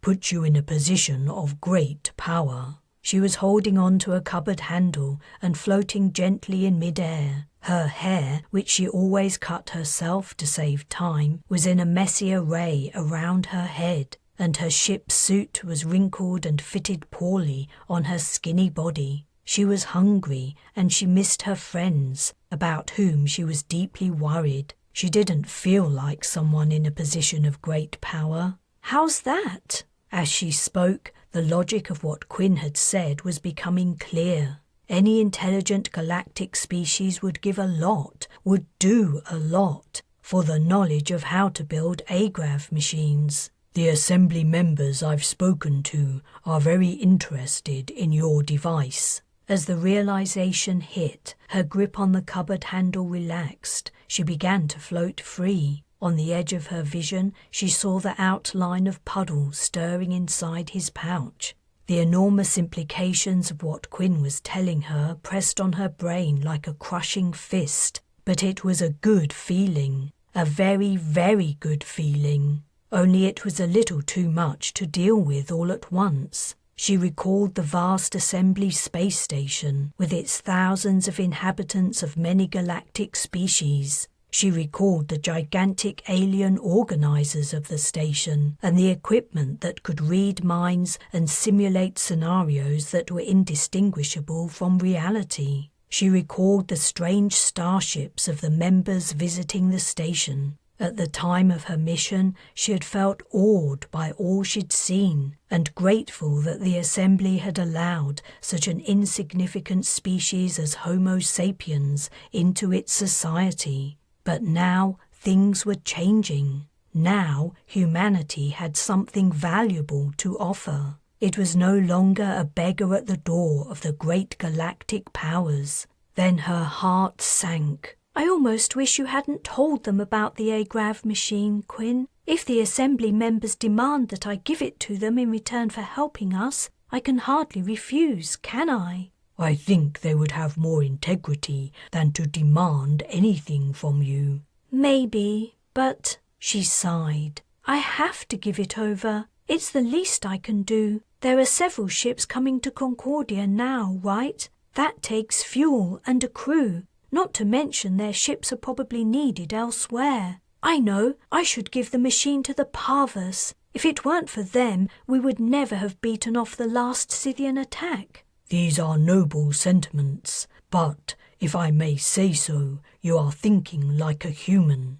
What species was she supposed to think like? By which I mean, you're confining your speculations to your own extremely short lifespan. Galactic time is much longer and wider and deeper than your species' imagination seems capable of grasping. I'll try to put this in terms you can comprehend. The Assembly does not view your contribution and value as a member only within Concordia's next few hundred orbits of its star. It views you as an intelligent, compassionate species with all the potential those attributes imply. Your notion of owing the Parvus the Agrav machine as repayment for their help is simplistic in the extreme. She was not at all used to condescending tones, not from Quinn or anyone else, not since she'd decided that school wasn't for her and had stopped attending. Annoyance flared up, but she tried to mask it as well as she could. She had to concede that Quinn's understanding in the matters he was explaining was way superior to hers. Well, what do you think I should do? I think, as an opening to discussion, you should state your willingness to share your invention with the Assembly. When we hear what they have to say, and perhaps to offer, we can think further on how to turn this fortuitous event to humanity's long-term advantage. That sounds good. Send them the message. In my opinion, it would be better for you to tell them yourself, face to face. We should set out now and meet them on their journey to Concordia. Leave planetary orbit? I don't want to abandon my friends or anyone else down there. I might still be able to help them. The greatest help you can offer your planet is to wield the influence you have with allies who can actually help them. She sighed in frustration. I guess so. I don't like it, but I can't argue against it. Let's go meet some aliens. You must recline in your safety seat while we accelerate. I'd forgotten about that. I hope Piddle and Puddle will be okay. She propelled herself in the direction of the living quarters exit, not looking forward to the hours of acceleration she was about to endure. Chapter 21. When her feet touched the ground at the bottom of the drop, Cherry unfastened her harness. Way up above, the lights from the excavator glared out, brilliant white in the view through her night vision goggles. The harness and the line would remain here until she returned from the Scythian city. Alan would set up a relay so a comm from her current position would be received within the Chimera cavern. A figure leaned out over the ledge and waved. The figure was a small silhouette against the beams from the excavator, but it had to be Alan. She waved back, uncertain if he could see her. She hadn't brought along any flashlights or headlamps, concerned that visible light would alert the Guardian, though in truth the android probably had superior visual and audio capabilities. It would know she was coming from a kilometre away. Thanks for everything, Alan. No need for that. Come back, with or without the Guardian. That'll be thanks enough for me. A second dark figure appeared at Alan's side and also waved. Be careful, shouted Pearl. Don't take any dangerous risks. I'll try not to. It was a lie. As far as Cherry was concerned, this was a do-or-die mission. She had screwed up badly, and in more ways than one. Meredith's suicide had dealt another blow. Her final memory of the woman kept replaying in her mind. No matter what Aubreo said about it not being her fault, she couldn't help but think there was so much she could have and should have done differently. Capturing the Guardian was the one chance she had to do something right. She would take whatever risks that entailed, dangerous or not. She was fighting for her own future, her ability to look at herself in a mirror, to sleep at night, to live with herself. This wasn't only about the survival of the colony, this was personal. I'll come when I return. If I return. She had elected not to use one of the survey vehicles for transportation. Prior experience told her that a car moved too fast to safely navigate inside the city, where deep fissures dissected the pavement. If any markings warned of the fissures' presence, they were not easily perceived by human senses. She headed for the high boundary walls surrounding the city. The night vision goggles gave some indication of colour, though the hues were more muted than they would have been to regular sight. Yet she could still make out the greens, purples and pinks in an irregular pattern over the wall's surface. Which of the colours had been so soft that simply pushing would enable her to pass through? She strode quickly closer. Might the Guardian be watching her approach? Had it guessed it would be pursued? Was it lying in wait? No sign of anything appeared. She reached the wall. Whichever colour was the softest, it clearly didn't retain the impression of earlier incursions. The wall was smooth and unmarked, bearing no sign of Alan's vehicle or of the Guardian's entrance. She pressed a pink and then a purple section. The surfaces gave somewhat, but she quickly realised the green area had to be the softest. She approached that part of the wall and paused, checking the tightness of her backpack straps. Then she stepped forward, forcing her foot into the spongy substance. It slipped in easily. Immediately, she pushed in with the rest of her body, wishing to minimize the time she was blind and vulnerable. The green material parted like thick paste. The first time she had entered the area around the Scythian city, it had been without the benefit of night vision goggles. All she had been able to see had been within the scope of the survey vehicle's headlights. That had been a whole bunch of nothing, except for empty space and openings in the ground. This time what she saw took her breath away. A crazed labyrinth of black lines patterned the floor, fissures opening to unknown depths. Beyond the maze, which looked like the production of a demented mind, tall edifices rose upward. The buildings reminded her of the serried ranks of mountains running through central Lyonnesse. Only the constructions were steeper and more jagged. Arched openings stood black in their sides, with none at ground level.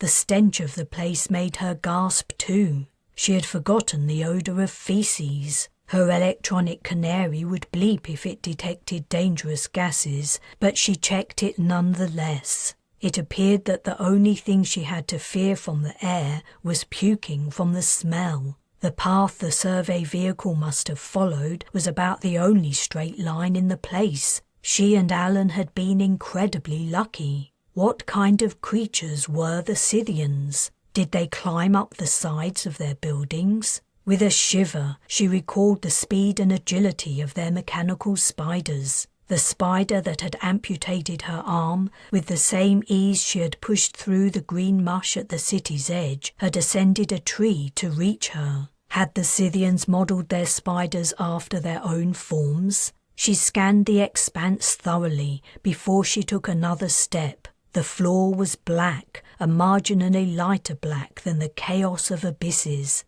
The structures dotted with openings in the distance were the same range of colours as the boundary wall, green, purple and pink, though the sections were not so clearly defined. In some areas the colours merged, as if the soft substances had mixed. Nothing moved. If the Guardian was watching, it gave no sign of its presence. Where to go first? The place was kilometres square. She corrected herself. It was kilometres cubed. The vertical dimensions of the city were significant, and she didn't even know the depth of the fissures. She walked to one floor opening and knelt. Holding on to the side, she leaned forward and peered down. Smooth black walls ran out of sight. Spots of darker black signalled arched openings similar to those in the city's buildings. How would she locate the burned-up android in this enormous place?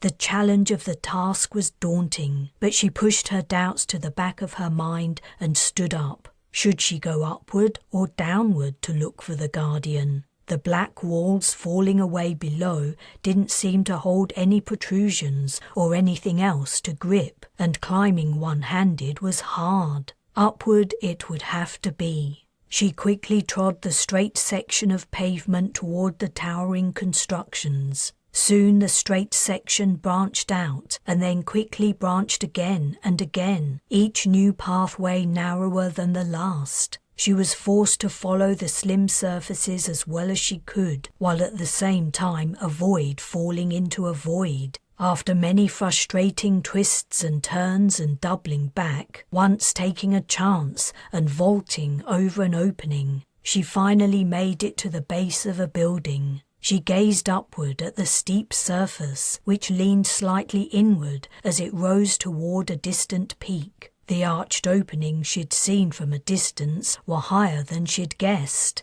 way too high for her to reach without climbing, and, like the openings in the floor, the walls didn't seem to hold anything to help her climb. Frustration niggled. Had she come so far only to fail at this simple obstacle? She thumped the wall in annoyance. Her fist sank into the green material. Of course! Putting her hand out, she pushed into the wall and stepped through it. Immediately, she found herself buried in debris. She flailed, trying to find purchase in the dusty fragments. She couldn't breathe. Her nose and mouth were blocked by dry flakes. She backed up, intending to push through the wall to get out. But her back didn't meet anything like a solid surface, only more of the soft stuff that was choking her to death. The substance pressed against her goggles, rendering her blind. Fighting down her rising panic,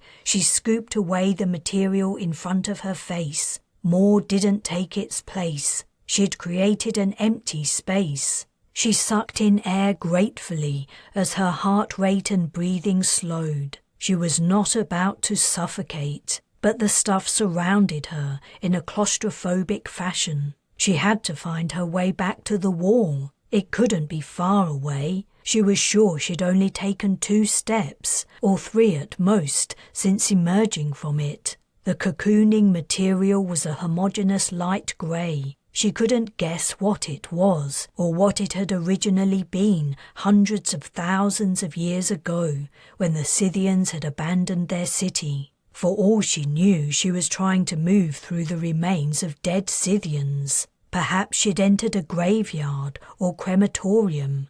She waded slowly forward, clearing space in front of her face. She breathed shallowly, worrying about taking the dust motes into her lungs. The electronic canary would sound an alarm if it detected poisonous gases, but she doubted it was any use at checking for dangerous particles. Before she'd moved more than a couple of meters, she knew she was heading the wrong way. If she'd been going in the right direction, she would have hit the wall almost straight away. She turned and tried a different direction. Again, she encountered nothing except the maddening, choking debris. She turned another 90 degrees and made a third foray into the congested fragments. She scooped soft detritus from her face, and as her hand moved forward, it hit solidity. At last, the wall. But on further exploration, she found the surface she was touching was not spongy, but hard. She moved her hand higher and felt a flat surface. She moved closer and cleared more space. Eventually the edge of the object came into view. The white, smooth structure didn't look like much of anything, but it was wide enough for her to perhaps rise out of the fragments. She climbed onto it, but as she tried to straighten up, she hit another solid surface. This seemed a copy of the platform on which she was kneeling. She felt for the edge. It was easy to reach and only a little way inward. She climbed onto the second surface and encountered a third just above. She moved blindly upward, holding her breath to avoid wasting time on removing the material from her face. It seemed to be lessening in density anyway. At the 4th platform, her head broke free. A light grey sea surrounded her. Above, the series of platforms continued to rise, spiralling. A few meters behind stood the wall she had pushed through. An arched opening gaped in its surface, revealing the darkness outside the city. She'd done it. She was the first human being ever to set foot inside the ancient metropolis of the self-exiled Scythians. Somewhere here, the Guardian was doing something or searching for something. Now all she had to do was to find it. She woke up, turned over and groaned. She wasn't unaccustomed to sleeping on the floor. Scythian attacks had destroyed her homes more than once, but there was something about the hard black floors of their city that was particularly uncomfortable. The lightweight sleeping bag Alan had given her offered little protection against the heat-sucking, bone-bruising material. She pulled back the cover over her face. Pitch darkness greeted her, and silence, utter silence. Over the last 2 days, the absence of any sound except her own breathing and the slight noise of her movements had begun to grind into her consciousness like the heel of a boot crushing an insect. Several times she'd been tempted to speak just to hear a voice, even if it was her own, but she couldn't afford to do anything that might alert the Guardian to her presence. She was deeply outclassed by the machine as it was. Despite the damage it had sustained, the android remained stronger, faster, and more agile than her. The twisted neck of the corpse she'd found at the Oceanside jail was testament to the fact. Surprising the Guardian would be her only advantage. But she didn't only want to destroy it, she wanted to know what it was doing. She pulled on her night vision goggles. A grey ceiling came into view. If there were any colours in the interior of the Scythian constructions, the goggles were not picking them up. Apart from the oddly sectioned and coloured walls, everything else had been white, light grey, mid-grey, dark grey, or black. She sat up and reached for her backpack, pulling out ration strips and water. As she ate and drank, she opened the Pathfinder. The device had mapped each section she'd passed through and measured distances along the level and perpendicular. She had climbed and descended through structures as she'd travelled. Outside the map of her route, everything was blank, but from the total distance and her extremely rough estimate of the size of the city, she guessed she was about 1/4 of the way into it. She was heading for the centre. Important places tended to be in the centre of metropolises, in her limited experience. The Guardian must have gone to the city to do or retrieve something important, so it made sense it would go to the centre. There were probably thousands more possibilities, but that one reasoning was the best she had. During her hunt she had moved through many strange places that had left her confused and disturbed. The sea of dusty fragments she had encountered upon entering the city had spread more than 100 meters wide, and spiralling steps like the one she'd happened upon rose out of it everywhere. Slim cylinders protruded from the walls, and the same arched portals she'd seen in the outer walls opened in them. Navigating the city was difficult. The problem she'd encountered when she'd had to cross the crazed pattern of fissures was multiplied the deeper she moved into the metropolis. The place was clearly designed to accommodate creatures larger than humans. Everything seemed too big. The rooms, the buildings, the openings leading from one space to another. The Scythians could climb walls. No opening was ever at ground level. She had been forced to use a line and grapnel often in order to access a construction. Managing the feat one-handed had been no joke. She hadn't encountered any roads. The Scythians didn't seem to use or need them. Each building abutted the next, with perhaps a few openings between. The rooms were taller than they were wide.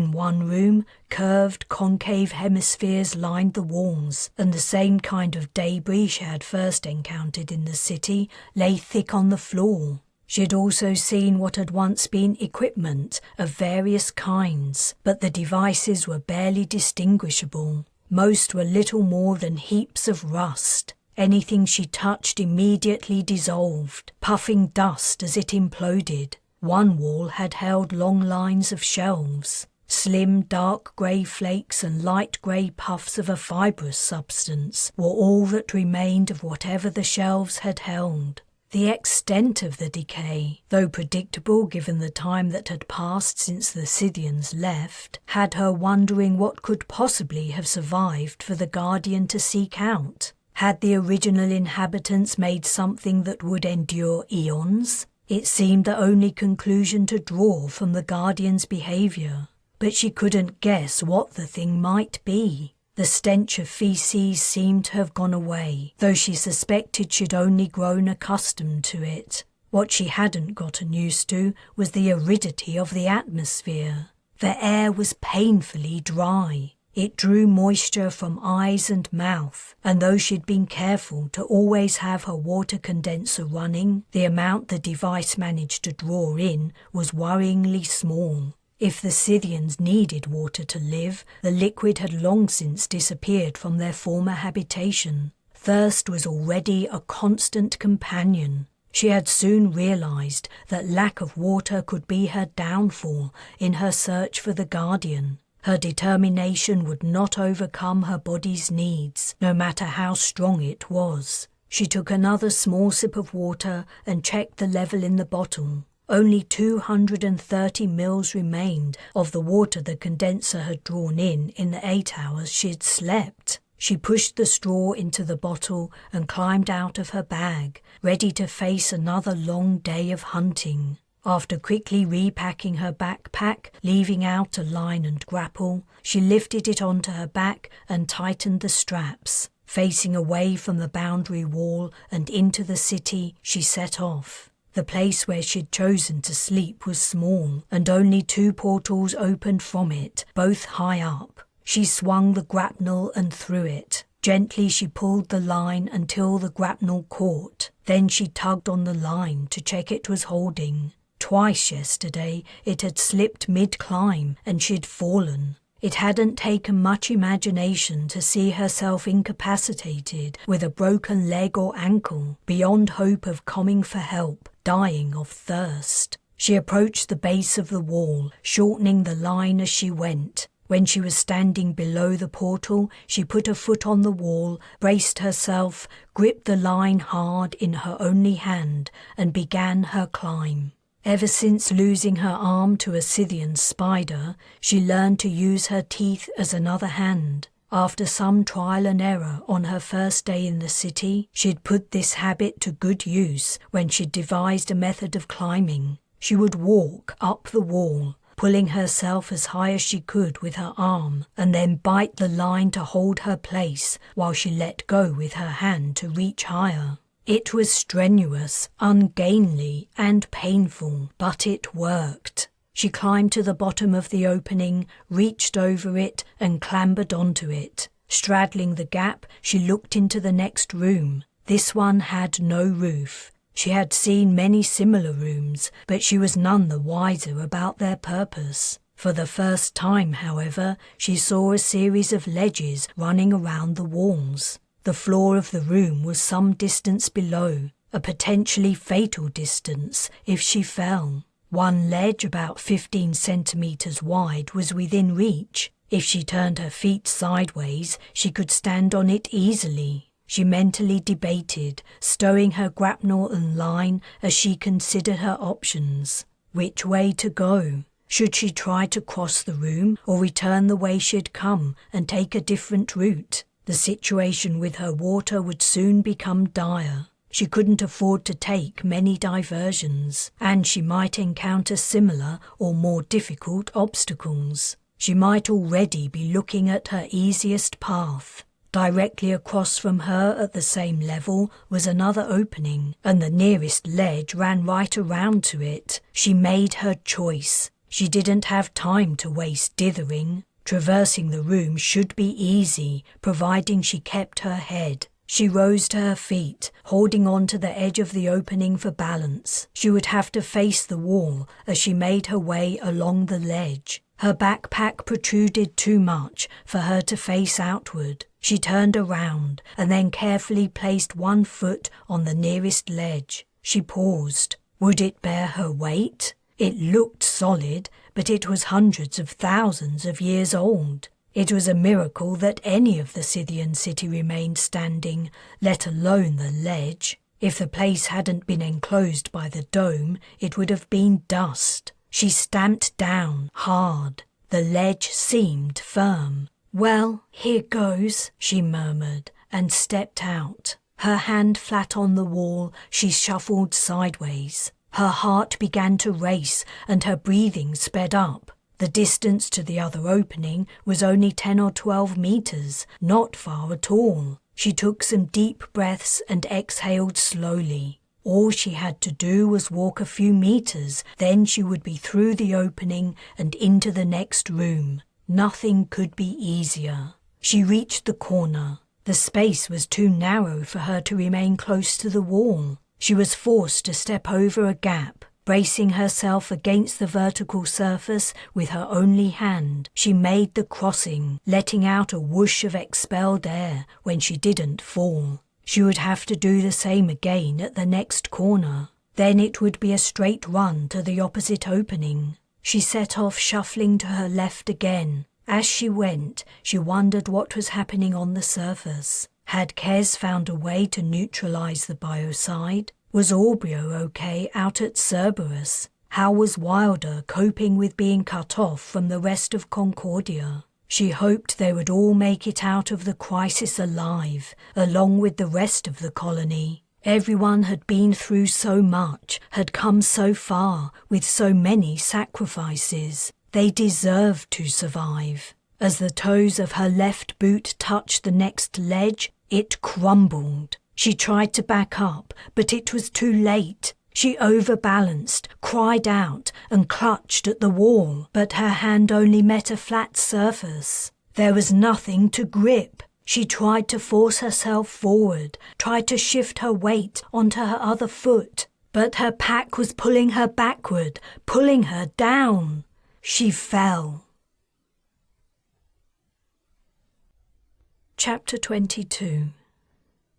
The biocide was getting closer. Kes studied the latest satellite images as he sat in the lab, waiting for a special person to arrive. The images showed patches of brown, dead vegetation spreading out from the landing site of each of the Scythian's canisters, growing wider. In some places they had grown so large they'd joined up. Sometimes a tongue of poison ran out, as if following a rich seam of life. When the biocide encountered water, it would run rapidly through it, massacring all aquatic life. Cerberus was hemmed in on all sides. Biocide crept up mountain slopes toward the mines and adjacent settlements. Soon it would reach the Weimar, the last major refuge of Concordia's Vila. What could humans do to stop the progress? The best they could hope for was to slow it down, such as by the efforts currently taking place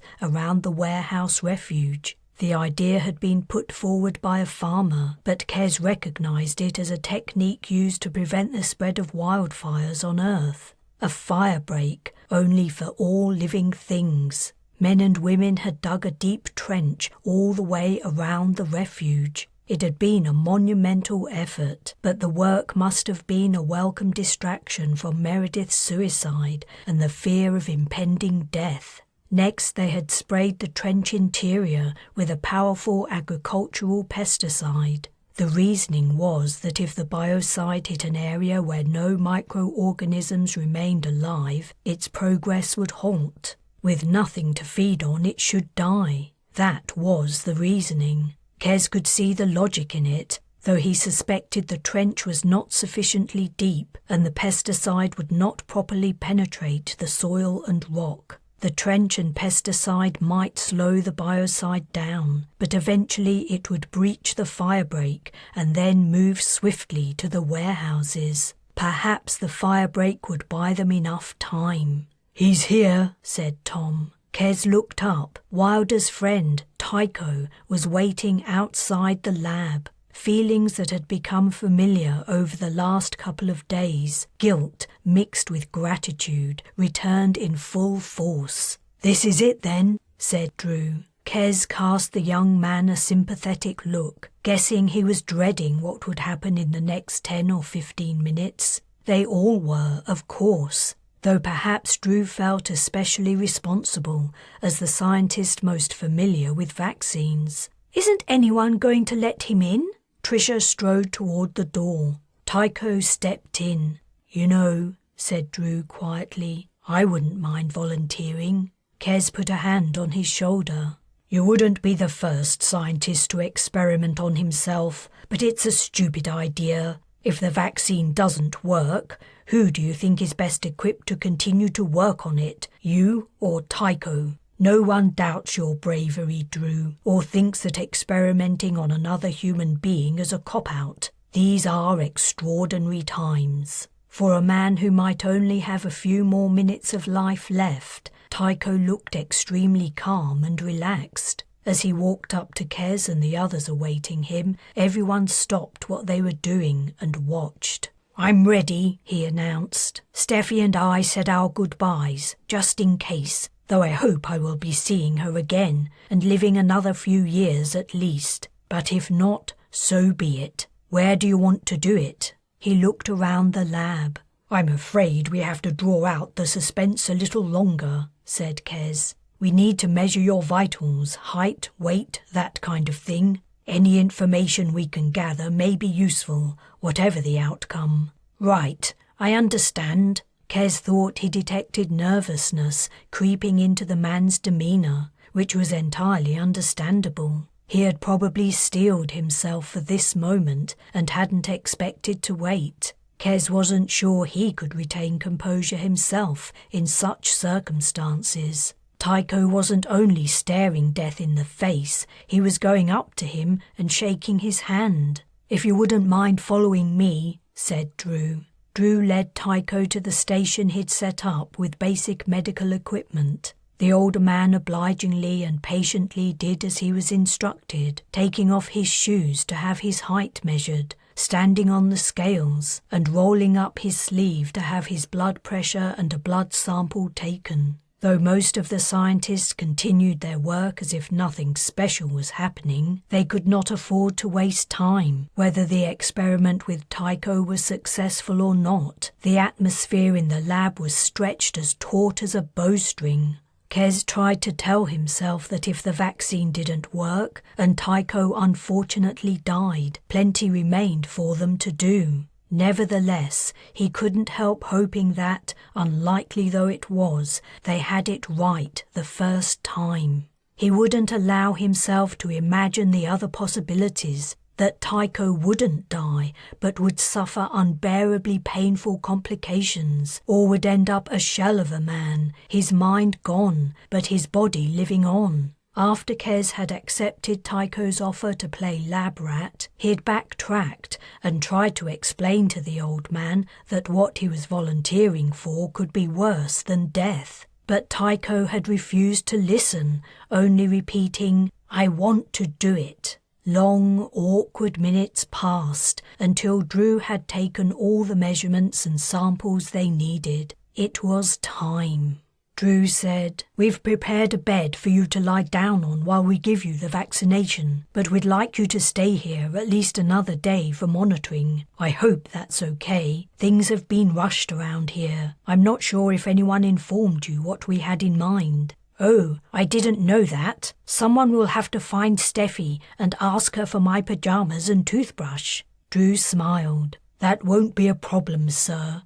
Please step this way." The small party set off again, this time toward the meeting room. One corner of it had been curtained off. Tom brought up the rear, pushing the monitor that measured blood pressure, blood oxygen saturation, heart rate, and respiration. As they administered the vaccine, all these vitals would be measured, and for around a day afterward. "How soon will you know if it's worked?" Tycho asked as Kes pushed open the meeting room door. "We'll check your blood every hour or so," Kes replied. "I'm hoping to see a response within 24 hours, if not sooner. The window for an adverse reaction should have passed by then. I should tell you, though, we won't know anything about the long-term effects." The fact was, they could vaccinate the entire colony and save them from the biocide, only for everyone to develop cancer 5 years hence. What they were doing was incredibly risky,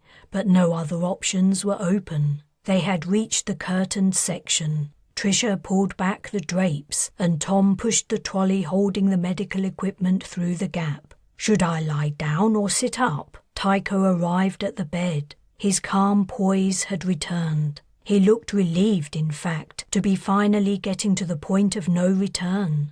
Kes was wondering, as he had so many times, if Tycho died, what he would say to Wilder. "I think it would be best if you lie down." Drew hooked Tycho up to the medical equipment, saying softly, "I want you to know that we have many medications on standby if anything goes wrong. The last thing we want is for you to suffer. I hope you understand what I mean." Tycho looked into Drew's eyes. "I'll try to bear it for as long as I can so you can get your information. If it gets too much, I'll give you the signal. The only thing I ask is, don't tell Steffi I suffered. Tell her I went peacefully." Drew nodded. He turned to face Kes, his eyes bright. "Can I speak to you outside, just for a moment?" Kes said, "I'm sorry, Tycho. We won't keep you waiting long." When the two men had left the curtained area, Drew whispered, "I can't do it." He held up the injector. His hand was shaking. "I'll do it. Don't worry. I know how hard this is." Kes did know. Now, if Tycho died, he would have killed Wilder's friend with his own hands. They returned to the bed. "Ready?" Kes asked. "I'm more than ready. Let's do this." Kes pressed the injector into Tycho's withered biceps and fired it. The vaccine contained a refined form of the dead inactive biocide collected from the felar tissue. When they had tested the vaccine on living human cells, there had been no response. They had also introduced it into a sample of human blood. Again, the cells hadn't been affected, but injecting the vaccine into a living human being was something different entirely. They could only guess how the subject's immune system would react. It might mount a massive response, manifesting as anaphylactic shock. Though they had adrenaline on hand, Tycho could still die, not from the biocide, but from his body's reaction to it. Or his immune system might show no response at all. That could mean they were entirely wrong, and they had no alternative to try, or any time left. A sound distracted Kes. It had come from outside the drapes. He pulled them back. The meeting room door was open and crammed with scientists, unable to contain their curiosity. He returned his attention to Tycho. "How are you feeling?" "I don't feel a thing. Should I?" "No," said Drew. "If it's working or not harmful, you shouldn't feel anything. You might experience some soreness at the vaccination site after a few hours, and maybe a low-grade fever. But those signs are good. They mean your body's immune system is reacting. We won't know that for definite for a while." Seconds ticked past, drawing into minutes, as Drew monitored Tycho's vitals. "Everything looks normal. I hope I'm not speaking too soon, but..." He grinned, embarrassed. "I don't dare say it." "I'll say it then," said Tom. "Tycho, if the biocide vaccine was going to kill you, you'd be dead by now. I think you're going to be okay." Tycho firmly shook his head. "This isn't over yet. If you think my body's learned to fight off the poison, I want to be certain. I want to prove it. I want someone to drop me in a dead zone without protection." "No!" said Drew, aghast. "We couldn't possibly." "I insist. It's the only way you'll know for sure if your treatment works." Though it pained Kes to admit it. If they were to have any confidence in the vaccine, it would require a field trial. Though they would have to wait some days to give the old man's system time to develop the antibodies. Did they even have that long? They didn't know if the vaccine was effective, but they did know it wasn't deadly. Chapter 23. When Cherry came to, her mouth and nose were covered and she could hardly breathe. Panicking, she thrashed about. Then the familiarity of the sensation hit her. She was covered in the debris fragments she'd encountered when she first entered the city. Wiping the dusty bits away from her face, she tried to stand. The back of her head and her back hurt like hell. She guessed she must have landed on her backpack, which had softened the impact as she'd hit the floor. She was lucky she hadn't broken her spine. She made it onto her hands and knees and pushed away the fragments from her mouth and nose, creating a gap to breathe. How would she get out? Unlike the first time she'd been submerged in the debris, there were no spiralling platforms in this room, nothing but straight walls. She clumsily rose to her feet and her head broke through the surface of fragments into fresh air. The layer of debris was only as deep as her shoulders. That was something. Now how would she get out of the room?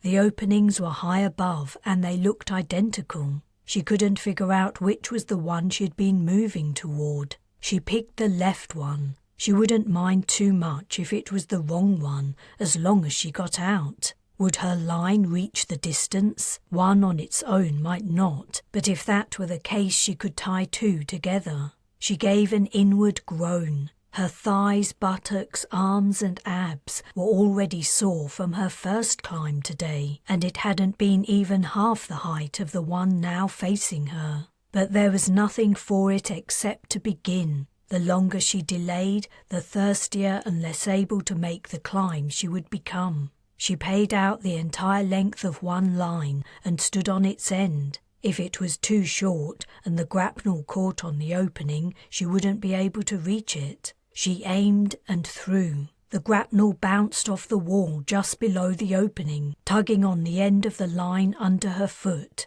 It was just long enough. She took her foot off the rope to allow enough length for the grapnel to reach the opening, aimed and threw again. This time the grapnel bounced off the wall above the opening. She gathered the fallen heap of line and the grapnel, wiping them free of fragments, before trying again. At her third attempt, the grapnel disappeared through the opening. Shit! She winced, waiting for it to fall down the other side, taking the line with it. The lightweight rope slapped against the wall and began to slide down, pulling up the grapnel on the other end. Phew! She waded through the debris to the wall, hoping the grapnel would not slip from its precarious position on the farther edge of the opening. She wasn't sure if she could survive another fall from that great height. She began to climb. A second strenuous climb so soon after her first quickly set her muscles complaining.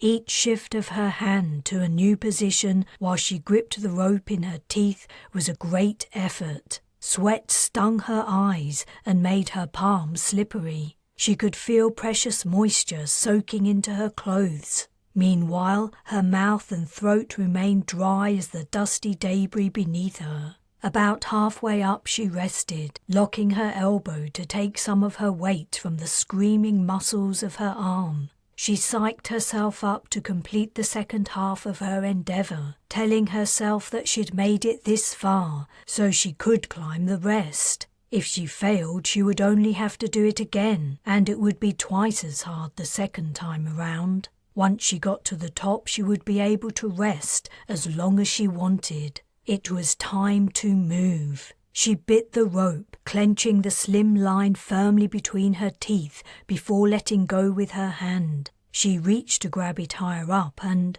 there was something in the opening. She gasped. The line slipped from her mouth. At the last split second she clutched at it and gripped it, but her boots had lost their traction on the wall. She swung free and then slammed into it. The impact knocked the breath from her. She hung on for her life, only her grip on the rope preventing her from falling, drawing in great lungfuls of air.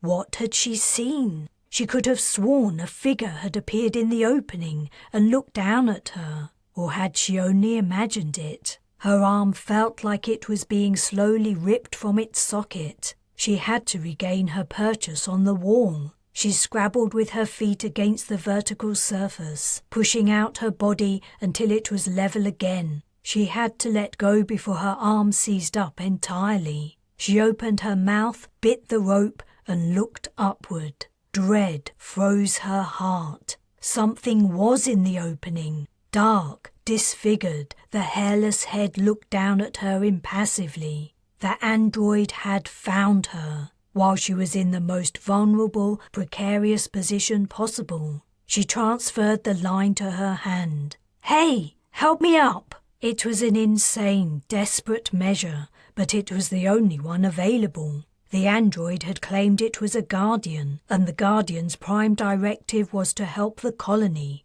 Everyone knew that, and she was part of the colony. Perhaps the android would attempt to maintain the masquerade, despite the odd, suspicious situation. The android did not move. It did not answer. The gaze of its remaining eye was fixed on Cherry's. "Help me up, damn it! That's what you're supposed to do, isn't it? Are you a guardian or not? Help me, now!" What thought processes were whirring in the creature's electronic brain? Was it thinking at all, or was it only waiting to see if she died, or if it would have to kill her itself? She couldn't afford to waste any more breath or effort. She had to reach the opening before her strength gave up and take whatever fate awaited her. She resumed her climb, grunting and panting, working her way slowly upward. While she climbed, she tried to convince the waiting android there was no reason to kill her.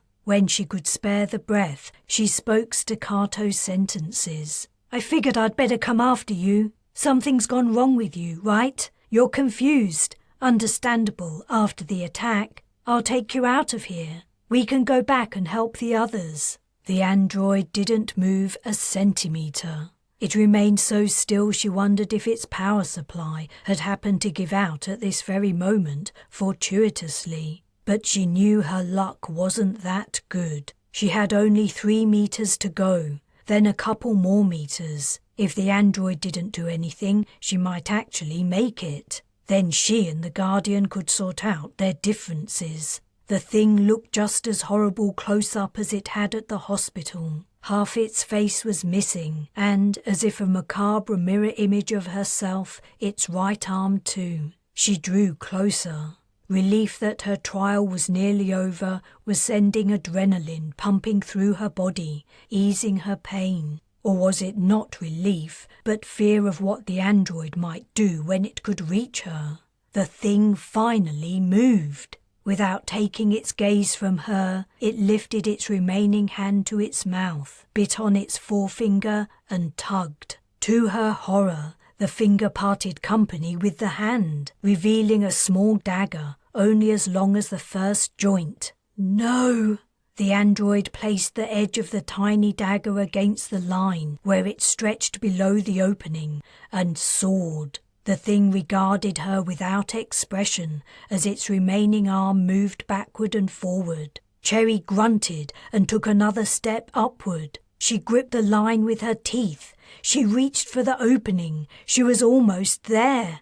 The line snapped. Again, she fell. This time she was ready. She curled up, tucking her head into her chest, and allowed the backpack to absorb the impact. As soon as she hit the floor, she rolled through the debris, trying to lessen the impact further. In another beat, she was on her feet and brushing fragments from her face. All of a sudden, it hit her.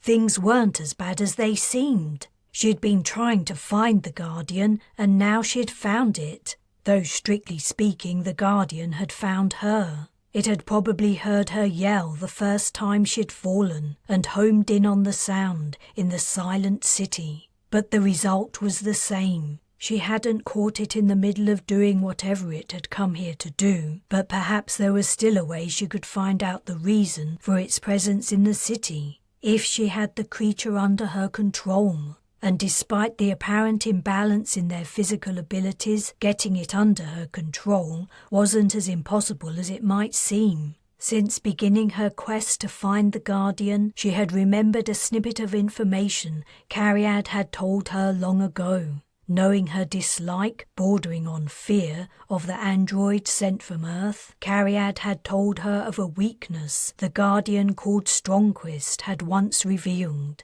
If she could keep the android from killing her just long enough, she knew how to subdue it. The thing remained in the opening, staring. It was probably processing the fact that she was still alive and deciding what to do next. Should it take the time to finish her off? Or should it allow nature to take its course while she was trapped without food or water?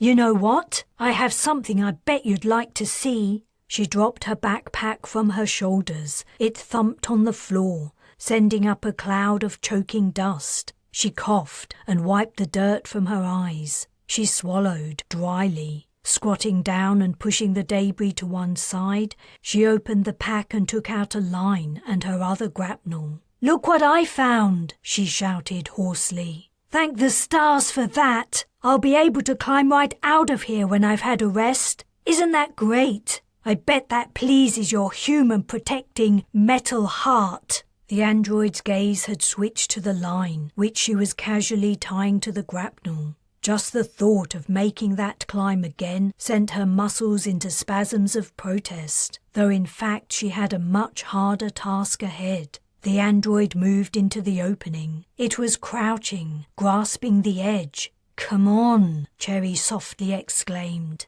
The android remained still, apparently stuck in a whir of conflicting commands. A great hatred rose up in her. Ever since the Guardians had raised their weapons against innocent gens, she hated their false faces and twisted motivations. To other colonists they had been Concordia's saviors, but she knew what they really were. Machines with the potential for murder. Robotic psychopaths. And here was the last one. Once it was destroyed, the Guardians would never plague the colony again. "Come on!" she screamed. The Guardian jumped. As the android fell, Cherry swung the grapnel and ran backward. She wasn't hoping to draw the creature closer, it would do that itself, but she wanted to unbalance it. If she could just reach. The android hit the floor in a crouch, sinking into grey debris. As it rose, she threw the line, but the creature was too fast.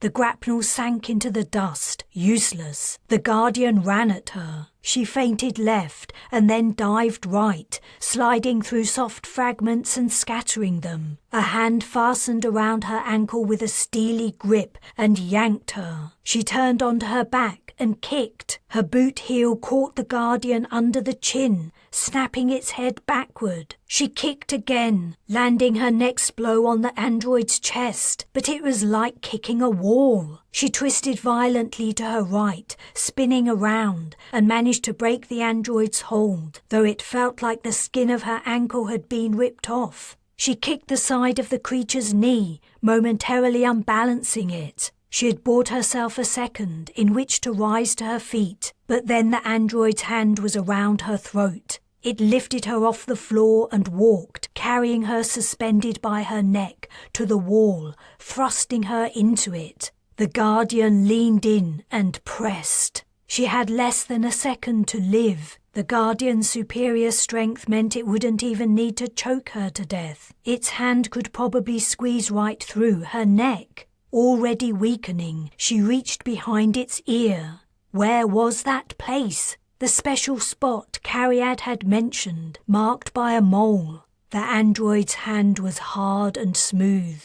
All its fake human skin and flesh had been burned away. Her airway was shut. Pressure was building up in her head, forcing blood into her tongue, squeezing her eyeballs from their sockets. Her fingers desperately scrambled around the android's remaining ear. Had the pressure point been on the other side of its head? The incinerated side? Or had Cariad lied, seeking to calm her fears? She was dying. The strength was draining from her arm. Her vision was closing in. A pleasant euphoria began to overtake her. She hoped the colony would survive. The colony would survive.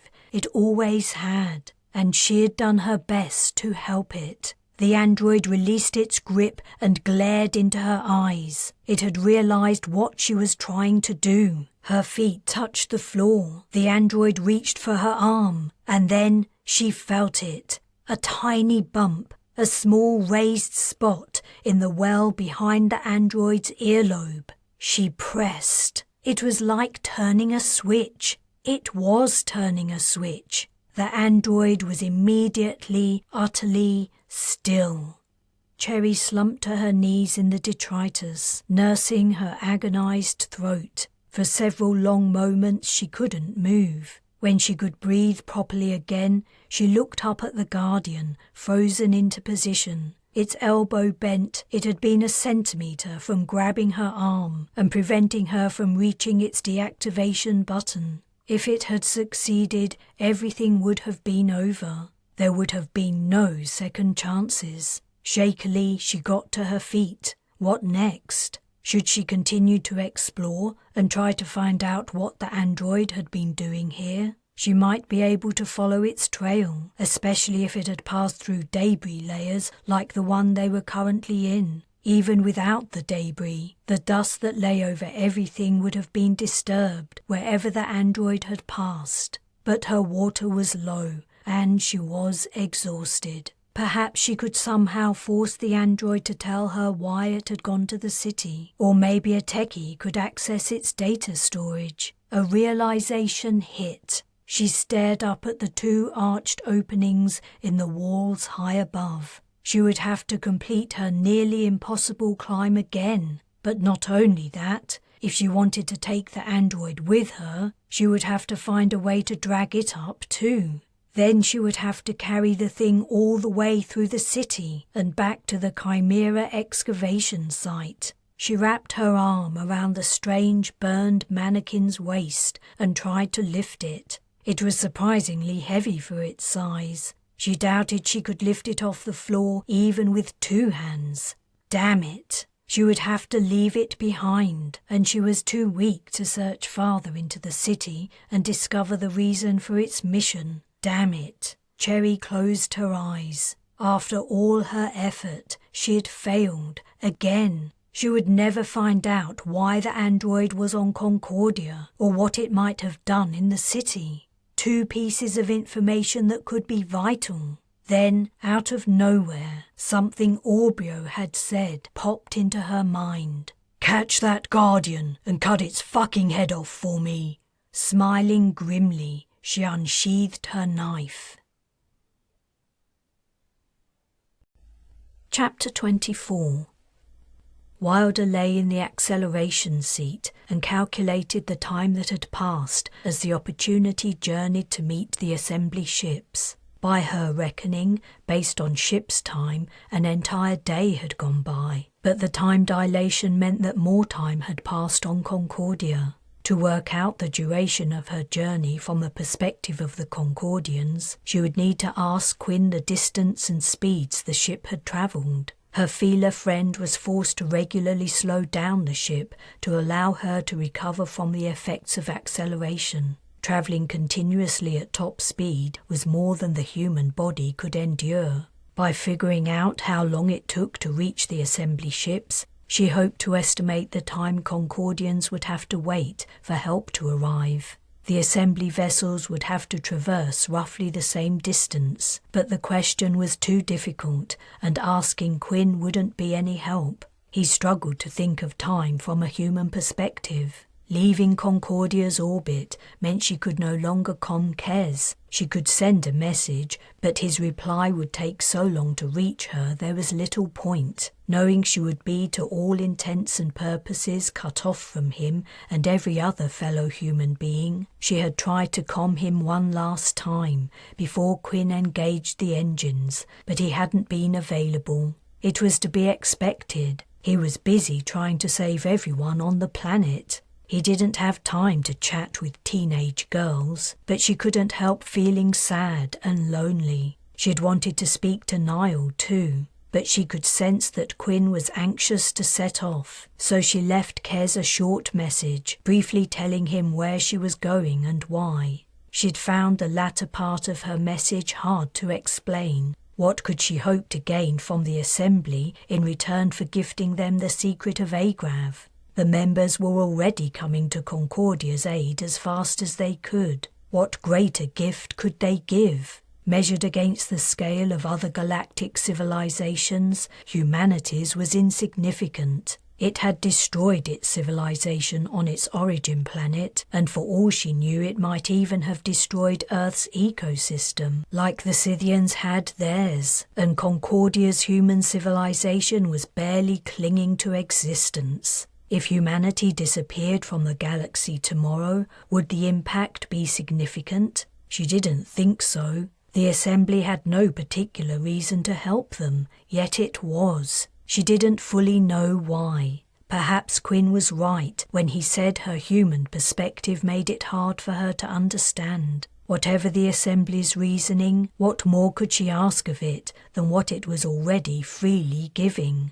In the end, after some hesitation, she had ended her message to Kes by saying, "I haven't decided what I'll ask for in return for the agrav. Maybe I'll think of something on the way. I wish I could ask for your advice. I bet you'd be able to suggest something else, as well as saving us all. I'm going now. Quinn wants us to set out right away. Stay safe. You'd better still be there when I get back." To help pass the time while she lay in the acceleration seat, she had watched old Earth vids from the ship's data files, including that weird one where Orbio had been advertising the Nova Fortuna project. But she'd seen many of them before during the long months of the voyage to the Assembly space station. For a short while she searched for something new to watch before finally giving up. Next she tried to sleep, closing her eyes and performing complicated mental calculations, as she usually did when she wanted to drop off.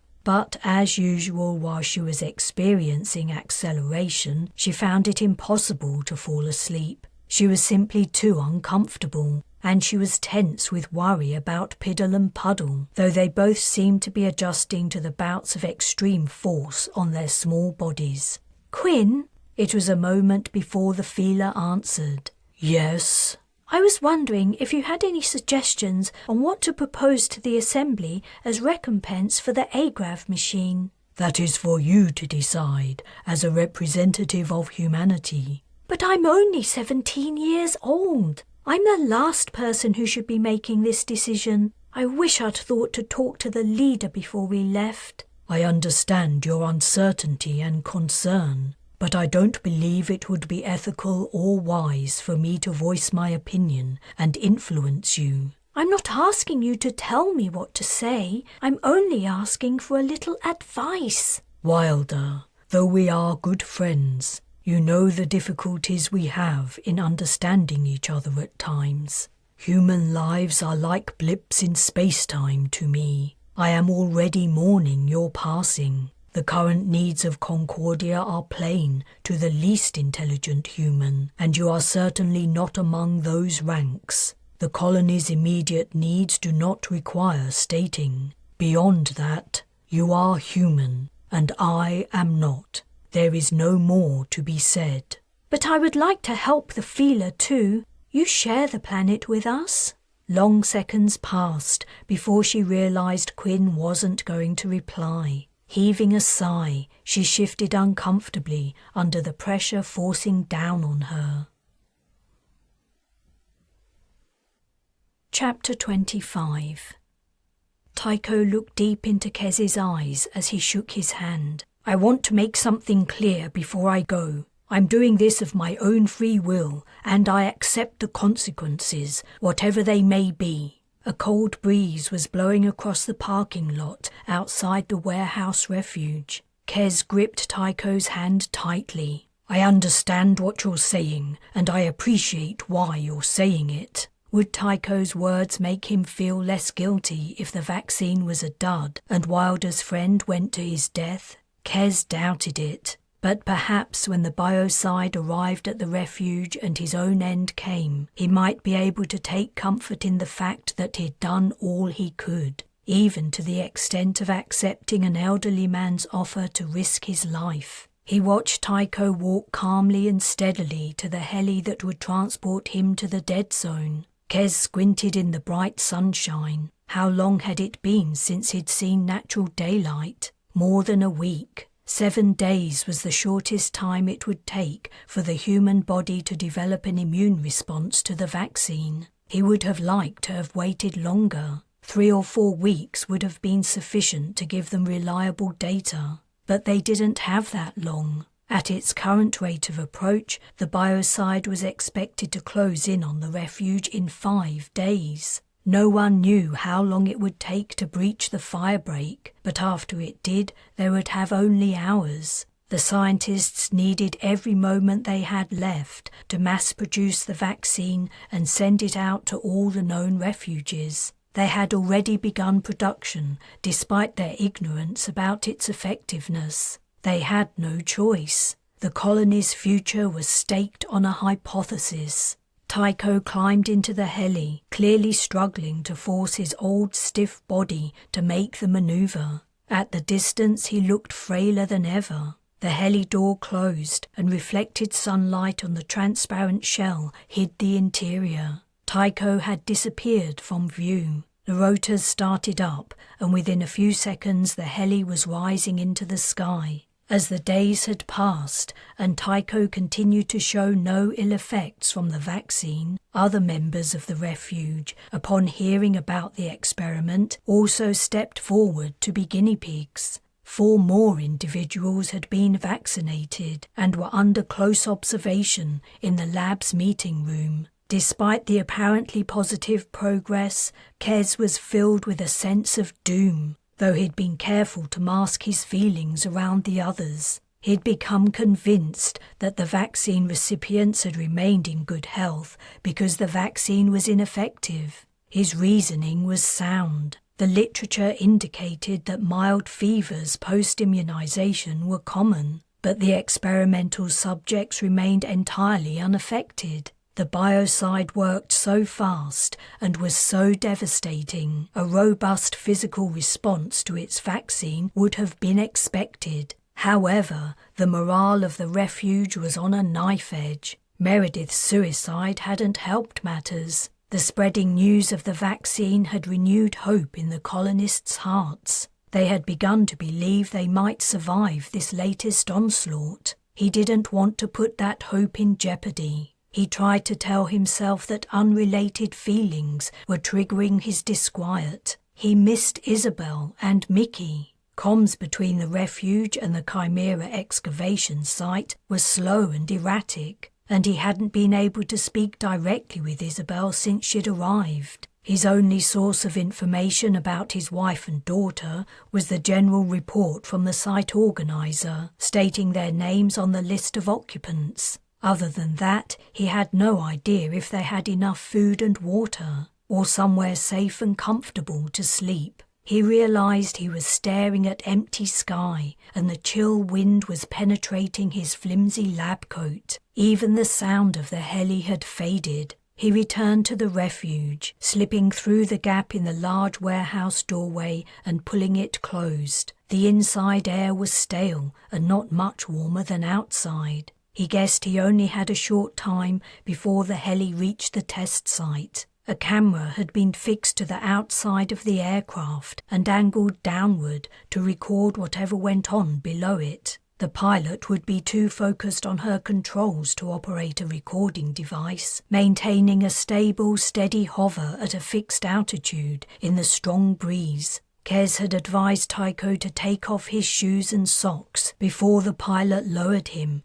in order to facilitate immediate contact with the ground. Kes entered the lab. It was empty. Every scientist was in the meeting room, watching the interface linked with the heli camera. The more optimistic had suggested broadcasting the test to the entire refuge or even across Concordia, but Kes had stated a firm refusal. The last thing anyone needed to see was an old man dying from the deadly effects of the biocide. "He's nearly there, I think," said Tricia over her shoulder as she noticed Kes. The other test subjects were sitting up in their beds, hooked up to various monitors, watching the wall screen as avidly as the clustered scientists. The ground was skimming beneath the heli. In the immediate area, even the unpoisoned landscape was dry and bare, but occasionally green scrub or ground cover would flit past. "Good idea to suggest the pilot drops him at an advancing border," Tricia continued when Kes reached her side. "I agree that the biocide may be less concentrated and weaker in the dead zones, where it might have run out of living organisms to sustain it. It'll be the most potent along the lines where it's advancing.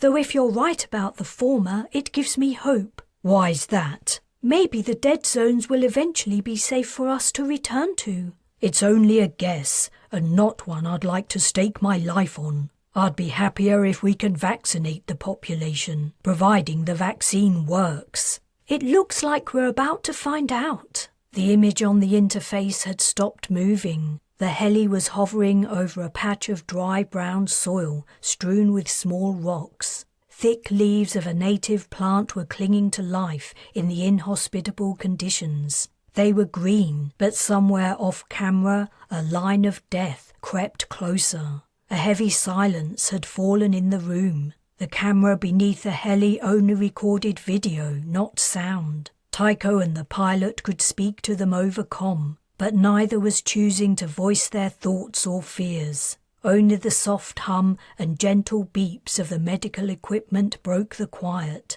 somehow adding to the tension. "Can I say something?" asked Drew. "We haven't discussed what we'll do if the vaccine is ineffective." "We'll continue working on it," someone replied. "No, I mean, what do we tell people? Do we give out the details, or do we keep quiet about it?" "I'd suggest that if the test is a failure," said Kes, "we keep that information within these four walls." "We can't do that," Tom said. "People have a right to know." "Usually I'd agree with you," Kes replied. "But in this case—" "There he is!" Tricia exclaimed. Tycho had appeared, dangling from a harness, slowly spinning, his bare feet thrust out from pants gathered up by the straps. The camera focused on the top of his bald head, fringed with white hair. The tension in the room silently screamed in Kes's mind. All he could see was the leisurely rotation of Tycho's head and his uncovered feet sticking out incongruously below.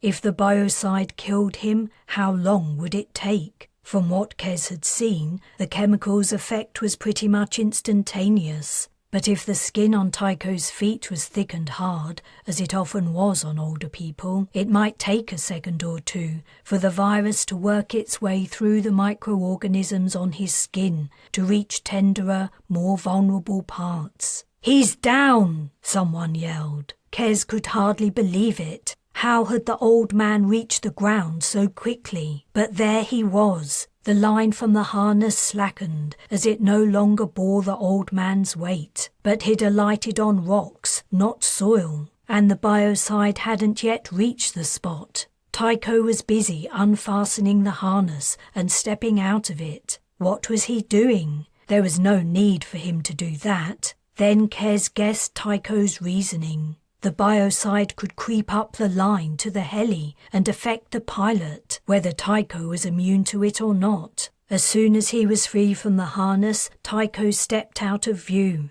"Where's he going?" asked Tricia. "He was supposed to stay there and wait for the biocide to reach him, wasn't he? Do you think he's changed his mind? I don't think he'll be able to outrun it." "No," Kes replied. "I don't think he's changed his mind." The scene on the interface expanded. The heli was rising, trailing the empty harness and line. Tycho came back into view, smaller due to the increased distance. His bald pate was shiny, reflecting the sunlight. He looked like a toy figure as he stomped rhythmically across the dusty earth. He seemed to want to break into a run if only his old body would let him. He was advancing toward his death with all the speed he could muster.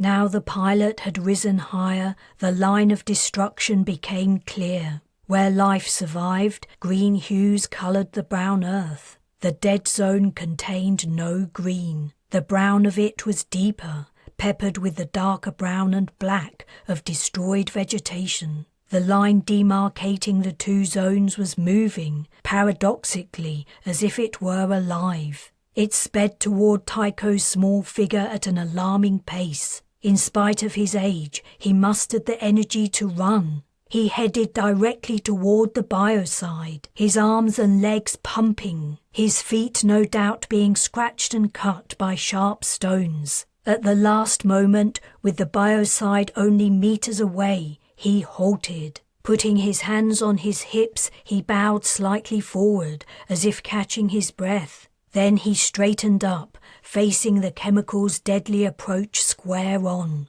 A beat later, it reached him. In the meeting room, a collective breath was drawn. Kez's neck and back grew rigid. He wanted to turn away from the screen, unwilling to witness the death of this brave man. But he could not wrench his gaze away. And so it was, he saw Tycho fall. As the dead zone encroached on and past the spot where he was standing, the old man fell to his knees. He plummeted forward and hit the ground belly first. "Shit," muttered Drew. "Oh God, I can't watch." Trisha shielded her eyes. Kez bowed his head. His intuition had been correct. The vaccine was a dud. Either that, or they hadn't waited long enough for Tycho's body to develop an immune response. Or perhaps his entire idea that the biocide could be defeated by a vaccine had been wrong. What would they do now? How much longer did they have before the biocide reached them? If only they had more time, they might think up an alternative strategy. Or perhaps the assembly ships would get here and they could evacuate the planet. But time was the one thing they didn't have. Then someone shouted, "He's getting up!" Disbelievingly, Kez lifted his head. He registered the small figure of an old man, surrounded by death, clambering to his feet. But his mind couldn't grasp what he was seeing. His mouth dropped open. Tycho was alive! It was impossible, yet it was true. The old man walked in a small circle. Then he turned toward the heli and waved. Dimly, Kez heard yells and hollers as the scientists erupted into celebrations. People slapped his back. Others grasped his right hand and shook it. Bright, grinning faces danced across his vision. Someone was holding his shoulders and peering into his face. "Kez," Trisha said, "are you feeling all right?" "Huh?" "Are you okay? You know you did it, right? You and Drew. You did it. You've saved the colony." "Huh?" "I think you'd better sit down." He felt pressure on his arms as Trisha forced him into a seat. "We did it?" "We did it. Nearly. We still have a lot of work ahead of us, but I think everyone's going to be okay." Chapter 26. Memories of her time at the assembly space station were vivid in Wilder's mind as she travelled through the umbilicus that led to the alien ship. Quinn had told her the species she was about to meet performed the role of the organisers at the space station, and that Kez had named them Imani Giganticus. She didn't need reminding of the size of the alien organisers she'd seen at the station. She recalled that one of the individuals she'd seen had measured about 7 meters tall. They were quadrupeds, and their legs made up half their immense height. Their upper half formed a dome, but due to the EVA suits they'd worn, Wilder hadn't been able to see their eyes or mouths, or any other part of their faces, assuming they had faces. She shivered slightly and pulled herself along the line the Imani had provided. It was hard to imagine she was travelling at near light speed. Quinn had matched the speed of the Opportunity with that of the Imani ship, and now the two vessels were hurtling toward Concordia together. The structure of the umbilicus was brightly lit, but she couldn't see the source of the light. It seemed to come from the umbilicus material itself. The light at the end of the flexible tunnel was even brighter. In anticipation of entering the glare, Wilder increased the tint on her visor. On the remainder of her trip to the Imani ship, she had begun to work on a second problem. Now that she had perfected her understanding of how to produce an A-grav force, it seemed obvious that without too much trouble, she should be able to construct a device that would create gravity. The Guardian ship, the Mistral, had carried just such a device. Though the ship had been destroyed, the majority of its plans had been transferred to the colony's databanks. If she could offer A-grav and a gravity-generating device, that would be a hell of an advantage in negotiations with the assembly. but she hadn't had time to work on the idea between the long bouts of acceleration and then deceleration, and she lacked tools and equipment. It wasn't only a matter of repurposing the agrav machine's parts. Still, she felt fairly confident she could commit to producing a gravity generator at some point in the future. The closer she got to the end of the umbilicus, the larger the exit loomed. The effect was to make her feel even smaller and younger. Quinn? Yes, Wilder? I just wanted to check my comm would go through to you. You're sure we won't be cut off from each other while I'm aboard the ship? I cannot think of any reason the Imani would prevent us from speaking to each other. Okay, cool. She stopped hauling on the line. She had reached the Imani's ship. She clung to the slim metallic rope with one hand, floating free, and assessed the distance between her and the other side of the portal. The opening looked wide enough for the opportunity to pass clean through it. Inside, the glare made it hard for her to distinguish the ship's bulkheads. No one seemed to be awaiting her. I reached the ship, but I don't know where to go. If none of them are there to greet you, they must have left something to indicate where you are to go.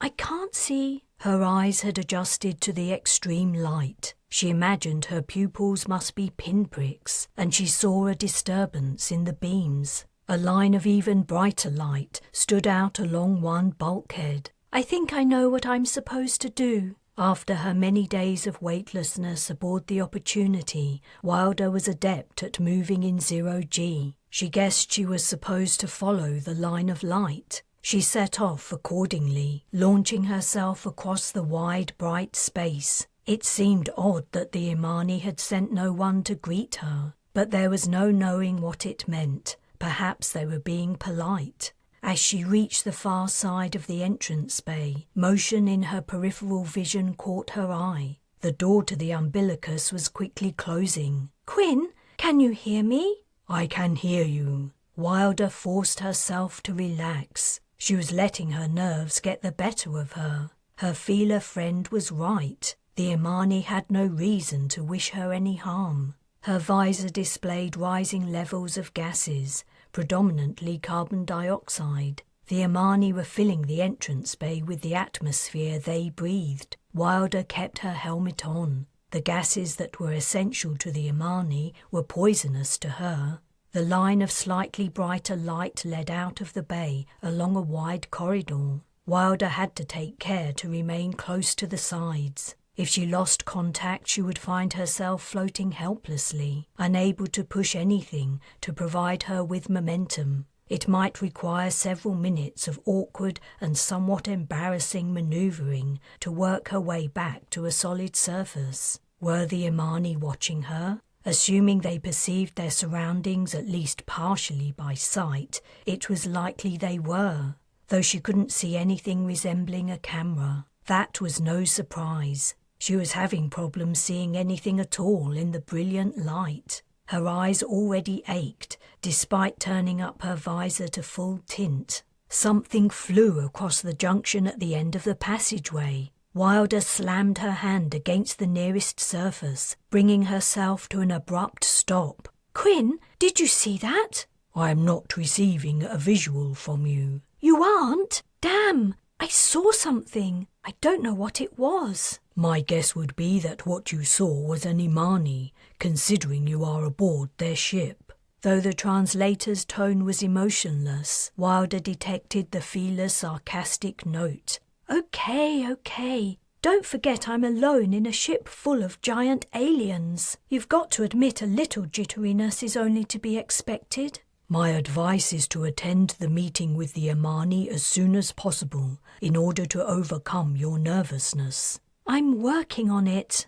Wilder resumed her progress. She was finding it hard to maintain close contact with the walls. She was glad she'd decided to not bring the agrav machine. Quinn was confident the Imani wouldn't simply take the machine from her and kick her out, but Wilder was not so trusting. She had dismantled the machine and deleted all recordings of its operation from the ship's data before leaving the Opportunity. But in any case, transporting the machine through the Imani ship would only have made things more difficult. She pushed herself gently along, turning her head slightly as she did so. Something huge was rushing toward her from behind. Wilder gave a small shriek and sped away fast. In fact, she moved so fast she failed to notice the creature approaching her from in front. She collided with it, sinking into a soft, billowing surface. For a moment she was lost in folds of white, and she struggled, trying to find her way out. Then the spongy surface hardened, and she was forced outward, ejected into the passageway. An Imani floated on each side of her, blocking any possibility of escape. The creatures looked different from how she remembered them. At the space station they'd been wearing EVA suits, and their 4 limbs had been held to the floor by magnetism. Here on their ship, she was looking at them from a different angle. She guessed what she was seeing was the top of their dome-like upper halves. A circle of black dots wreathed each white head. Were the dots eyes? And where were their mouths? If they didn't have mouths, how did they breathe? The creature's 4 long legs were beyond her field of vision. "Welcome aboard our ship. Does not translate." "Thanks." Wilder wondered what they had called her. "Before we begin negotiations, I must warn you that Scythian vessels have been sighted approaching this sector. Our talk must be brief. We may not have time to come to a clear agreement before you must return to your ship and the life support system that can sustain you in the event of an attack." "Holy crap!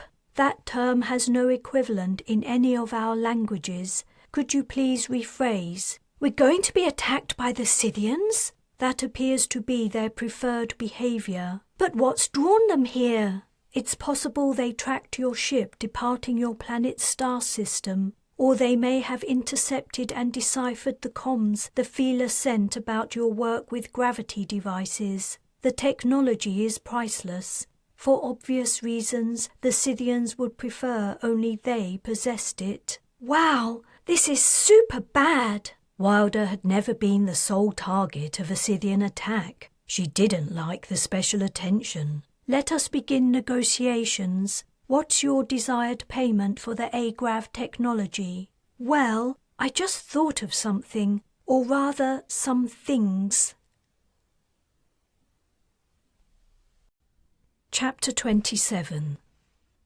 Pain lanced into Cherry's knees and the heel of her hand, but she had no choice except to crawl on. She couldn't remember the last time she'd sweated, and she could only produce a few drops of dark amber urine. Blinding headaches and muscle cramps plagued her so badly she could barely sleep. When she did nap for a few minutes, she dreamed of wide pools of fresh, clean water lying only meters away. She would drag herself toward a pool, scoop a handful of the precious fluid, lift it to her lips and wake up. If she could produce tears, she would have cried. But crying would not fix her water condenser, which she had broken one of the 2 times she'd fallen onto her backpack, or when the Guardian had slammed her into a wall. However, she was nearly at the boundary of the Scythian city. If she could make it there and push through, her comm might reach someone in Chimera. How long had it taken her to navigate the maze-like fissures covering the ground from the buildings to the city boundary wall? She could not remember. In her weakened state, it took her hours to traverse the long roaming gaps threading the surface, and all the concentration she could muster to avoid falling into them. She had spent at least one rest period lying on a lane, terrified she might move in her sleep and tumble to her death. In spite of the ambient temperature of the underground city, she shivered with cold whenever she stopped moving. She had long since abandoned her sleeping bag and all other equipment, except her night goggles, her knife, and the bag containing the Guardian's head. When her dehydration had grown so bad she could no longer walk and was forced to use her only hand to crawl, she had slung the bag across her body. As she dragged herself along, it hung awkwardly beneath her, its contents catching on the ground and bumping her knees. But now she was on the final straight line, leading all the way to the boundary. If she could only make it that far, she might be okay. Doggedly, she forced her hand forward. Grimacing, she placed it on the ground. She had wrapped it in a sleeve she had ripped from her top. The layer of cloth offered some protection, but her skin had chafed away, and her flesh was bruised, sore, and weeping. Her knees were in an even worse state. She hadn't looked at them in days, fearing what she might see would dampen her resolve to make it back to Chimera. It wasn't that she wanted to live so badly. Her motivation was spurred by her need to find out what secrets hid within the Guardian's electronic brain. It had gone to the city for a reason that could be vital to the colony's survival. How much farther to go? In her current mental fog, she couldn't estimate the distance. Like the pools of her dreams, the wall seemed impossible to reach. But she had come so far, she couldn't give up. The journey back had been much more arduous than she'd imagined. The effort to climb out of the room where she'd deactivated the Guardian had nearly killed her. By the time she'd climbed up to the arched opening, her hand was a bloody mess. Her teeth and jaw felt ready to detach from her head, and her leg and stomach muscles shook. She had collapsed on the narrow ledge between two rooms, already perceiving an inkling of just how hard her return trip was going to be. If she'd only had water, she might not have suffered so much. But after each sleep she'd woken up thirstier, and as time went on, the parched atmosphere had sucked her dry. The room she'd climbed into and out of quickly on her way into the city had become monumental trials of effort and willpower. She had reached the end of her reserves of energy, yet she had been forced to continue onward, digging deeper to the utter limits of her strength. She'd never liked spending time here, but during the course of her return journey, she had grown to hate the place. She detested the stench of the air, though she could no longer smell it. She loathed the piles of fragmented decay blanketing some of the rooms, and she despised the arched openings that provided the only method of moving through the metropolis. Why didn't the Scythians use roads? Surely they needed roads. It made no sense. It was almost as if the aliens had created the habitation hundreds of thousands of years ago, with the express purpose of making her journey as difficult as possible. She reached forward, but this time her hand didn't land on the smooth black surface of the floor. It touched a soft surface that gave a little under the pressure. She had made it. She was at the boundary wall. Her eyes screwed up and a hoarse croak issued from her throat, but no tears came. She sat back on her haunches. The bag rested in the hollow between her hip bones. Was the wall the right colour? Her vision was blurry. She concentrated her gaze on the vertical surface. It was green, the softest of the materials the Scythians used in their constructions. Yet despite the fact that it was the easiest material to force herself through, she wasn't sure she had the strength to do it. There was nothing to do except to try. She leaned forward and pressed her head against the spongy surface. Her forehead sank in, but the wall held under the meagre pressure she exerted. Her shoulders slumped and she struggled to remain upright. Her knees were screaming in agony. She had to get through the wall, but she wasn't strong enough to do it unaided. Then she remembered her knife. She had blunted the blade somewhat when she'd sawn through the silicon, metal and plastic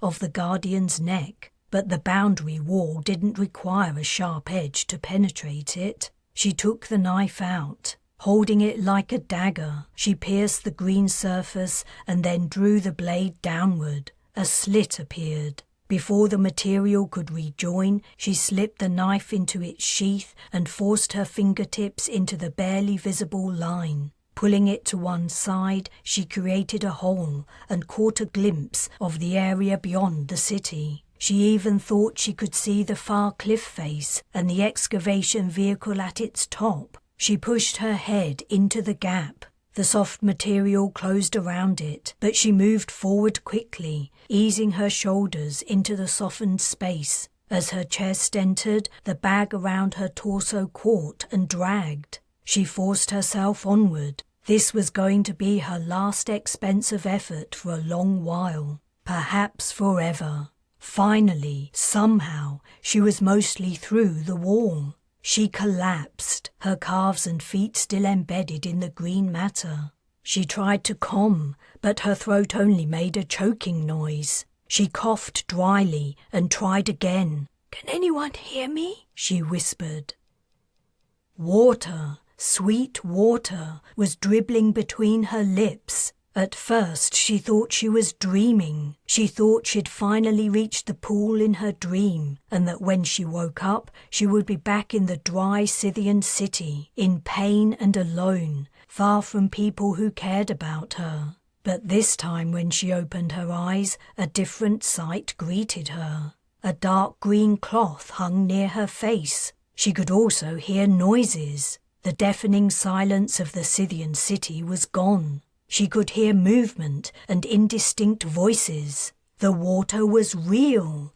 It was real. She reached up and blindly grabbed at the space it seemed to have come from. Her hand met flesh. Her grip folded around an arm, though her tender, injured palm protested at the touch. Whoa, take it easy. The arm removed itself from her grip.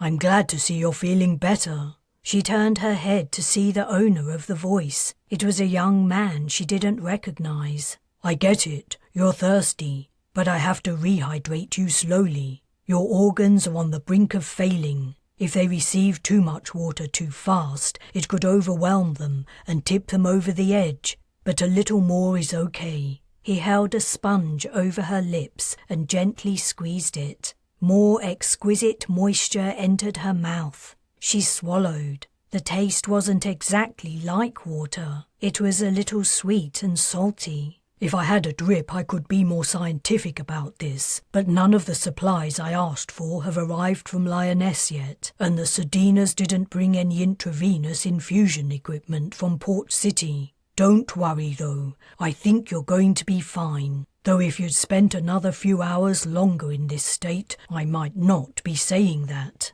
"Who are you?" The young man smiled. I'm sorry, I'm Dr. Jang. I'm in charge of medical care at Chimera. "You're from the warehouses?" That's right, I came over on a heli. There are a lot of vulnerable people here who require care. "Wait, where's my head?" Dr. Jang's mouth rounded to an O. You need a little more rehydration. Here, have some more of this." He lifted the sponge. "No, I need to activate the head. I have to find out what the Guardian was doing in the city." She coughed weakly. "Oh, you mean that thing you brought back with you? It's a head? Okay, that's kinda weird. I think it's around here somewhere." She tried to sit up. She saw the interior of a tent, then everything went black. When she came around, Jang's face was close to hers, his features creased with concern. "Please don't do that again. You must remain still and rest until you're better." "I need the head." "All right. If it's that important, I'll ask someone to find it for you. But you must promise me you'll stop trying to get up." "Just get me the head."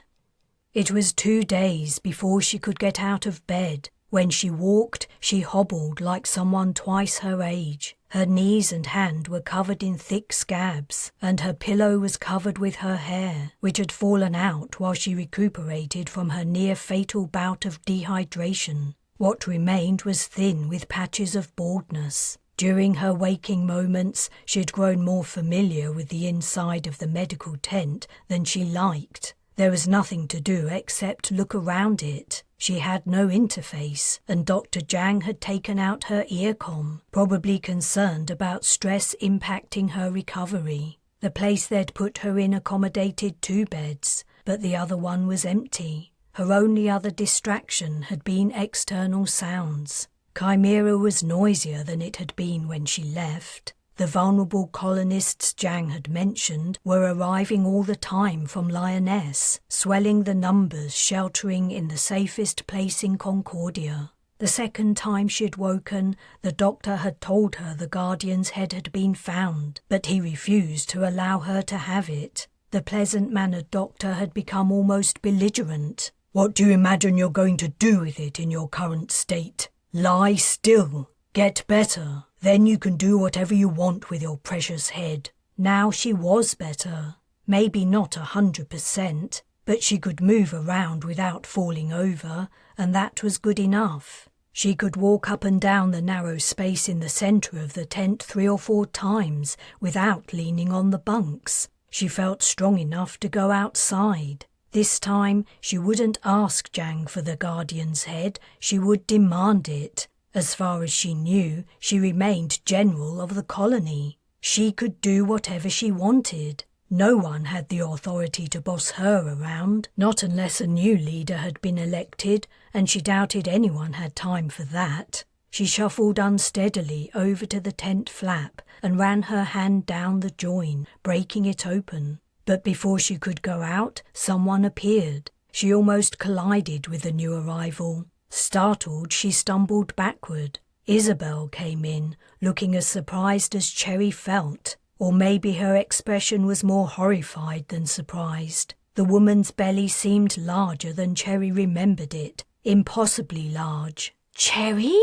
Isabel quickly added. "Here, let me help you back to bed." "I'm okay," Cherry snapped, moving her arm out of Isabel's reach. "I need to leave." "Why? Are you looking for this?" Isabel lifted up a full bag. Cherry recognized it instantly. "You have the head?" "I was bringing it to you. Please, sit down. I hate to say it, but you look awful. Sit on the bed and we can look at it together. Jang told me I'd better bring it to you soon, or he wouldn't be answerable for what you might do. I've been working on it ever since you brought it in." "Working on it? What do you mean?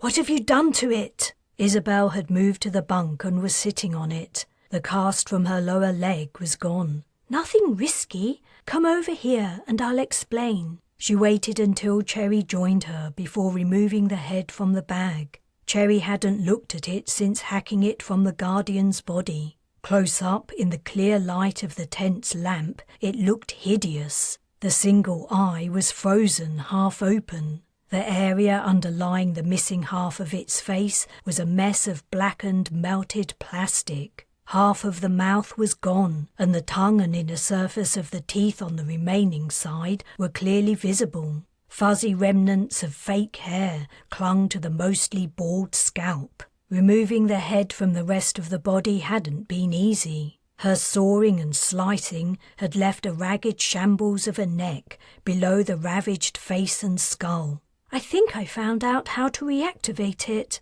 Isabel rested the head against her bulbous belly. "It's this nodule here, right?" She turned the head over and pointed to the small, colourless bump behind the ear. "That's right. How did you know?"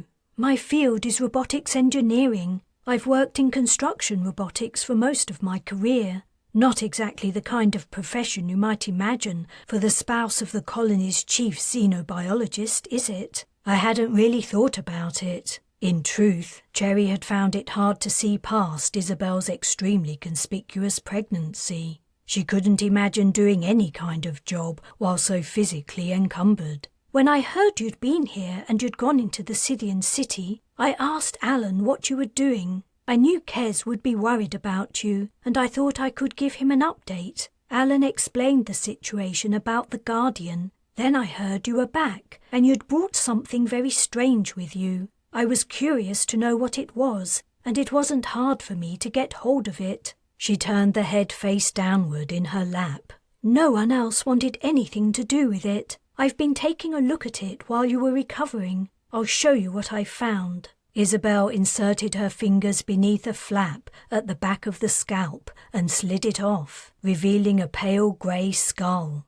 Though the outer surface of the Guardian's head had been severely damaged by heat, the interior seemed intact and unharmed. Cherry recalled the android telling her that its memory had been mangled. Had it been lying? It was a little tricky to open it. Whoever made this thing did not intend anyone else to mess with it. It's entirely intact. The CPU communicates with the rest of the body wirelessly. In fact, I only found the entry point because it had been forced previously. It was the marks left behind that showed me where to look. No kidding. Cherry leaned closer. Even so, she could only just see the tiny scratch marks on the smooth artificial skull. Isabel took a slim piece of metal from her pocket and pressed the edge into an invisible join. She gently worked the metal downward and then gave it a twist. The skull cracked open like a nut. It's an absolute marvel of engineering. I would so love to meet the team that put this together. Unfortunately, it's been tampered with. Has it? Can you see here and here? Those parts aren't the same as the others, and there are more additions and circumventions if you look closer. To Cherry's untrained eyes, the sections Isabel pointed out didn't look any different from the rest of the contents of the Guardian's skull, but she was willing to take the woman's word for it. Have you tried to reactivate it yet? I thought I would wait until you were feeling better and we could do it together. What do you think? In light of what Isabel had told her, she was unsure what to do. The thing is, what if the Scythians were the ones who tampered with the skull? There aren't any other likely candidates. They might have booby-trapped it. Isabel drew back, covering her bump with her hands. What makes you think the Scythians have worked on this? Cherry briefly told her the story of how the Guardian had returned to Concordia. But on the other hand, if the head were booby-trapped, I'm pretty sure it would have gone off when you opened it. Isabel had turned pale. I had no idea. Why didn't Alan tell me? I would never have touched it. I didn't have time to explain everything to him, and it's only a guess. But now you've told me someone's tinkered around inside the head, it adds up. I think the Scythians collected the remains of one of the Guardians after the Mistral exploded, and they figured out how to alter its programming to... To what? I still don't know exactly. The two women sat in silence, gazing at the exposed interior of the Guardian's head. Finally, Cherry said, I take it you didn't see anything that looked like a booby trap while you were poking around in there? No, I didn't. Nothing at all. Isabel still looked scared. You're going to activate it, aren't you? I have to try to find out what it was doing in the city. Well, I'm going to leave you to it. I'm sorry, but I don't only have myself to think about. I understand, but before you go, could you remove the parts that were added to the CPU? Isabel bit her lip. I'll try. I can't remove all the non-original parts or it won't work, but I think I can take out most of them, though I'll have to botch it. She reached into the pocket of her smock dress and took out a tiny screwdriver. Cherry waited as Isabel worked. 30 minutes later, a small pile of hair-fine wires and tiny chips sat on Isabel's lap. The head's interior didn't look any different. That's the best I can do. Isabel put her tools into her pocket and passed the head over. Gathering the pile of removed parts and placing them on a camping table, she added,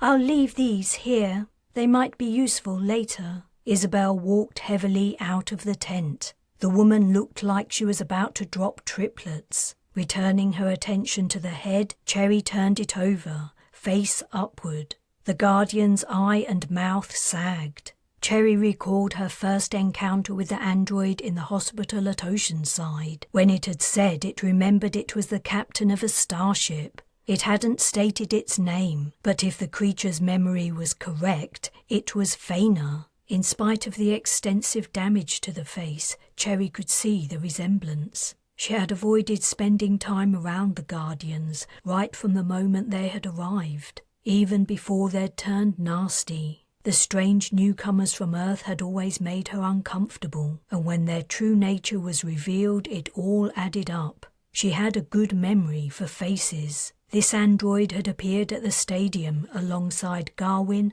Anahi, and the other Guardian, Strongquist, when Anahi had begun her quest to take control of the colony. It had happened so long ago. Garwin and Anahi were long dead, and Strongquist was gone too. cut to pieces by the Scythian spiders. Cherry suddenly felt old and very tired. She wondered how Kes, Wilder and Orbio were getting on. They were the only ones who shared her memories. She sighed and felt behind Faina's ear. The small bump was easy to detect, now she knew exactly where it was. She pressed it. The eye opened fully, forcing back the overhanging tissue. Cherry pulled away the loose skin so the android could see her. Its mouth closed, but then it seemed to lose power. The eye shut and the jaw slackened, allowing the mouth to gape. Faina! When this drew no response, Cherry repeated the name, louder.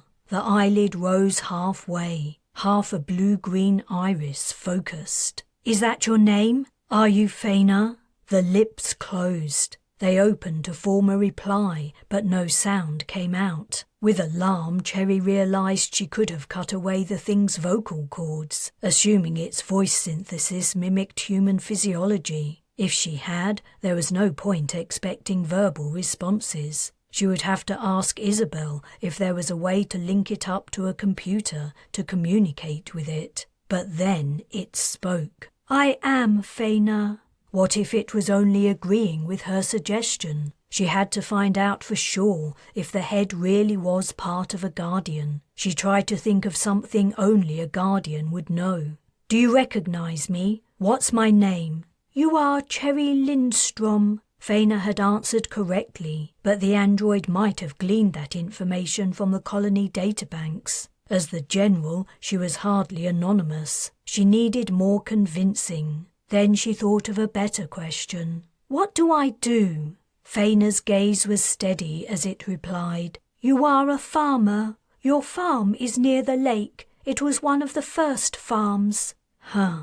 So its memory was of the time the Guardians had been active on Concordia. I cannot feel my body. Where is my body? A long way from here. I am damaged. How was I damaged? My processing is faulty. I remember... The android's stare froze. The eyelid began to droop. Faina, stay with me. I need you to stay with me. You have to help the colony. That's the Guardian's mandate, isn't it? You must help the colony survive, no matter what it takes. That is our mandate. Faina's eyelid remained droopy, and the pace of speech had slowed. I believe I have been compromised. I believe you've been compromised too. What can you tell me? What do you remember? Tell me everything that happened after you crashed the Mistral into the Scythian ship. The eye wavered. The android made an odd, guttural noise. Space. Dark. Faina's gaze suddenly snapped into focus. Strongquist. Where is Strongquist? He was destroyed. An unfamiliar emotion tugged at Cherry's heart. Was she really feeling pity for a guardian? She had called Strongquist he, not it. They were all destroyed. You're the last. He was destroyed. They were all destroyed. I am the last. It's very important you tell me everything you know. The survival of the colony may depend on it. I remember a room and living organisms above me, suspended in mid-air. I think I was aboard a starship. That would make sense. Without Agrav, the Scythians would float around their ship. I was fixed down. I believe they had tried to secure me once, and I had broken free. I was there for a long time while they tried to access my mind. Were you ever deactivated? I am not sure, but I don't think so. From what we can tell, something broke into your CPU. Cherry wasn't sure how much she should tell Faina. She didn't want to influence the creature's shaky recall. The android repeated the guttural noise it had made earlier. I returned to Concordia. I entered an escape pod. I went. Concordia is different now. We're more than 50 Earth years on from the time you were here.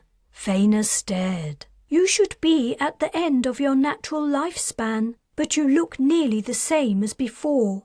It's a long story. Look, please tell me, do you know why you went to the... Why are you here? underground on Sardine. Do you know what you're supposed to be doing here? I...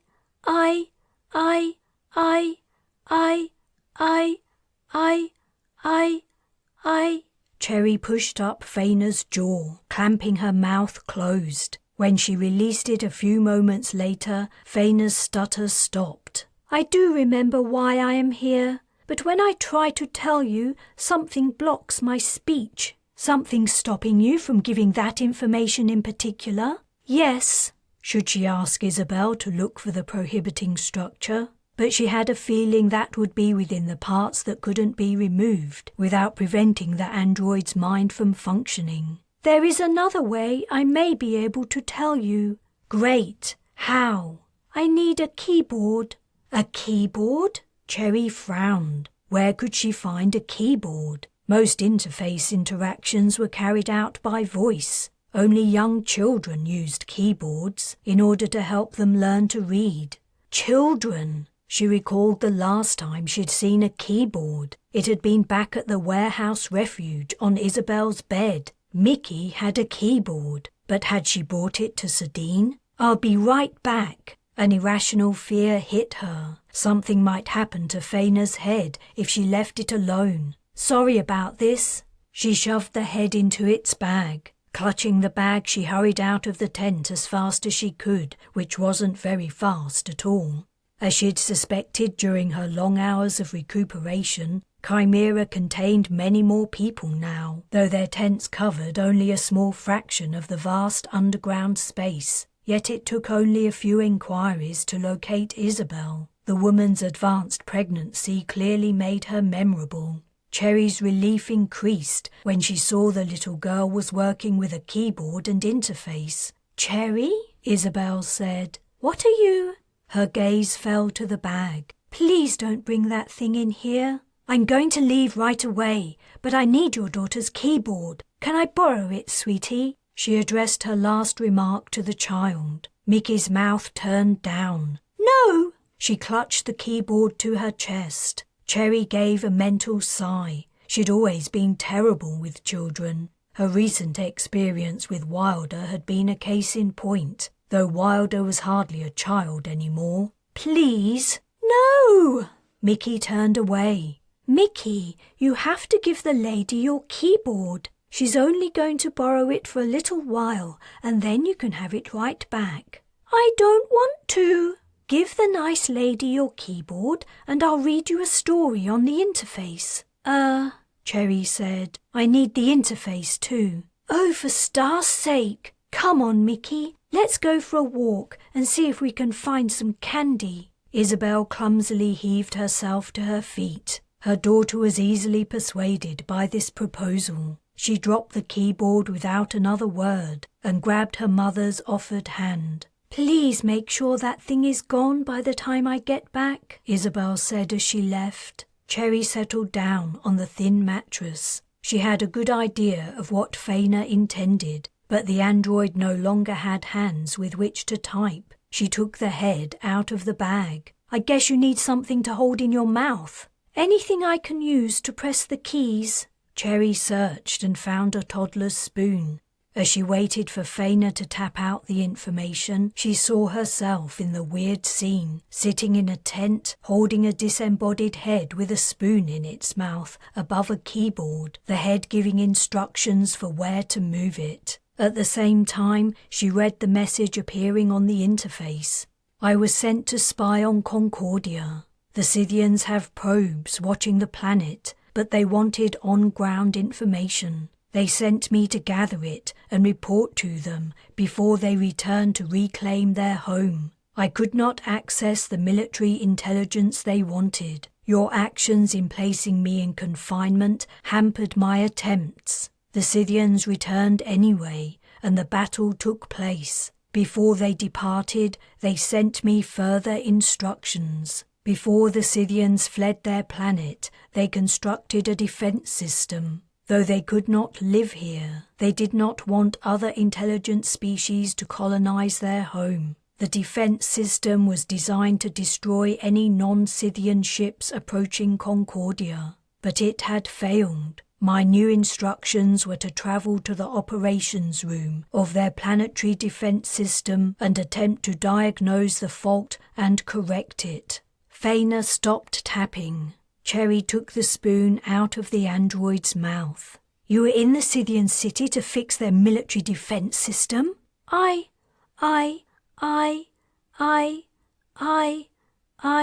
Cherry stopped the Guardian's stutter and reinserted the spoon. Yes. And did you? Yes. So if any ships approach Concordia, they'll be blown out of the sky? Yes. Chapter 28. Wilder lay down in her seat, glad to be going home. She only hoped she wasn't going back to a lifeless planet. If that was the case, her brief meeting with the Imani would have been for nothing. Not that they had agreed to her terms in the matter of the Agrav machine. As only one member of the assembly, they didn't have the authority. She would have to wait until the organisation held a formal meeting before she would know if she'd secured the payment requested. The opportunity began the first round of deceleration. The load pressed down hard on her body, squeezing her rib cage and squashing her pelvis into the soft padding. Her jaw was slowly being forced open. She clenched her teeth to hold it closed. "Quinn," she said, through barely open lips, "are the Scythian ships still approaching?"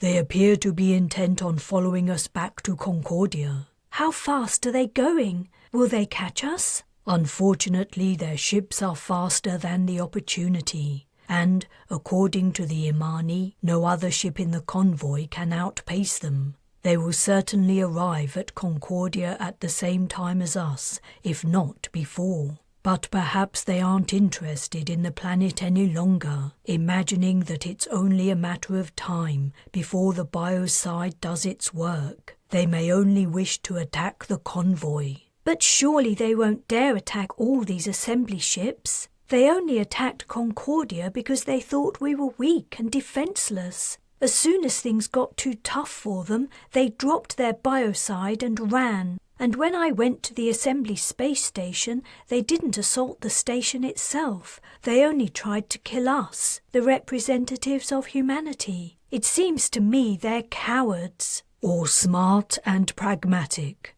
I cannot read their minds, Wilder. All I know is that we must return as fast as we can and attempt to protect the remaining populations of Fila and humans." "Maybe we should turn and fight them. Make a stand, you know." "That would delay the colony's arrival at Concordia and the rescue attempt." She had no reply, and her jaw ached from trying to speak. She gave up talking and tried to distract herself from her discomfort by mentally working on the problem of reversing the Agrav force. After a few hours, just when she was thinking she'd reached the limit of her endurance, Quinn mercifully slowed the ship. He set the speed to an effect equivalent to Concordia's gravity, so when she climbed off her seat, she could walk around the ship. Her leg muscles remained weak from her time in Micro-G. She walked slowly to the living quarters and immediately went to Piddle and Puddle's pouches.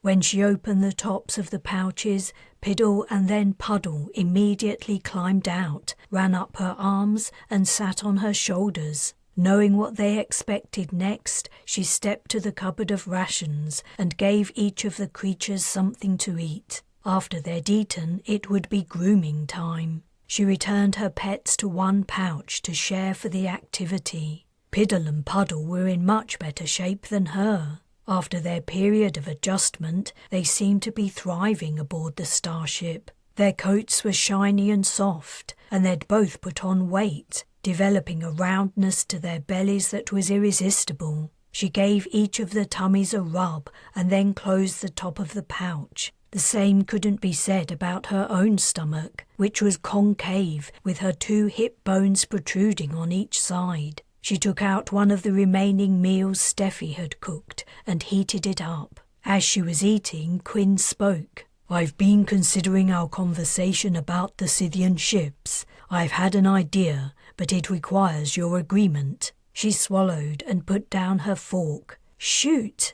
As I said before, it's possible that the Scythians aren't interested in preventing the assembly from helping Concordia. They may know about your agrav device and want it for themselves. The Imani said that too. They said the Scythians may have deciphered your comms. If that's so, then they're chasing us because they want the opportunity. Or, more specifically, their agrav machine. Or, failing that, its inventor. How flattering. So what's your idea? The Opportunity's defences are no match for the combined weaponry of the Scythian ships. But what they perceive as our weakness could actually be our strength. We can use the Opportunity as bait. Bait? What's that? You don't recognise the word? It's a term used when hunting animals. I don't think a lot of that goes on in Concordia. The bait is the food or prey animal used to attract the hunted animal in order to capture or kill it. Uh-huh, she said uncertainly. Now she understood what Quinn meant. She was getting a little worried about where he was going with his idea. You want to use me as a prey animal? We would need to work out the details with the assembly, but essentially, yes. We may be able to use the Opportunity to draw the Scythian ships into a disadvantageous position and then attack. Right. I'll need a few minutes to think about that. While you're thinking, I'll arrange a second rendezvous with the Imani ship. We cannot risk our comms being intercepted again. Chapter 29. The moment the news arrived from Lioness, it spread through Chimera like wildfire. The scientists had developed a medicine that protected against the biocide. They were creating it in bulk and sending it out to all the refugees as fast as they could. All the colonists had to do was sit tight and wait for their doses to arrive. Is what I heard right? Cherry asked Jang when he came in to check up on her. There's a treatment that protects people from the biocide? Jang was holding a pencil light and he shone it in her eyes. He turned off the light and put it on the camping table. He pinched the skin on her arm, released it and then peered at the spot. Your colour and tone is better. The doctor began to take out more equipment from a case. You heard right. It's called a vaccine. It's a prophylactic treatment that stimulates an immune response. It's very interesting. Give me your hand. He clipped something to her finger. I haven't seen the schedule for rolling out the treatment program, but it would make sense if Chimera were to be the last refuge to receive it. It's the site most remote from the biocide. That does make sense. For what she had in mind, she wouldn't need the medicine for a long while. She would probably be the last to receive it after she returned. As Dr. Jang completed her checkup, she complied with his requests, opening her mouth and poking out her tongue, allowing him to carry out his various tests. She gave him the urine sample he'd asked for. While he ran it through a device that checked it for who knew what, she said, I feel a lot better now, pretty much back to normal. That's good. Jang was reading the results of her urine test on his interface. You aren't quite there yet, though. You must get as much rest as you can over the next few weeks. After that, I recommend monthly checkups for a year, followed by biannual checkups. But I feel fine. You nearly died of dehydration. That isn't something you recover from within a few days. The effects will be long-lasting. They may last a lifetime. Cherry frowned. It isn't so bad, is it? Better than the alternative. I'll just have to take along several water condensers when I return to the Scythian city. The doctor paused, carefully put down his interface on the table and turned to face her. Tell me you're kidding. I have to go back. It's a lot to explain, but if I don't, the Opportunity is going to be shot to pieces, and so will all the assembly ships when they arrive. She wasn't even sure the Opportunity hadn't already been destroyed, but she guessed that if the Scythian defense system had fired, she would have heard about it. You can't go back in there. It's out of the question. I have to. No one else can do what needs to be done. What that was exactly, she wasn't sure. Perhaps Faina would know, but the Scythian defense system had to be put out of action. Jang put away his equipment and snapped his case closed. I'm sorry, but that isn't happening. You'll have to find someone else to do the work for you. I told you, there isn't anyone. Who could she trust to listen to an android's wrecked head? She could barely stand to look at it herself, and travelling through the Scythian city was like enduring a waking nightmare. At least she knew what to expect. Anyway, you can't stop me. The doctor tilted his head. Can't I? I'm still general of this colony. And I'm only a physician. I get it. But you're forgetting I can declare you mentally incompetent. Jang's pleasant manner had entirely disappeared. His gaze was frank and unblinking. I can have you restrained for your own safety.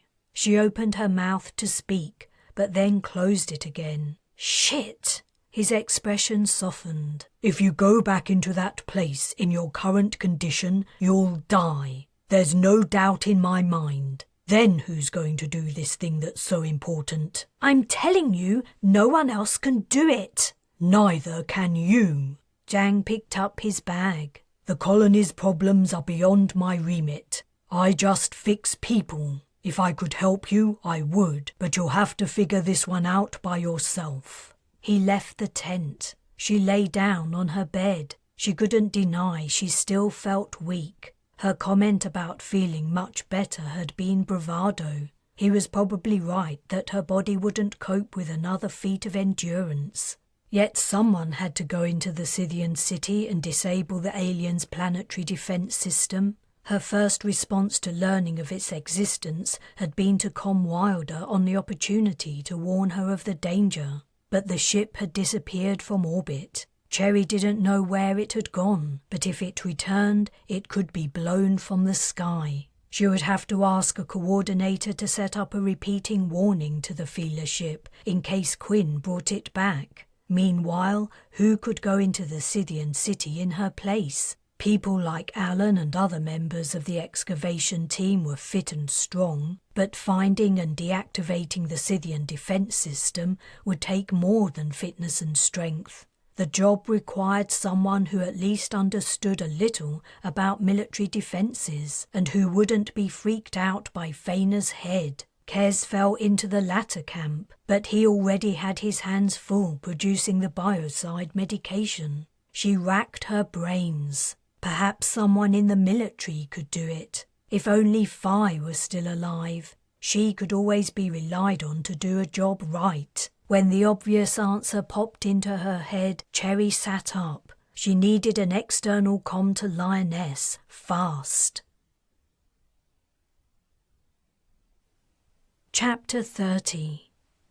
Kes watched the brown, dead landscape pass beneath the heli, trying to stay awake. Zapata, the pilot, had woken him to say they were only a few minutes from the refuge. Kes had dropped off as soon as the heli had taken to the air and slept the entire trip, yet he remained exhausted. He hadn't seen his bed since Tycho had survived contact with the biocide. Every moment of his and the other scientists' time had been devoted to manufacturing the vaccine. They were administering the vaccine too, as there were more helis than doctors at the refuge. It was a monumental effort to complete the immunization of Concordia's population as fast as possible. His fatigue was making him airsick, and the noise of the rotor was pounding into his head despite his ear mufflers. While he waited to reach the refuge and begin work, he mentally went over the progress of the vaccination program. After immunizing everyone at the warehouse, they had flown out to the refuge nearest the Weimar. The green country surrounding Concordia's largest river was rapidly being laid waste by the biocide, and if the virus reached the water, it would kill every feeler sheltering in it. The team that had vaccinated the people at the river refuge had left instructions on how to create a similar firebreak to the one that had been built around the warehouse site. Sterile zones at the river's edge might not provide the feeler with permanent protection, but they would buy time until the colonists figured out a better solution. The military men and women at the remaining missile silos had also been vaccinated. There was a high possibility the Scythians would return when they realized their attempt at annihilation had failed. The idea of a second and probably final onslaught filled Kes with despair. How could the colony continue to survive, faced by a technologically superior enemy determined to destroy it? So many times Concordia had hauled itself back from the brink and gone on to enjoy periods of peace and plenty. Yet it would never be free from the possibility of attack. But what else could they do except battle on, as they always had? He closed his eyes, feeling old and jaded. All he wanted was to see Isabel and Mickey again. "I can't see them," said Zapata. Kes opened his eyes, momentarily confused. "What?" He adjusted his mic, which had slipped under his chin. "According to the most recent report of their location, they should be right there. I can't see them. Can you?" Kes leaned to one side to get a clear view of the ground. It was as brown and dead as the rest of the landscape. If anyone was down there, they were dead. However, he couldn't see any bodies or signs of a habitation. "They must have moved on when the biocide approached. I guess they would have followed the highway." Zapata nodded and took the heli higher before flying it in the direction of the long grey ribbon dissecting the dull landscape. In a few minutes they reached the creeping line of the biocide and flew over it. Roughly 15 minutes later they found the refuge, an assembly of weather-beaten tents. No one was visible on the ground. The place looked in a bad way. Zapata set the heli down a considerable distance from the tents, out of fear that the rotor's downdraft would blow them away. Kes jumped out and ran with his bag of vaccine doses over his shoulder to the refuge. Drawn, scared faces looked out from open tent flaps as he approached. "Have you brought us water?" asked a teenage boy. "No, I've brought some We need water. We're nearly out. I sent in a request 4 days ago." "I'm sorry, I don't know anything about that, but I'm sure someone's on it. You're the coordinator?" "Yes, we need food too." Kes looked the boy up and down. He couldn't be much older than 14. He checked out the faces peering from the other tents. They all seemed very old or very young. He stepped over to the coordinator and held out his hand. "What's your name?" "Niall." "I'm Kes. You're doing a great job, but I have to tell you, we flew over the biocide line only about 40 miles from here. You need to pack up soon and move on." "I know it isn't far away, but I heard there's another line approaching from the north. The only way we can go is south, but the terrain is hilly and difficult. We're getting squeezed in a trap, and we can't move fast. Some of us can only walk slowly." "I hear you. I'll try to arrange some help. Maybe..." Kes wondered if the helis could come in and airlift everyone to the warehouses, where they would be safer. But the helis were all needed for distributing the vaccine. "I don't know exactly what we'll do yet, but at the very least we'll get water and food out to you as quickly as we can. Meanwhile, I'm here to give you some medication to protect you from the biocide." The boy's face lit up. "Does it really work? Then we won't need to go anywhere." "It does work, but it takes at least a week to become effective."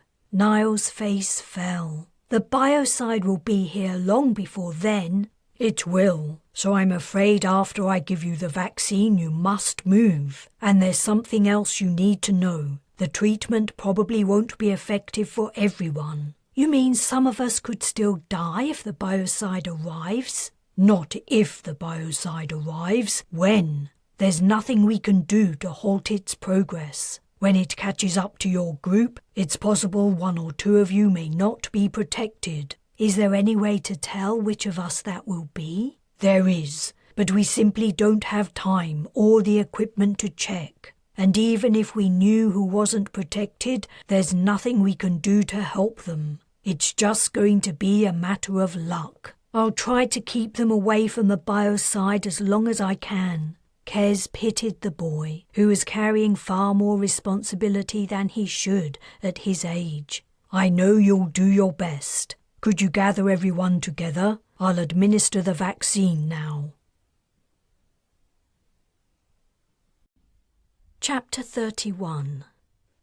Cherry waited for him outside Chimera, standing in the shade just inside the tunnel entrance. It was midday, and until her eyes adjusted, the sunlight had been blinding. In spite of her protected position, the heat hit her, radiating from the sand and the sun-warmed tunnel wall and gusting in on the hot breeze. Aside from the murmur of the wind, the desert was so quiet she heard the heli before she saw it. Then a black dot appeared in the sky. The heli was flying low, and its form flickered and shifted in the shimmer of heated air. The aircraft landed in the same place Zapata had set down when she had arrived, next to the road leading to the excavation site. The solid gate in the perimeter fence blocked her view, and as the heli lowered, she lost sight of it. The noise of its engine and rotors didn't cease. Within less than a minute, the aircraft was airborne again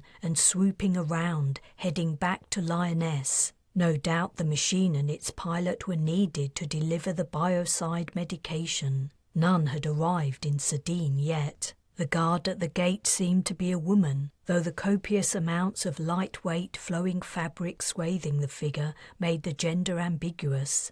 As far as Cherry knew, Laurie hadn't been assigned gate duty after his incident. The guard prepared to open the gate. It had all been arranged with Alan's approval. Cherry waited, sweat droplets crawling down her face, neck and back. How long had it been since she'd seen Aubrio face to face? It had been weeks or months. It felt like years. Their long history travelled a path in her mind in the few minutes it took him to walk to the gate. From its beginning in the ruins of the first settlement, through the tense months in Sidher, while the colony awaited the full wrath of the Scythians to descend, and on to the aftermath, the rebuilding again. Then had come the mission to the Assembly Space Station, when, after weeks of coldness, Aubrio had angrily confronted her about her true feelings for Ethan. Had she wronged him? She didn't think so.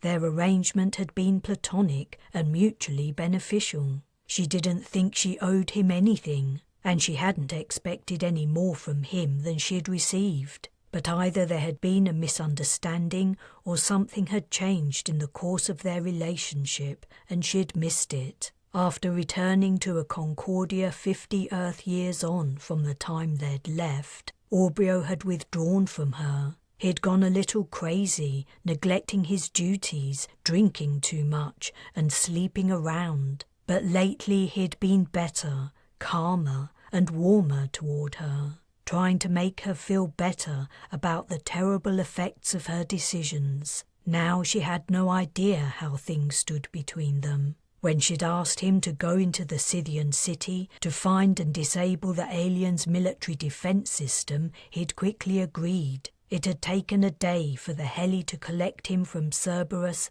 and bring him here. The guard opened the gate, and then there he was. A rush of confused emotions swept over her. Gratitude that he'd come to do the work she could not. A sense of affinity with one of the four who had experienced the leap into the future, and a pleasant warmth at the familiar sight of him. They had shared many good times, even though things had gone bad later. And something else. He stepped into the shadow of the tunnel entrance, already dusty and sweaty from his short walk. Hi. He dropped his bag onto the sandy tunnel floor and regarded her impassively. Thanks for coming. What was I going to do? Say no? She'd almost forgotten what an asshole he could be. We have to drive down to the excavation site. Alan had loaned her one of the survey vehicles and she'd driven it up the tunnel, though with difficulty. She was used to cars that drove themselves, and having only one arm hadn't made things any easier. Aubrio threw his bag on the back seat and peered at the vehicle's controls. Want me to drive? Sure. She climbed into the passenger seat. "It's been a while since I actually drove a car," Aubryo commented as he started up the engine. The headlights turned on and they set off. "How long? A couple 100 years?" "Longer than that. Over 250 or thereabouts. I lost count. It doesn't matter. Time's a weird concept when you think about it. I mean, how old am I? If I hadn't left Earth, He didn't complete the sentence. She glanced at his profile, puzzled about why he'd stopped speaking. They were beyond the reach of natural daylight. His features were outlined by the minimal tunnel lighting and the backwash of the car's headlights. Something seemed to be bothering him. What? He scowled. "Before I go into the city, I need to talk to you." "You can talk to me now." "It might take a while." He threw her a quick look before returning his attention to the road. He appeared to be in a bad mood. Surely he wasn't still sore at her after all this time. After a couple of minutes' silence, he said, "I want to take a team with me into the city. I hope to bring a few good soldiers from Cerberus, but transportation is a problem." "You might find some volunteers among the excavation crew. I warn you, it's a hellish place to navigate. You'll have to take plenty of water." "You already told me, and I'll have to take the head." "Yeah, the head too." "You know, when I told you to cut the Guardian's head off, I wasn't expecting you to actually do it." She gave a grim, tight smile. "Neither was I." Alan had begun the preparations for the expedition before Aubryo's arrival, so it only took a couple of hours to gather additional supplies to support the 3 volunteers too. Alan was one, and the one Cherry was least concerned about. The site supervisor was already somewhat familiar with the strange stinking place beneath Sadine's desert. She hoped the other 2, the man was named Simon and the woman was called Abby, had strong stomachs and minds. When all was ready, Aubryo told the team to check all the equipment one more time and then to relax and wait for him. He asked Cherry if there was somewhere they could talk privately. She took him to the medical tent where she had recuperated. She'd since moved out and was sharing a place with Isabel and Mickey, but she knew the tent was currently unused. She closed the flaps and sat on a bunk. The enclosed space smelled faintly of an antiseptic substance. Her muscles tensed with apprehension. It was out of character for Aubryo to want to have a serious discussion about anything. He was the champion of flippant remarks and emotional distance. He sat on the other bunk. Her shorter legs swung free. His feet were planted flat on the ground, his knees akimbo. He leaned forward and rested his elbows on his knees, his brow furrowed into deep creases as he mentally wrestled with whatever was troubling him. "Sorry." She lifted her eyebrows. She couldn't remember ever hearing him apologize. The effect was unnerving. He glanced at the tent wall. "Are you sure we can't be overheard?" "As sure as I can be. We can walk to the other side of the site if you want. No one will hear us over there." No, it's fine." He sighed and straightened up, rubbing the side of his nose. "You know, if this is about us, what you accused me of while we were aboard the Opportunity," it was the only thing she could think of that might explain why he wanted to have a serious discussion. She recalled his fury vividly. He waved dismissively. "Water under the bridge." He frowned. "All right, here goes. The thing is, well, something you should know is I can't have kids." He studied her, watching her expression. I'm sorry." She was even more puzzled. Was this revelation really that important? Then a realization struck. "Hey, I always made sure we used birth control. Why didn't you tell me?" He shrugged. "I don't go around telling everyone. It's personal." "What we were doing was personal." Her voice had become loud with indignation. She lowered her tone, lest their discussion attracted unwanted attention. "What we were doing was personal, and I wasn't just anyone. Or at least I hope not. We were lovers, and I thought we were friends for a long time. Why didn't you tell me?" "I don't know. It didn't seem important. Not at first, anyway. Right. Well, if that's all you wanted to talk about, like I said, I'm sorry. But I don't understand why you're telling me this now. Alan and the others will be waiting, so maybe you should... He reached across the narrow space between the bunks and grabbed her forearm, his large hand encircling it. That isn't all I have to tell you. He stared into her eyes and maintained his grip. The reason I can't have kids is due to a decision my parents made when I was a fertilized egg in a petri dish. They selected a range of genetic modifications for me, including the one they knew could make me infertile. They didn't tell me about it until I was 15, when they suggested I undergo fertility testing. Sterility was a risk the doctors had warned them about, but they took the risk anyway, on my behalf. I had no say in it. You're hurting me. He let go of her arm, got up, and then sat down next to her. Reaching around her shoulders, he pulled her close. You're the first person I've ever told. I want to ask you to never tell anyone else, though I suppose it's bound to come out eventually. About your sterility? She was becoming alarmed by his unwarranted seriousness. Infertility was extremely rare among Concordians, but she had heard of 1 or 2 cases. It wasn't shameful, however, and she didn't understand why he would want to keep it a secret. That's only a side effect I wanted you to know about. Several moments passed, and then he let out a long exhale. The genetic engineering that ended up making me sterile was an experimental and illegal procedure. It was designed to confer extreme longevity. So you're going to live for a long time? That doesn't seem too bad. Do you know how long? I don't know for sure. Before I left Earth, I had myself tested for the last time. By then I was 45, and my cells displayed no signs of aging. I might live an extra 200 or 300 years, or 1,000, or maybe I'll never die. Not from old age, anyway. I just don't know. She digested this new information. Suddenly she sat upright. When it became obvious that you weren't growing any older, wouldn't your parents have been arrested? Is that why you created the Nova Fortuna project? Because you wanted to leave Earth? Both my parents died before I began the project. All the money in the world can't save you from drug addiction. I assume they died happy. But you're right. I was worried about what might happen to me as time went on.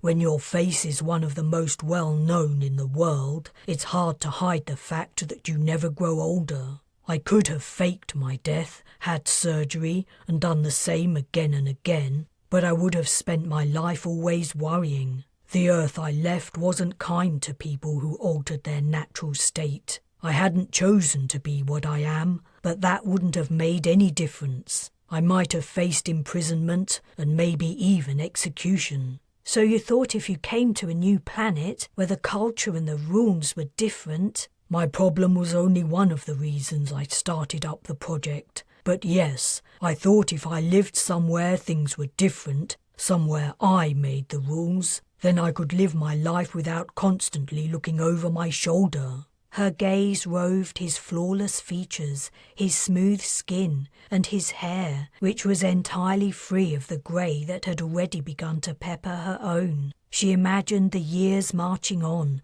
and Aubreo never changing, like a statue or a painting, while all Concordia and everyone in it aged and died. A new life appeared and grew old, and then also died. It was hard to imagine what it must be like to know your life might never end. It's a lot to take in, I know. You don't have to say anything. I don't need your pity. Pity? Why would I pity you? Who wouldn't want to live forever? Think about it. I certainly have. It isn't so great if you're the only one. What's it going to be like for everyone I know and love to pass away while I carry on living? She didn't reply. She'd never heard of him talk of loving anyone. She wasn't even sure he was capable of it. But though she didn't comment, her face must have given away her thoughts. His features stiffened in anger. I'm not a monster. She threw him an irritated glance and hopped down from the bunk. "The others are waiting for you."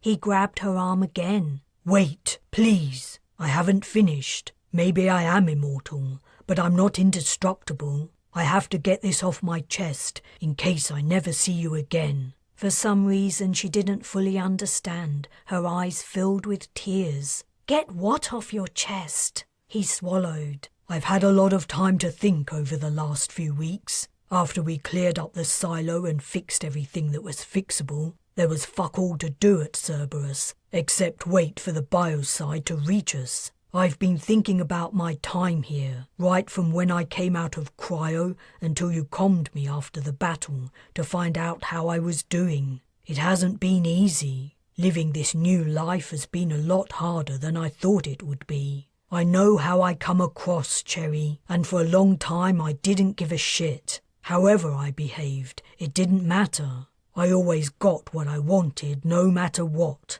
Women wanted me. But not you. You could take me or leave me. To you, I was a convenience, a substitute for the person you wanted but couldn't have. That was quite a blow to my ego, let me tell you. I tried to get over myself. After all, you weren't doing anything worse than I'd done. Why should I care? But I couldn't get over it, because it hurt. There I was, the man with a cast-iron ego, and my feelings were hurt. He held out his hand. "Come here." She took a step toward him. He took her hand and broke eye contact, dropping his gaze to the floor. "Before I go down into that place, I want to tell you I care about you. If I were to live on after you died, I'd find that hard. I wish my parents hadn't laid this curse on me. I know I'm not the easiest person to get along with, or the most likable, and maybe I'll never be this frank about my feelings ever again, but I want you to remember what I said. It's true, and it's never going to change." He raised his head and looked her in the eyes. She had never seen an expression on his face like the one she was now seeing. It was like she could see inside him. She took another step forward until they were almost touching and wrapped her arm around his neck. "You mean a lot to me, too." It wasn't the most romantic conversation, but she guessed it was probably the most romantic they were ever going to get. He hugged her. As they held each other in silence, she realized how alike they were. Aubryo might be an asshole, but in the right circumstances, she could be a real bitch. They were pretty well suited. "I have to go." "I know." Neither released their hold. Finally, Aubryo was the one to end it. He kissed her briefly on the lips and then stood up. "I'll be back in a few days, barring any disasters." "Don't forget the head." He smiled and bent down to kiss her again. Then he was gone. Chapter 32. Wilder watched the screen anxiously as the Scythian ships approached. No one knew why they were here or what they planned on doing, and they certainly weren't going to tell. As well as the Imani's guess that they knew about the Agrav machine and wanted it for themselves, or wanted to prevent anyone else from having it, she wondered if they only wanted to destroy the opportunity. The Scythians knew the ship. They had tracked her to the assembly space station and tried to kill her human occupants after slipping through the station's defenses. At their most recent visit to Concordia, they must have wondered where the ship had gone, but they'd failed to find where Quinn had hidden her behind the second planet out from the sun. Maybe the Scythians had since seen the opportunity depart, and they were determined to prevent any human or feeler from escaping. Or maybe it was all a coincidence. The Scythians could simply be on their way to Concordia to check their biocide had done its work, and the planet and everything on it was dead. Whatever their motivation, she hoped the hostile aliens would fall into the trap the assembly had set, and their fleet would be destroyed. She also hoped the opportunity would survive unscathed, but it would be a close-run thing. The Scythians had supplemented the fleet that had fought the previous battle, replacing the ships that had been destroyed and returning the number of their fleet to 10, including 2 of the massive 4-coned vessels with their central pulse-emitting spikes. Some of the ship's forward-facing cones bore the ravages of the conflict, however, and one of the larger ship's splayed rear fans was half-wrecked. Were these sections of the larger ship some form of heat dispersal device? She couldn't guess what other function they could serve. Against the background of far-distant stars, the Scythian ships appeared frozen in space, though they were travelling at tremendous speed. What's happening, Quinn? I can't tell anything from looking at this interface. The assembly ships are slowing and spreading out. The Scythians will catch up to them more quickly now, but unless their fleet breaks formation, they won't be able to engage with all our ships effectively. The distances will be too great. Some of the ships, the Parvus's vessel in particular, are going to pretend to leave as if in fear. The Scythians might believe that, considering it was the Parvus who turned the battle against them last time. Despite the dangerous situation, she was feeling excited at the thought of the forthcoming fight. When the Scythians had last attacked, she'd felt guilty that she'd never been in any danger like her friends on Concordia. It was good to finally have an active role to play. They might, especially because the Parvus cannot possibly reach a star to operate their power-harnessing weapon before the Scythians catch up to them. Without that capability, they are quite weak. It would be reasonable to assume the Scythians would target their ship in vengeance. What happens if the Scythians do break formation and go after the individual assembly ships? I am not certain. I would need to ask the Imani about that. After all, it would probably only take 1 or 2 of the Scythians' smaller ships to destroy the opportunity. Perhaps, but she can mount an impressive defence for a vessel her size, and it's unlike the Scythians to take risks. Quinn was right. The Scythians had consistently shown an element of caution, or even cowardice, in their military engagements. The scout ship that had attacked the first settlement had left when the Mistral had shown her bite, and the fleet had fled after the Parvus had redirected the power of Concordia's star at their ships. She hoped the Scythians would take the bait and home in on the opportunity. An entire fleet ganging up on one little ship would be just their style, and also their downfall. Can I see the other ships? Staring at the Scythian ships was becoming unbearable. You can only see them separately. They are already too far apart to appear on your screen. The scene shifted to a silvery cylindrical ship with rounded ends. Lines of light ran along the sides, and at what she assumed was the rear, 2 squared shoulders protruded. A long, wide slit bisected the back. Did the shoulders house the ship's engines? It seemed a reasonable guess, but she could easily be wrong. The slit could also be for heat dispersal. A galaxy of technological development lay beyond Concordia, which was primitive in comparison. She hoped she would live to see and learn about all of it, even if it took a whole lifetime. Ah, the Scythians have broken formation. The scene switched back to the enemy vessels. 3 were peeling away from the main bunch. They were all the smaller single crescent ships. Do you know where they're heading? Extrapolating from their current trajectories, I would guess they are following the Parvus's starship. Oh no, that wasn't supposed to happen. Perhaps they found the prospect of exacting their revenge too hard to resist. What will the Parvus do? Fly. Their ship is fast. But not as fast as the Scythians. I don't think so. Isn't there something we can do? Others are coming to their aid, circling back.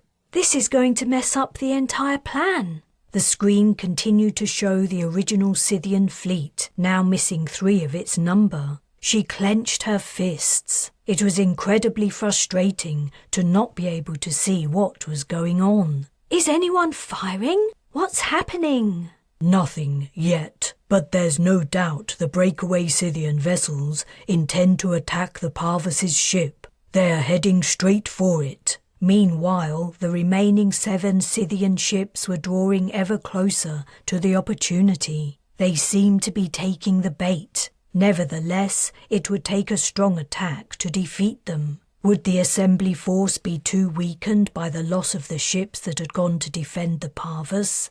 We are within Concordia's star system. We're nearly home. I hope everyone's still okay. Is there any way you can find out? Not at the moment. The remaining assembly and Scythian ships will draw together somewhere above the planet's surface. Assuming we survive, we will find out what's happened on Concordia after the battle. Chapter 33. Ooh! Cherry jerked awake. She had been dreaming she was still within the Scythian city and trapped under soft fragments of debris. A nightmare. When she woke, she was relieved to realise she was breathing fresh, clean air, and she was in Chimera, in Isabel's tent at night. The light from the lamps at the centre of the excavated cavern, lowered due to the lateness of the hour, gently glowed through the walls. A quiet gasp came from the other side of the tent, and Cherry realised a similar sound had awakened her. Isabel, are you okay?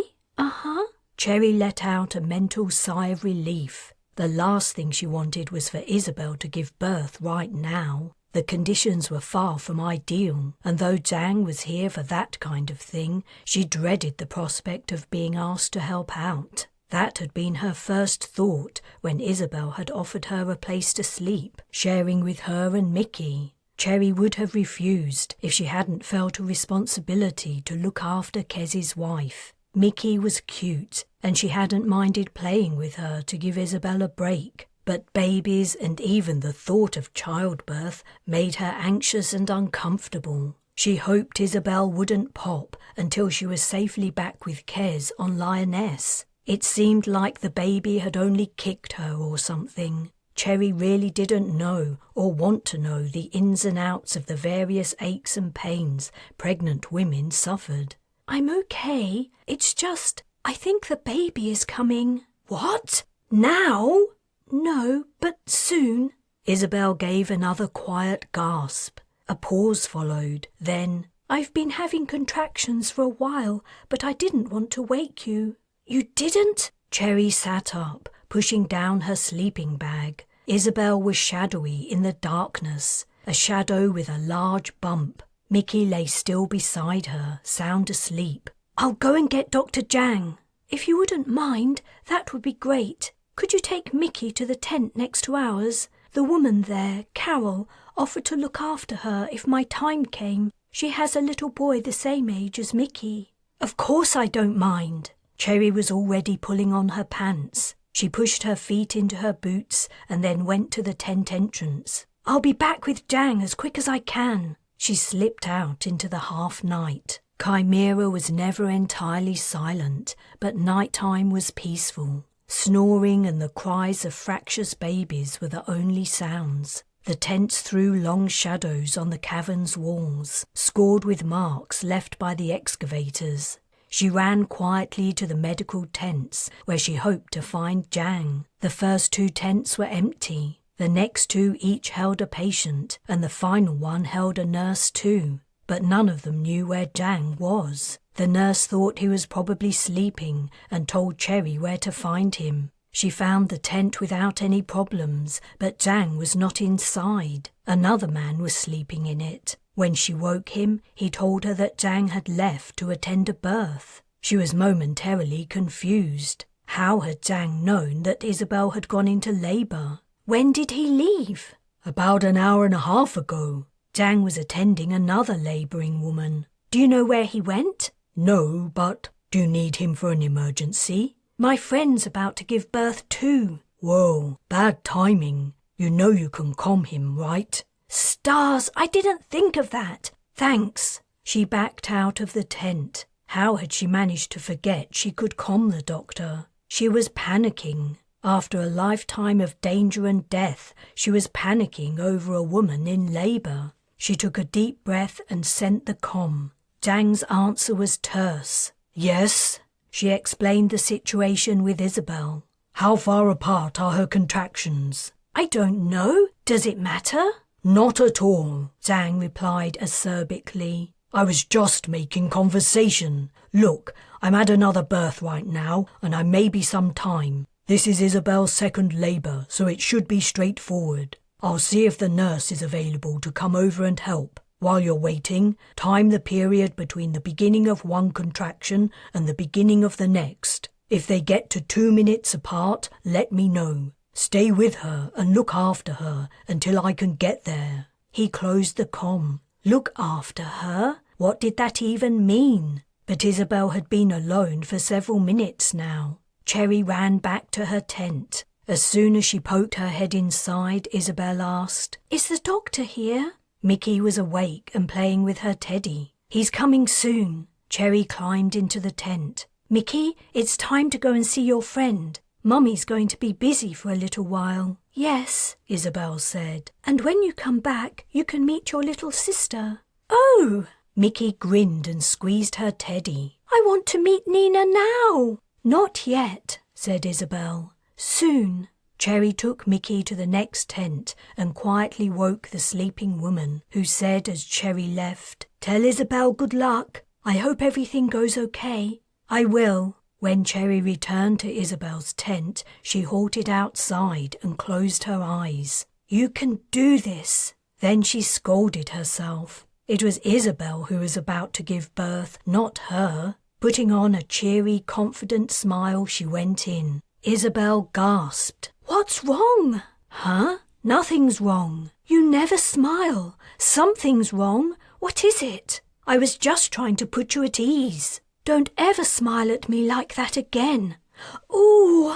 Isabel put her hands on her belly and sucked in a long breath. She continued to breathe slowly and steadily for several moments. Then she relaxed. "Was that a contraction? Zhang told me to time them. What time is it? Where's my interface?" Cherry scrabbled vigorously in her bag, trying to feel for the smooth screen in the dark. "Calm down. I've done this before. It's going to be all right. Ah!" Isabel clutched her belly again. "That's way sooner than 2 minutes. Shit! Where's Zhang?" Cherry bolted outside and calmed the doctor. "What?" he replied. "Isabel's contractions are really close, much closer than 2 minutes apart." "Are you absolutely sure? Did you actually time them?" "I didn't need to. I know the difference between 2 minutes and 30 seconds. "Damn, I'm not going to make it. This baby is coming now, and it's breech. I'll talk you through it." "What? No way! There has to be someone else who can help. What about that nurse you were talking about?" "There's no time. You'll have to do it. Can you see the head yet?" A loud groan came from Isabel's tent. Cherry darted in. Isabel was on all fours. "Is the doctor here?" she gasped. "He'll be here any minute. I'll help you until then." But Isabel was beyond hearing anything. Cherry held little Nina in the crook of her arm. Zhang had explained how to swaddle the infant, and now she'd gone to sleep, apparently not remotely interested in this new world she'd entered. Cherry didn't know who she was more in awe of, Isabel, who had just given birth without any anesthetic and hardly making a fuss, or Zhang, who had directed Cherry through everything, while at the same time attending a woman enduring a long and complicated labour. With great timing, the nurse had arrived after the exciting part was over. Isabel was resting. She'd asked Cherry to wait until morning before going next door to tell Mickey it was time to meet her new sister. Cherry thought that was a great idea. She didn't want to deal with an excited toddler and a newborn, even a peacefully sleeping one. The entire night had been a nerve-wracking ordeal. She marvelled at Isabel's ability to take it all in her stride. Cherry would rather return to the Scythian city than undergo the same experience. "You can put her down if you want," Isabel said. "I made a little bed for her a few days ago, over there." "I see it." Isabel had lined the lid of a packing case with cut-down blankets. Cherry gently laid the sleeping infant in it. Not the nicest crib, is it? I really don't think she minds. I'll get you an external comm as soon as the coordinator wakes up so you can talk to Kez. He'll be ecstatic. How are you doing? Good. Isabel smiled. You look good too. It was true. Even in the half-light, Isabel was radiant. It's hard to believe, considering what you just went through. It's the post-birth hormones. It's quite a rush. Maybe you'll find out one day. Cherry held up her hand in mock horror. Nuh-uh, not happening. But I'm happy for you. Isabel winced and touched her stomach. You don't have another one in there, do you? Isabel laughed. Stars, I hope not. She winced again. It's only post-birth contractions. They aren't as fun as the hormones. Is there anything I can do? I can't believe Jang still isn't here. I'll comm him again. Ah! Isabel sat up and half doubled over. Then her jaw dropped and she peered downward. She pulled back the cover. A wide, wet patch spread over the bottom half of her torso and across her thighs. The bedding beneath her glistened faintly. In the dim light, the liquid looked black, but Cherry knew what it was. Blood. Isabel's gaze rose to meet Cherry's, and for a beat they stared at each other in horror. Cherry yelled the doctor's name even before he answered the comm. Isabel's bleeding badly. You have to get here now. Some blood is normal. This isn't normal. Get over here. Cherry, Isabel said. Help me. Her eyes were wide and dark. Cherry grabbed towels to help soak up the blood. She pressed the material to the dark patch, but she didn't know what else to do. What could she do? If Isabel had been wounded, Cherry would have known how to suppress the bleeding, but the blood was coming from inside her. It'll be okay. Jang will be here in a minute. He'll figure something out. Isabel lay down on her side and covered her face with her hand. Cherry touched her arm. Don't worry, you're going to be all right. But as she spoke, she saw fresh blood surge out through Isabel's nightgown and onto the bed linen. There was a rustle at the tent door. It opened and Jang came in. His first reaction at seeing Isabel struck fear into Cherry. The doctor looked shocked, but he closed his mouth like a trap and resumed his professional attitude. Okay, Isabel, I'm going to try a few things. Cherry, you might want to leave. No, please stay with me. I'll stay. Cherry sat near Isabel's head and took her hand. Numbly she watched Jang work. All her discomfort and squeamishness about childbirth was gone. All she could feel was a growing sense of dread. It didn't matter what Jang did. He couldn't stop the bleeding. Cherry had not imagined a single person could hold so much blood. Isabel lay quietly, in fear at first, but then as time went on, her eyelids began to droop and she drifted in and out of consciousness. Jang told Cherry to try to keep her awake, so she asked Isabel about Mickey and what she would need the following day. Isabel's replies became gradually less intelligible until Cherry was simply talking to her without expecting an answer.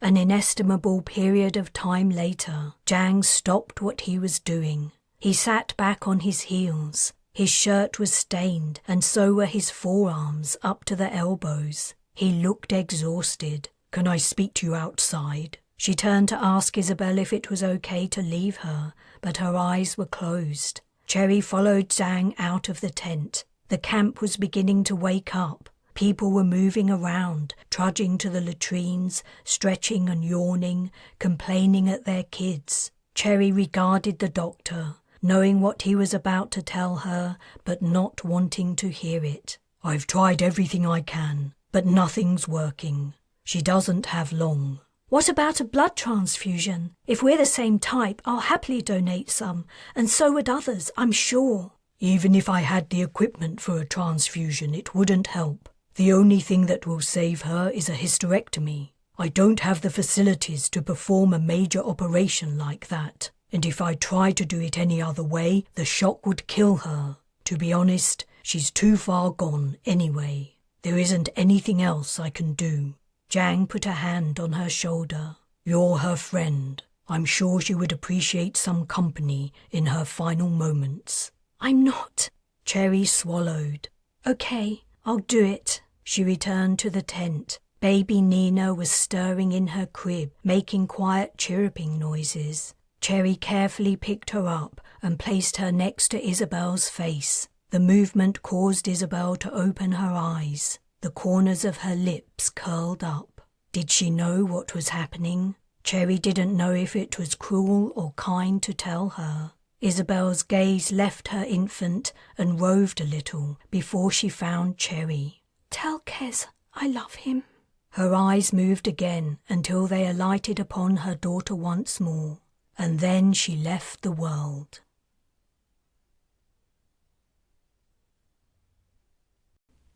Chapter 34. The opportunity is back, Tricia exclaimed. Kes looked up from the vaccine pods he was loading into a case. Tricia was the lab's main contact with the refugees coordinator. She was holding her earcom as she listened to the rest of the message. Apparently the satellite picked up its signal a while ago, and now it's entered the system, and it's on its way to Concordia. Kes stopped what he was doing. Tension he hadn't known he was carrying drained from his body. Wilder was going to be okay. The girl was like a sister to him. He couldn't bear the thought of anything happening to her. Oh! Tricia's happy expression faded. Scythian ships are on its tail. A collective gasp sounded around the lab. They're back so soon? Asked Tom. We're screwed, Drew said. And after all we've done, we'll never fight them off again. The despair in the room was almost palpable. Kes stared at the pods in his hands, the products of countless hours of exhausting work. Tycho and the other volunteers had risked their lives. The colony had lived in fear for weeks, only for it all to come to nothing. I honestly don't know what we were expecting, Tom said bitterly. They're never going to leave us alone. I wonder if they let some of us live on purpose, just so they could return and torture us more. How many ships? Kes asked Tricia. The satellites picked up 7. That's 3 less than last time, said Drew. We destroyed some of the fleet last time. Tricia's hand rose to her comm again. The vid from the satellite is going to be broadcast all over Concordia. We can watch it in the meeting room. The scientists dropped what they were doing and moved toward the room en masse. Kes hesitated. They still hadn't vaccinated the entire population. No one at Sedene had been immunized against the biocide, and there were a few small refuges they hadn't reached yet. On the other hand, if the Scythians were returning, was there any point? The Parvus had left, and the opportunity couldn't defend the planet on her own. Perhaps Cerberus and other silos that weren't too badly damaged could be resurrected. His shoulders slumped. He was tired of living under constant threat of annihilation, forever rebuilding the colony after each successive attack, and now a young woman whom he loved like family might be about to die. He understood Tom and Drew's attitude. It was almost too much to bear.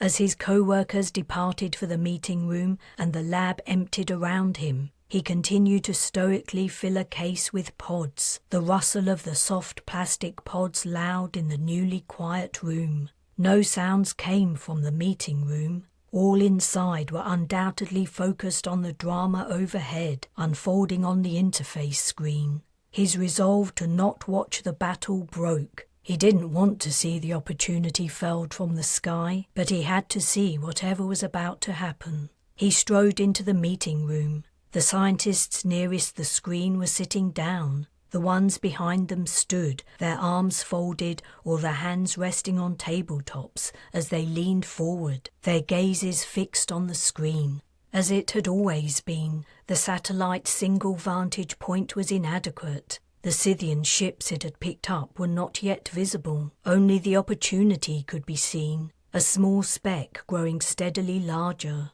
Its dark grey hull made it difficult to distinguish against the backdrop of stars set in the black velvet of space. "Is that it?" a voice asked uncertainly. "The thing in the middle? It looks like a smooth asteroid." "That's it." Kes thought about comming Wilder, but the messages would take too long to travel the distance. By the time he heard her reply, it might all be over. or he could be listening to her as he watched the opportunity obliterated. Her message had said she'd gone to the approaching assembly ships to negotiate a deal regarding the Agrav device. What had happened to the assembly ships? They had to be faster than the opportunity. Why had Wilder returned ahead of them? Had Concordia's allies abandoned them? "I think I can see one of the Scythian ships," Trisha said. Kes studied the screen, then he saw it too. 4 bright spots making up the 4 corners of a square,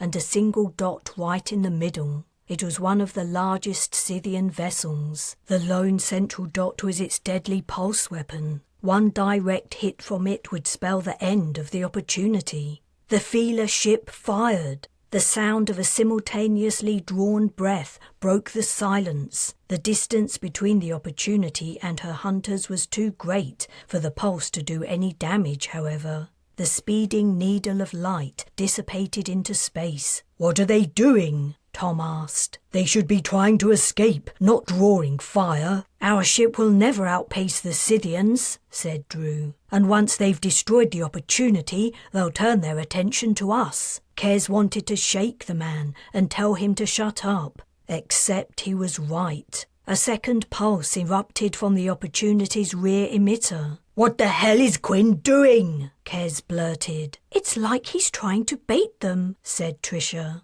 A heavy weight settled on Kes's chest. It was like the opportunity was drawing the Scythians into the system. It was the only explanation that made any sense. "More ships are approaching," Trisha exclaimed, relaying another message from the coordinator. "More Scythian vessels?" asked Tom. "Their engine signatures are different, and different from each other too." "It's the assembly ships," Drew said. "They've arrived at last. That changes things a little. The opportunity might make it." "I hope so, but she's cut off from the other ships by the Scythians." Silence fell as every gaze in the room strained to see what was happening. The opportunity was now clearly visible, and Kes could also distinguish the outline of a Scythian ship. Moving points of light in the general area had to be the rest of the fleet. He could see nothing of the assembly ships whatsoever, but he didn't doubt the coordinator's report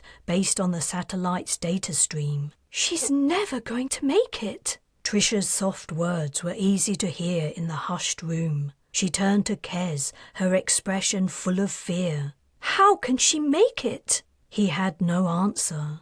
"What's that?" Tom pointed at the top right of the screen. "Is there something there?"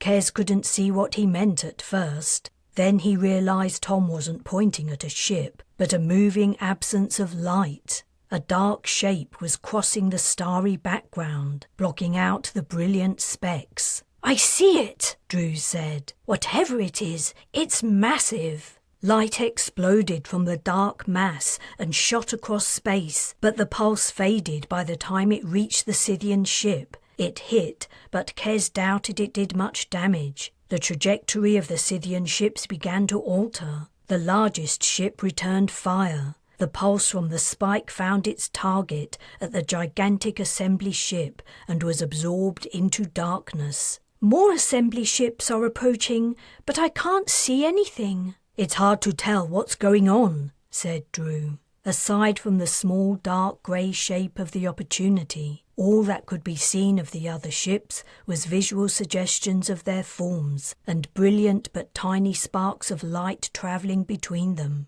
In silence, hundreds of thousands of kilometres above their heads, a pitched battle was being fought. Kes thought he guessed what was happening. The Scythians must have been spotted returning to Concordia, perhaps by Quinn and Wilder aboard the Opportunity, and a plan had been hatched to use the feeler ship to draw the enemy ships forward and then attack them from all sides. The Scythians had an escape route. All they had to do was fly onward, away from the assembly ships, but for the time being they were not choosing to do so. Perhaps they wanted to prove their might against the assembly, especially while in their home planet system. He was somewhat relieved that the opportunity seemed to have been forgotten. The ship continued to move closer to Concordia. He wished Quinn would fly it around to the other side of the planet, or to some other place where he and Wilder would be safe. The room's tense silence burst into exclamations and hollers. A flash of light had hit the screen. One of the Scythian ships had exploded. "That'll show 'em!" someone shouted. "They're not going to like that," said Tom. The fighting intensified and drew closer as the Scythian and assembly ships continued along their trajectories. Some assembly ships remained invisible, only their pulses giving away their position. The remaining 6 Scythian ships could now clearly be seen, firing in all directions. A second of their largest ships was concentrating its fire on the black pit of the massive assembly ship. Now it was no longer simply absorbing the fire. Each pulse briefly lit its surface, spilling across it like water splashing on a stone. Somewhere in distant space, a light flickered and was gone. "We just lost an assembly ship," Tricia said.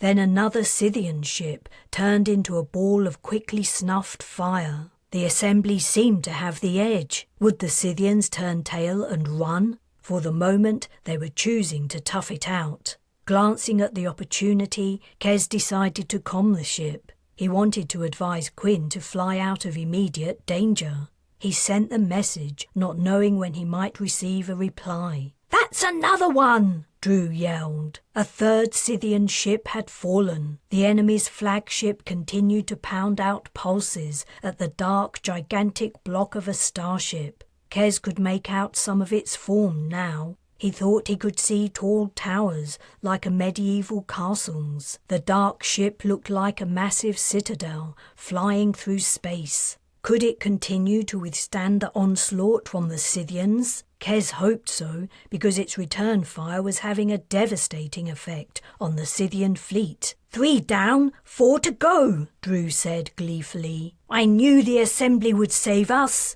Kes thought Drew's jubilation was premature. Even if the assembly did defeat the Scythians this time around, there was nothing to stop them from returning to take out their anger on Concordia when the assembly ships were no longer here. Concordia was too weak to put up an adequate defense, and it would remain so for a long time. Light flared from the Citadel ship, but it was not the light of pulse fire. Part of the ship had broken away. The stars blocked by its presence grew fewer as the dissected tower tumbled off into space. The ship instantly responded. A blaze of light hurtled across the void. The spike of the Scythian ship was its target, and it hit it full on. This caused a chain reaction that spread down the ship. The joined crescents ruptured and disintegrated, dissolving in light. "That's it," said Drew. "That has to be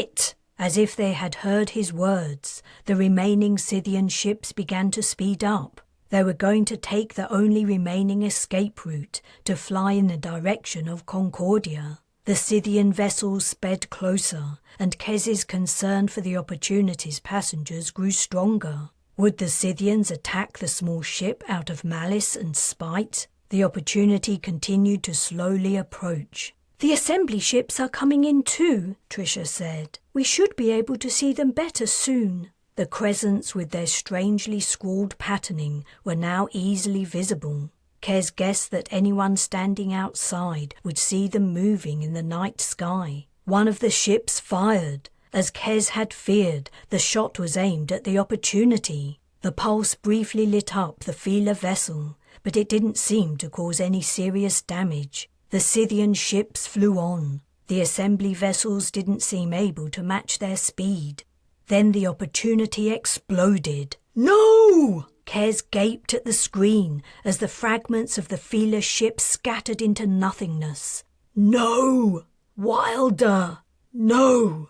He collapsed into a seat. "Damn," said Drew. "Who was aboard? Does anyone know? Why did the Scythians have to do that? She wasn't even firing on them any longer." "I don't think a Scythian ship did it," Tom said. "Did anyone else see another pulse from the Scythians?" "Perhaps it was a delayed effect," said Drew. "It doesn't work like that." Tricia frowned. "I thought I saw something coming from our direction." "From Concordia?" asked Drew. "Great. It must have been one of the silos. Those idiots shot at our own ship." Kez's head was in his hands, his mind reeling. Wilder was gone. That bright, happy young woman had hardly lived, and now she was gone. "Kez," Tricia said. "are you okay?" He was not okay. A sweet girl had died, and he didn't think he would ever get over losing her. Chapter 35.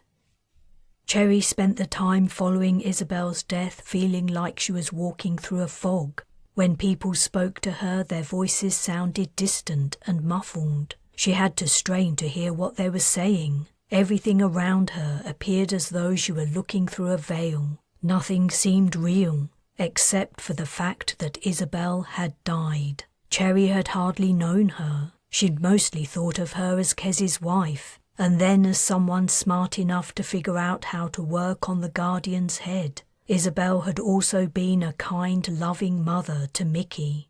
In the short time Cherry had spent with her, she had come to believe that despite their different personalities, they could have been good friends.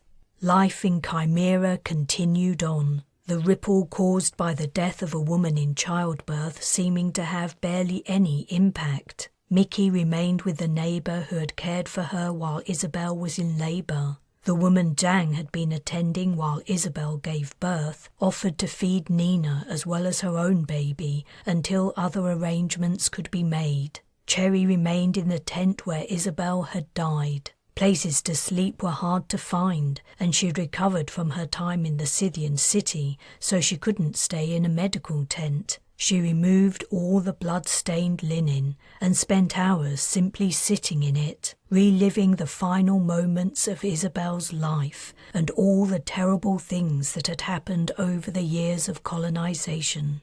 When she left the tent, she vaguely heard comments about the Scythians returning and the assembly ships defeating them. She also heard the program to medicate the population against the biocide was showing success. A group that had received the treatment and was subsequently overrun by the biocide had nearly all survived. But these pieces of information that made it through the fog seemed insignificant. More vivid to Cherry were the rotting bodies of thousands of Fila floating on the ocean waves, or the sight of Garwin being cut to pieces by Scythian spiders. She had seen too much death, and she felt unbearably tired. Not fatigued or sleepy, but deep down tired. Tired of life. Perhaps 2 nights had passed. Cherry wasn't sure when Aubrio poked his head into the tent. She was so deep in the fog she almost didn't recognize him. "I heard what happened. Must have been awful." He sat on the floor next to her sleeping bag. She was lying down, curled up on top of it. "I had the easy part." "I don't think so. It can't be easy watching someone die." She had watched Ethan die too, and that had torn her apart. She didn't have the energy or willpower to argue, and there was no point. Suffering wasn't a competition. "We found the Scythian defense control room, with plenty of help from Faina's head." She didn't move. She hoped he would go away.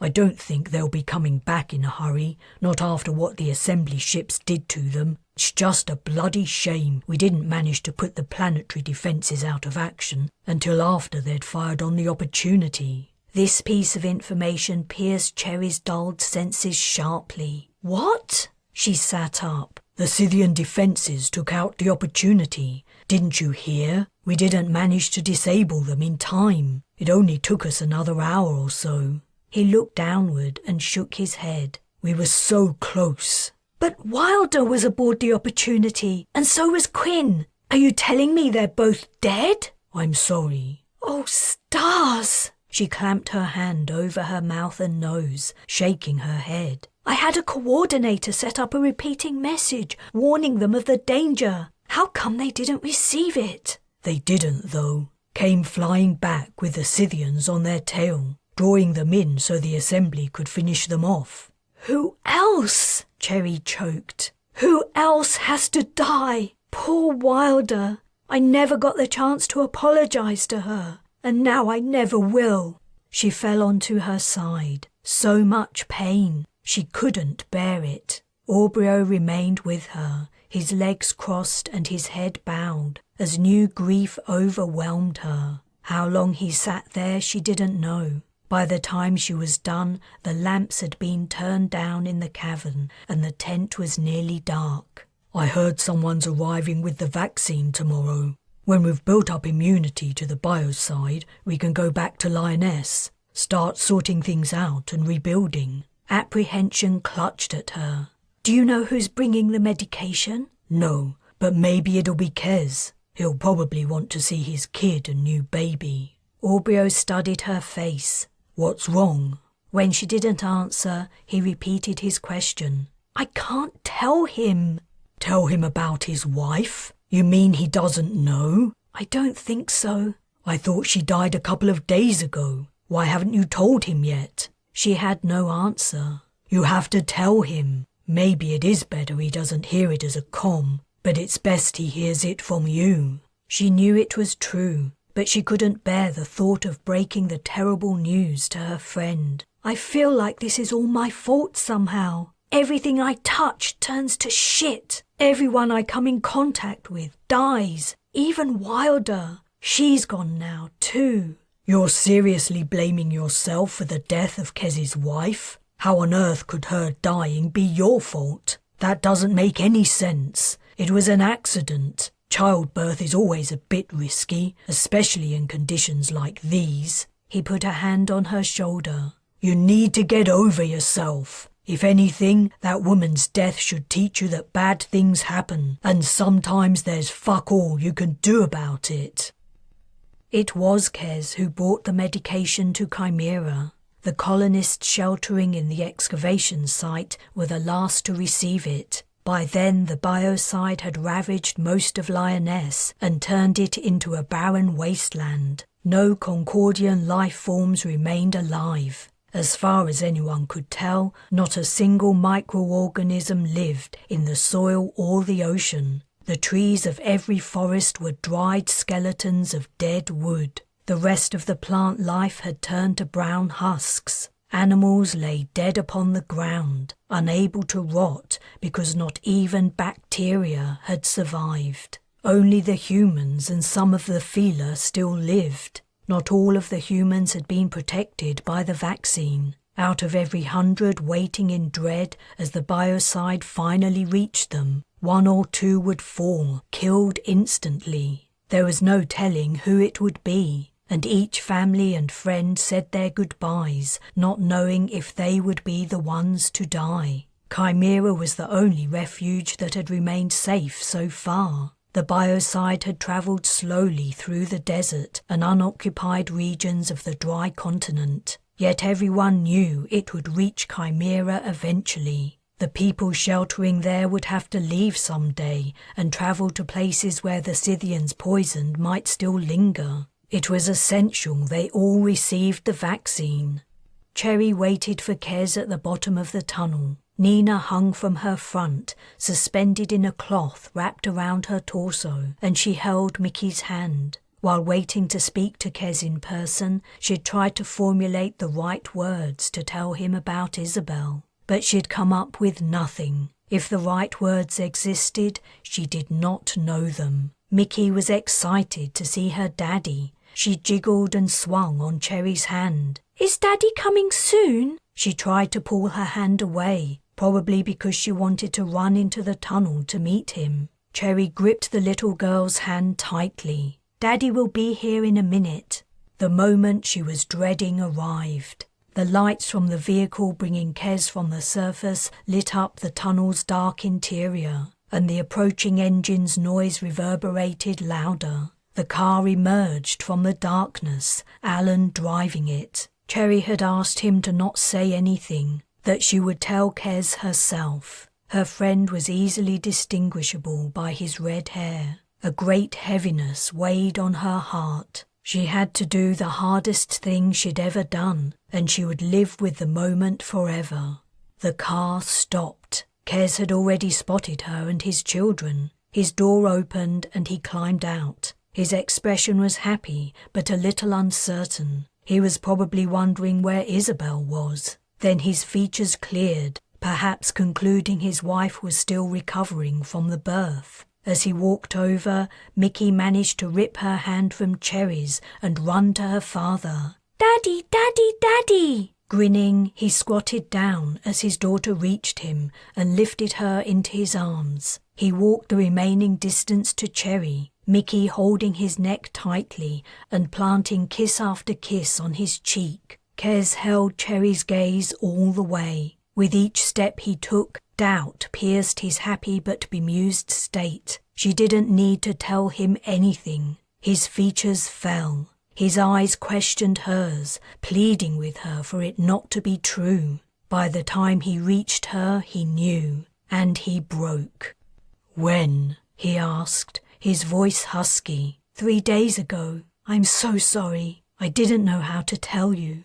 He nodded. "Mommy's gone away, Daddy," Mickey said. "Far, far away. Can we go and see her?" Cherry untied the knot at her shoulder and began to unwrap Nina. Kez helped her and then gently lifted out his new daughter. The baby was sleeping, as she had most of the time since she'd been born. "I can take the kids if you'd rather be alone for a while." Kez gave a slight shake of his head. He cradled little Nina expertly in one arm, while the other supported Mickey. He walked away without another word.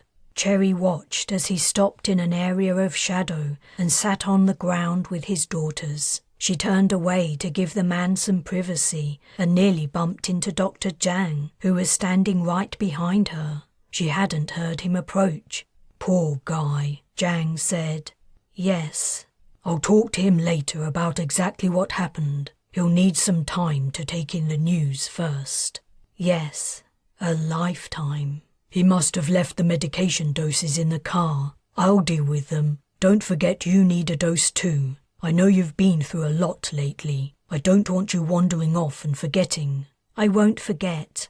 She left the doctor and walked back to the main group of tents. Aubrio was waiting for her. "How did it go?" "I didn't need to tell him. He guessed." She sat down on her sleeping bag. Now that her task of conveying the sad news about Isabel was over, she felt no better. She didn't think she would ever feel better. Though the colony had survived yet another brush with disaster, the future held no prospect of improvement in its situation. Concordia was now barren. They had food and seeds stored, so if the biocide burnt itself out, they wouldn't starve. But now they were living on a dead world. Their seeds were only for food crops, not trees or shrubs or ground cover plants. Until life evolved again, Concordia would be an empty, bleak wilderness, nothing wild growing or moving anywhere. And the threat of the Scythians remained. The Assembly might have defeated them this time, but its ships could not stick around forever. The members had their own planets to protect and journeys to undertake. "Everything's shit, right?" "That's a good way of putting it." "Yeah, well, we've got each other. That's something." She frowned. This new, affectionate side of Aubrio was going to take some getting used to. Right, I guess. Sounds of a disturbance started up. Voices rose louder, chattering in excitement. Cherry and Aubrio's gazes met. "Is that good or bad, do you think?" "Only one way to find out." She got up and peered out of the tent flaps, wondering what she was about to see. She didn't think she could take another disaster, but she'd felt that way about all recent events, and her feelings hadn't prevented them from happening. All she saw was a knot of people standing near the tunnel. "What is it?" Aubrio pushed in beside her. "I don't know. I wish they wouldn't congregate there near Kez. He deserves some peace and quiet." "I'm going to take a look." Cherry decided to join him. She hated being in the tent alone after what had happened here. She walked with Aubrio across the open rocky ground. Other colonists were also wandering over, attracted by the gathering crowd. She was glad of Aubrio's large frame and bossy attitude as he pushed through to the center of the throng. She followed in his wake. It wasn't until she reached the middle that she saw what the fuss was about.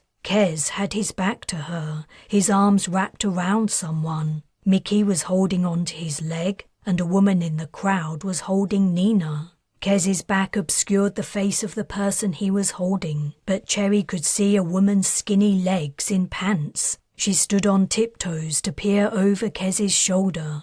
"Wilder?" Wilder raised a hand and waved. "Hey, Cherry!" Cherry was frozen in surprise. Then she broke free and ran to her two friends. "I thought the opportunity was destroyed." "She was," Wilder replied, still in Kes's embrace. "I wasn't aboard. I stayed on the Imani ship. We used the opportunity as bait, that's all. I knew you guys would be worried about me after the ship blew up, but I couldn't comm from the Imani vessel. Only the feeler stations can receive their comms, and they've all been abandoned. Quinn said Imani sensors showed the biocide hadn't reached this refuge yet, so I thought it would be safe to come down in a shuttle we brought over from the opportunity. It was the only way to let you know I was okay." Wilder had spoken so fast she was breathless. She also seemed to be gasping because Kes was hugging her so tightly. Cherry went to hug her too. Wilder's survival was just the kind of miracle she needed right now. "Careful," the girl exclaimed. "You'll squash Piddle and Puddle." "Huh?" Cherry took a step back, and Kes finally released Wilder too. Wilder reached into two deep pockets and pulled out a small furry creature in each hand. "The famous Piddle and Puddle." Kes's voice was hoarse. His eyes were red and his face wet. "Can I?" He held out his hands. "Of course." Wilder gave him the animals. The crowd around them began to dissipate. "I'm glad you made it." Orbio reached down to give Wilder a hug. She accepted graciously, but over his shoulder she raised her eyebrows at Cherry. Cherry shrugged and stifled a smile. Orbio released her. "So how did you survive on the other ship? Do these Imani breathe oxygen like us?" "No, but they're the organizers of the space station. Do you remember?" She lifted her hand to indicate a great height. "Hard to forget them." "They're used to generating environments for all kinds of species, and their ship is huge. When Quinn hatched the plan to use me and the Agrav as bait, the Imani said the Scythians might think that I and the Agrav machine were aboard the opportunity, but there was no reason we had to be. They created environments for me and Quinn and the rest of the Feeler crew. Quinn flew the ship remotely." Orbio went to speak, but Wilder flapped her hands excitedly to quieten him. "There's more. The Imani think they can save the remaining Feeler. They're going to collect them from the Weimar and any lakes the biocide didn't reach and fly them up to their ship. Isn't that great?" "That is great." Cherry couldn't help but give Wilder another hug, rejoicing that this young woman she'd wronged so badly was alive and seemed to have forgiven her. "I don't know what's going to happen after that, though. This place is a disaster zone. I could see vids aboard the Imani ship. My forest is dead," Kes said. "My guess is the biocide will die out when it's run out of organisms to infest, but I doubt anything will survive it, except us." He paused and held up one of Wilder's creatures for closer inspection. "Though it's possible a small percentage of each species may have natural immunity. If so, those populations will grow. We may see some dramatic imbalances as things sort themselves out. And meanwhile the Scythians will send another fleet to annihilate us." Cherry came down from her high with a bump. "If they do, we'll be ready." "You mean we should rebuild the silos?" "I suppose we'll have to." "We can rebuild the silos and more. I made a bargain with the assembly. They really wanted the Agrav machine and any other gravity technology I could develop, and they asked what we wanted in return." She grinned like a child. "Are you going to tell us what you asked for?" "At first, I thought the best thing I could ask for was protection of Concordia in perpetuity. I mean, we could always use defenses, right? Considering we kind of stole someone else's planet. But then I thought, no, it's time we stopped relying on other people and stood on our own 2 feet. So instead, I asked for..." Wilder smiled, enjoying everyone's anticipation. A gift of the latest and most useful technology from each of the Assembly member species. We get to choose. It could be starship engines, robotics, mining equipment, weapons. Who knows? Just imagine all those new machines. Smart, Orbio said. Very smart. I wouldn't have liked to go up against you in a business deal. Fantastic, said Cherry. If we can get our act together, we won't have to ask for anyone's help in defeating the Scythians. In fact, if they hear about our capabilities, they might even leave us alone. Maybe, said Orbio. Or maybe they'll go somewhere else instead. Sounds good to me. Don't speak too soon. I haven't told you what happened to Faina. After we'd disabled the Scythian defense system, she asked me to deactivate her and leave her down there. That unfamiliar pang of pity for the Guardian hit Cherry again. And did you? Yeah, she could have been useful, but it seemed the right thing to do. But before I shut her down, she told me she had the impression the Scythians had extracted Earth's coordinates from her. She didn't suggest a reason why, but it's obvious, isn't it? They would only want the coordinates of our home planet if they planned on going there. Wilder said, We took their origin planet, so they're going to take ours, Cherry finished. With all this new tech we're going to have, it doesn't seem fair we keep it to ourselves while the Scythians destroy Earth. I don't know about the rest of you, but I think it's time for me to go home.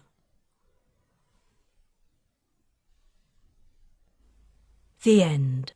This has been Final Onslaught, Space Colony 1 Book 6, written and narrated by J.J. Green. The next book in the Space Colony 1 series is Restitution, Space Colony 1 Book 7. For more J.J. Green books, visit jjgreenauthor.com.